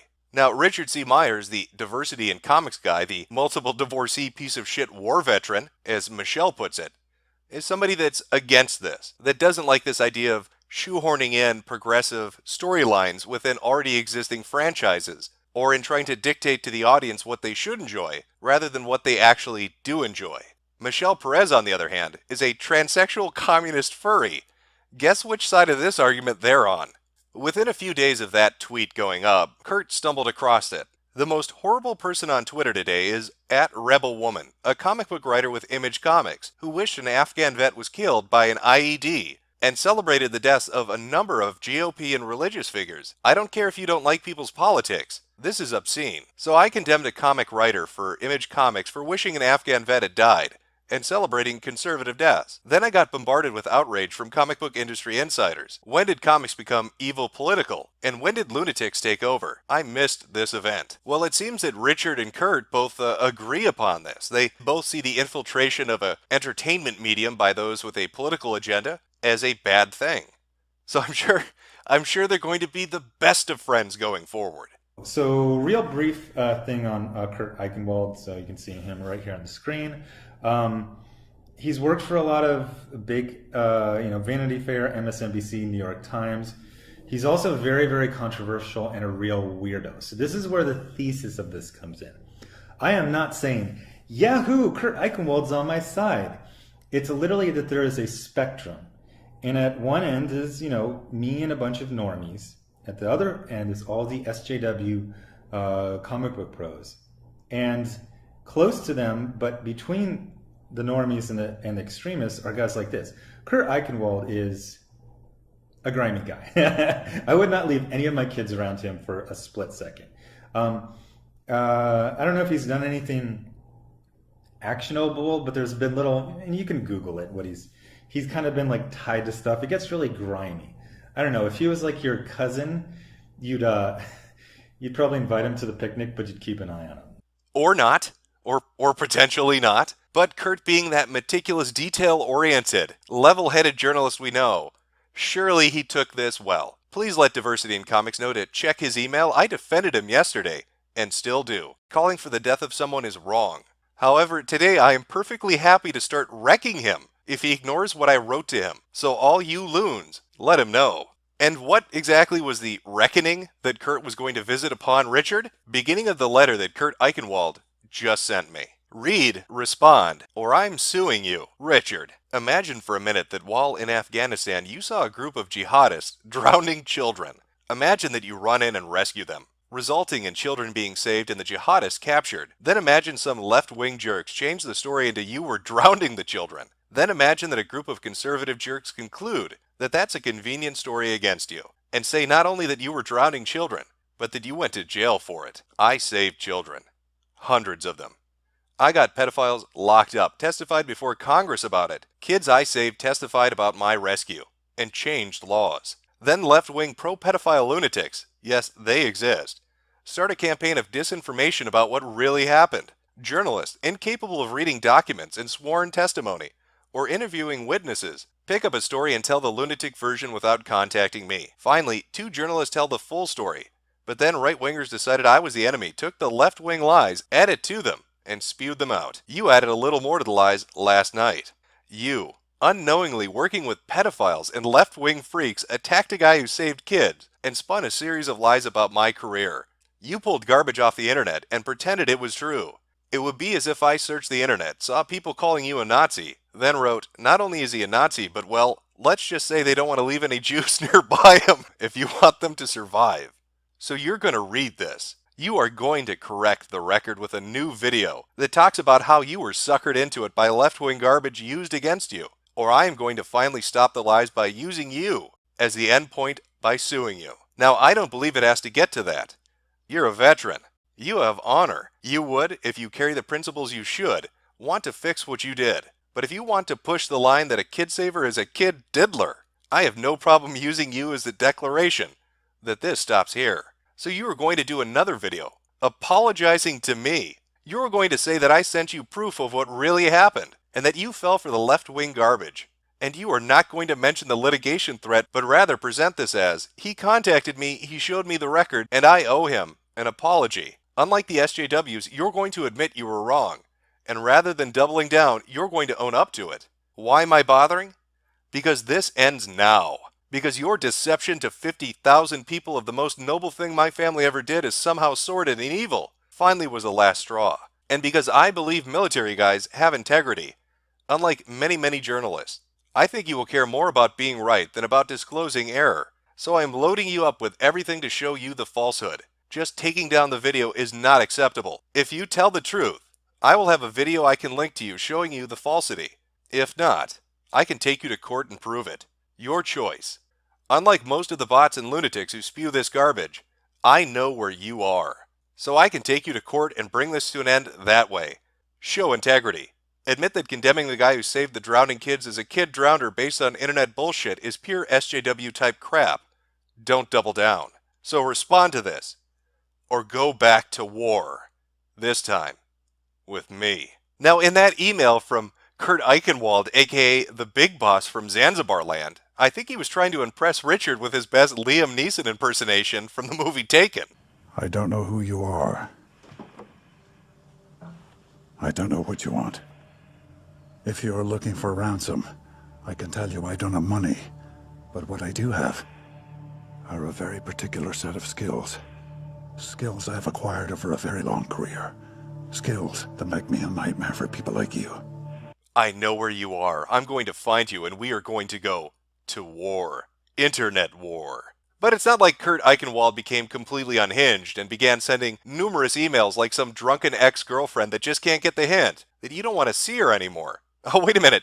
No, he did exactly that. He did exactly that. But our little Kurt, he's not one to be deterred so easily. You may ignore his spamming your inbox like he's a Nigerian prince trying to get gold out of the US from an uncle's account that's been long forgotten. Well, he'll just turn around and use a new tactic. It's amazing how brave people are on the internet, but who shrivel into little piles of pink dust when they are asked to show some sense of integrity by having direct conversation. Kurt, he didn't ask to talk to you, ever. He's never even mentioned your name before. You bulldozed your way in and insisted you had the right to his time and energy because you defended him, and then threatened him when he didn't give in to you. No means no. Follow me. Well now, is Ethan a brave man? Will he throw himself into the lion's den and open up those DM messages to Kurt? Ethan was kind enough to share their conversation with me. A bizarre, meandering conversation that seemed to go on for an eternity. I've taken a few highlights to give you the basic idea of how this conversation went down between the two of them.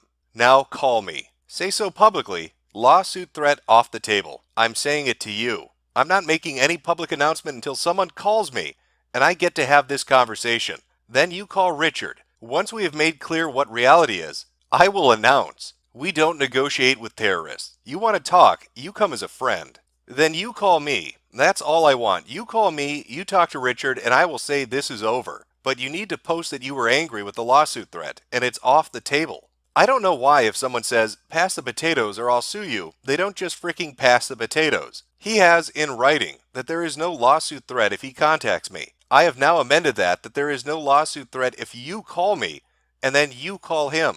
Sorry, Kurt.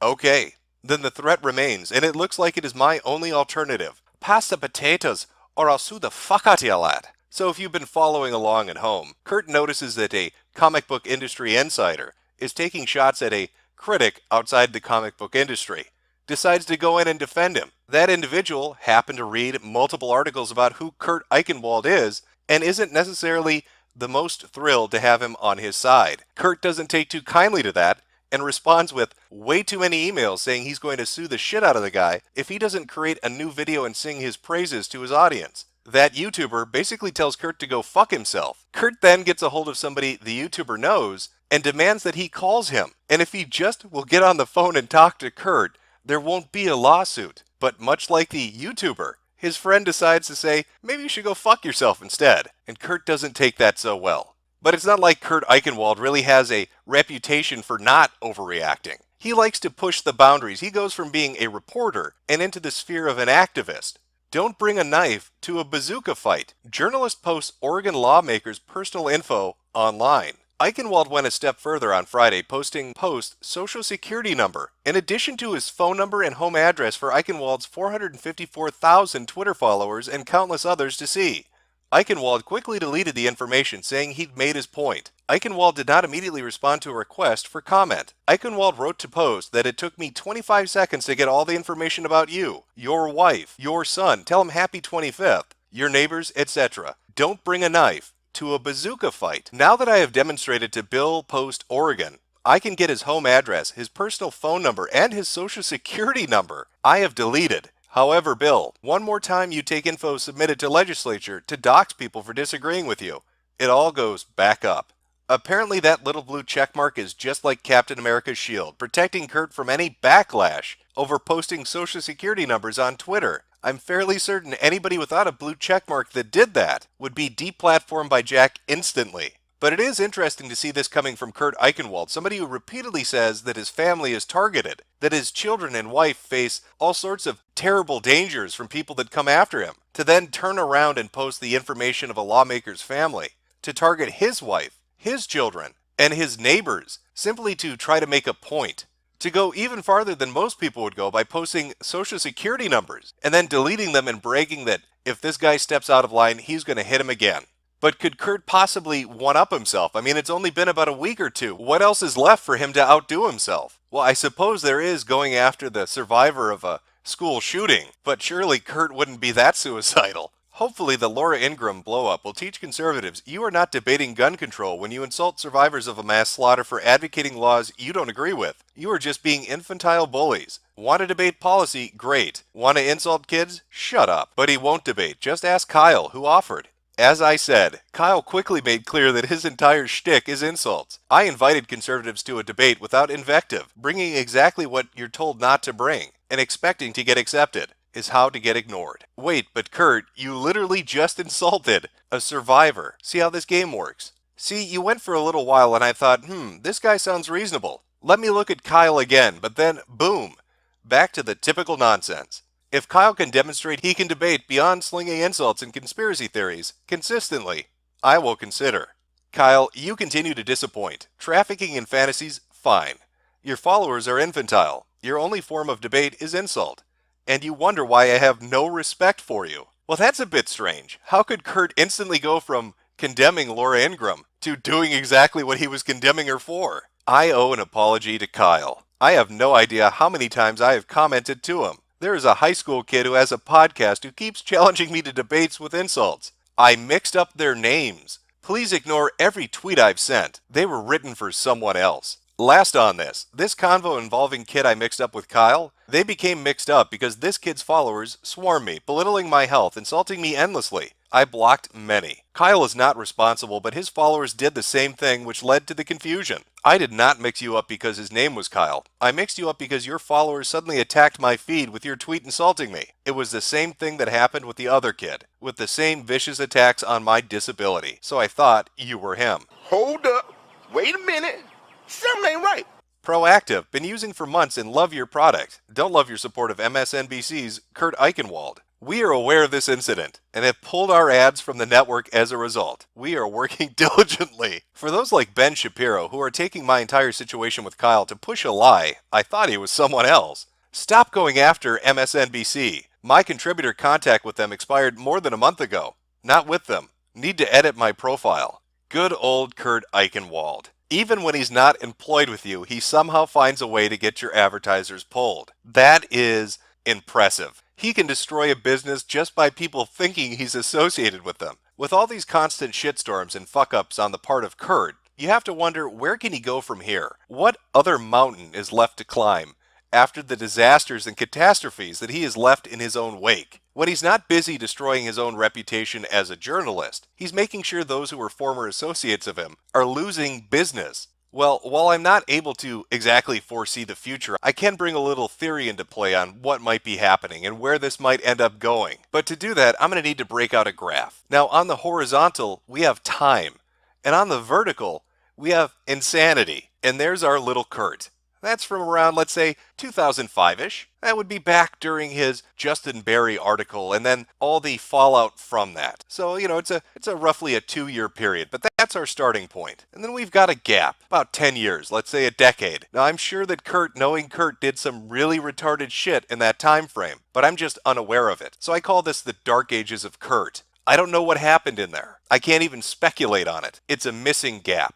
But after we move past that Dark Ages period, we start to see a lot of activity take place in a very short amount of time. The hentai incident, threatening to sue YouTubers, doxing lawmakers, going after school shooter survivors, until finally we reach the point where we are right now with the current day Kurt. Now, if you were to draw a little line, if you were to connect all of these points, from our starting position in 2005 down into the dead unknown period of the Dark Ages, all the way up into the current year, you get a nice little J curve showing up. And that's what I like to call the Eichenwald J curve. You'll notice that as time goes on, the incidents of insanity increase exponentially. And this is where we are right now. I like to call this the danger zone, because you don't want to fly anywhere near it. But hey, what do I know? I'm just some lunatic alt-writer launching a mega attack against poor innocent Kurt. Apparently he's under the impression that YouTube videos and Twitter are like Pokemon battles. Then again, it was super effective. So what's next for Kurt? Where does he go from here? Well, judging from the information we can glean from the J-curve, it's pretty easy to speculate that sometime in the next, day to a week, he's going to do something even stupider than what he's done before. You can see that each incident of him embarrassing himself or sullying his own reputation begins to increase in frequency as time goes on. What used to take a year or a month or a week is now a day or an hour. He's a real-life version of the Flash if the Flash was a giant fuck-up that kept tripping over his own 2 feet. But I suppose we're going to have to wait for him to leave hibernation before we can be sure about this. And knowing Kurt, he can't stay away from social media for too long. After all, he's going to have a lot of free time on his hands not working for Newsweek or MSNBC or really anybody else. I just can't understand why nobody wants to hire this amazing